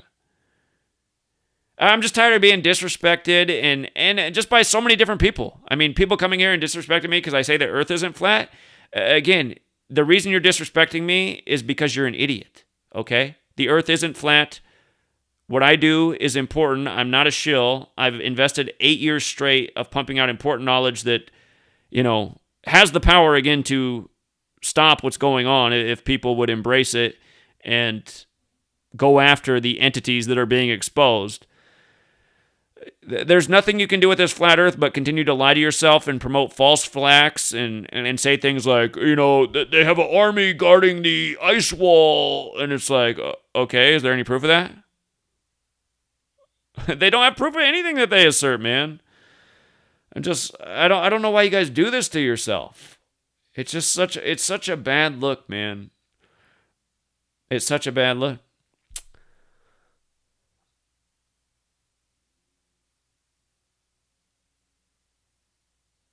Trust me, Russian Vids hasn't debunked anybody, man. And Russian Vids is another person who hides his name and hides his face. And think about what Russian Vids did to me. The sincerity of Russian Vids. He made no less than 5 videos when a car crashed through my house on Christmas Eve, which created a huge inconvenience in my life. And a huge financial cost, too. Time lost, money lost. Heating bills up because I had a hole with plywood from December through May when they finally fixed the house. And it took that long because I had to fight with the insurance just to get them to cover all but $10,000 of the damage. They were trying to cover nothing. But he kept making videos saying that it was a hoax, and so did Retard from Boston, and so did ODD TV, and so did, I forget all the people. So many people in the Flat Earth community made videos saying it was a hoax, the car crashing through my house. And it was not. But the thing was, Russian Vids made a video, like in his 5th one, he said if it was real, Zach would show the police report. So then I did show the police report, which caused him to never make a video again about the subject. But did he make a single video after that retracting what he said or say, you know what, Zach did show the police report, so maybe it did happen? No, he didn't do that. He just stopped talking about it. I mean, what does that say about his integrity? He kept his 5 videos up saying that I was a shill and it was a hoax. And the other thing that Russian Vids did, before that, I back in my whiteboard days, I wrote out how God adds up to 26 and lie equals 26. And the purpose of the video was the significance of 26 in relation to Hebrew and English and God, and how the people of this world who are controlling it, the powers that shouldn't be, how they use lies to play God. That's the video I made. And then what's Russian Vids do? He just does a still frame of my video, doesn't play any of me talking, and says, see, Zach is saying that God is a lie. And it's just like, okay. And why is he doing this? Because he was into flat earth and I was not. So then he's going to go and purposefully lie about me to make me look bad and try to dupe his flat earth audience into thinking I'm some shill? Zach's an atheist saying God's a lie. I mean, it just couldn't be any more dishonest. And again, what have I been saying the whole time? He's lying about me. You don't know his name. He hides his face. And you want to trust him to persuade you that the earth's flat? This is the kind of person you want to follow, huh? Again, if you want to follow that kind of person, what it says about you is that you're not that smart, right? It says you don't have much intelligence. You'll follow a fraud, a liar who hides his face and his name. And then you'll call me, who's put out my address, my phone number, everything about me, been transparent about everything. You know, everyone calls me Greenblatt, which is false. And why do they do that? Because of a story I shared about how my dad didn't know his dad. And there was one day in his life where his mom told him that his dad's last name was really Greenblatt, which I also told in that same video. She retracted a week later after my dad went through the phone book and tried to call every Greenblatt to see if he could find his dad. And then his mom said, you got to stop doing that. I shouldn't have said that. Your dad's name's not Greenblatt. She just always told him that she didn't know who his dad was. And again, that says something about his mom. Is, you know, my dad said his mom always had a lot of boyfriends. And she disappeared for a long time. Like, my dad would end up staying at his grandparents, and his mom would disappear with men for weeks at a time. I mean, that's who his mom was. So, you know, I shared that story, which is a personal story. And how's the flat earth community and these Christian community? What do? They take it and say that I'm a Jew who hates Jesus, which is totally false. I was raised Lutheran, never been in a synagogue. But again, these are these communities that you guys believe in, right? Communities that use vicious lies, total dishonesty, twist things that they know are not true. A call for an uprising, another example. And a psychopath. I mean, I've shown you if you've ever seen what I've shown about a call for an uprising and all the different ways he's harassed me, I mean, you can see what a weirdo that guy is. True weirdo. And in the name of Jesus. But, yeah, I know that these people who are promoting these things are disingenuous people. They're money-motivated people.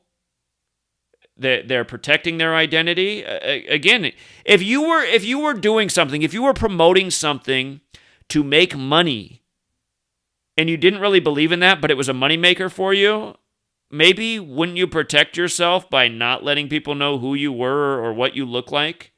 Because maybe there might be consequences. You know what I mean? And, you know, it's not to say that every flat earther hides their face. And I'd say the ones that don't are ones that are not the most intelligent. You know, you got ODD TV, the rapist. So for the person who got blocked in the chat earlier for recommending people watch ODD TV, the reason you got blocked is because you're recommending a rapist. I'm not going to let anybody come on the channel and recommend watching a rapist like ODD TV. Look it up. He's a real rapist. He went to prison for raping a woman. That's who ODD TV, the flat earther, is. A rapist, okay? I think rapists are the lowest human beings on earth. You know, they're even lower than flat earthers. But it doesn't surprise me that a rapist is a flat earther. And another guy that's made money off this flat earth movement. You know, he hangs out with Richie from Boston, who did time in prison. And Richie's story about why he went to prison is supposedly he was protecting a child from a pedophile, which I suspect is completely false since he's a pathological liar. But, yeah, these are guys who are in this movement for money. And, you know, you guys keep asking if I know who Santos Bonacci is. I mean, you guys haven't been here very long. Santos Bonacci's made a few videos about me over the years trying to say that I'm a shill. And he also hangs out with hangs out with Joe Pesci's nephew. Joe Pesci's nephew, who rips off my work and then tries to talk shit about me in every video. If you guys don't know who these people are, good. You don't need to check them out. But yeah, Joe Pesci's nephew is on YouTube, and he's constantly bashing me in every video he makes and hanging out with Santos Bonacci. And Santos Bonacci, again, is another guy who got out of prison and then started making videos on flat Earth. So it's like, what's going on with all the people coming out of prison and then getting on YouTube and making videos about flat Earth? Is this a job? I know it's hard to get a job after you come out of prison. Is there some kind of operation going where they're getting certain prisoners to come out and promote flat Earth? What the hell is going on? But yeah, Santos Bonacci's a punk, man. And Truth Heresy, you know, he's done a good job exposing, you know, Santos Bonacci. So, yeah, Santos Bonacci's keeping company with the fraud that's Joe Pesci's nephew. And yeah, I'm telling you, anyone who's promoting flat Earth is either an idiot or just a fraud trying to make money at the end of the day. It's one of the two. So, you can disagree all you want, but sorry, those are the facts. Those are the facts. Those are facts, not opinions. If you think the Earth's flat, you're either an idiot or you're a fraud trying to make money. Period. End of discussion. There's nothing to support a flat Earth. Not a single thing, you know.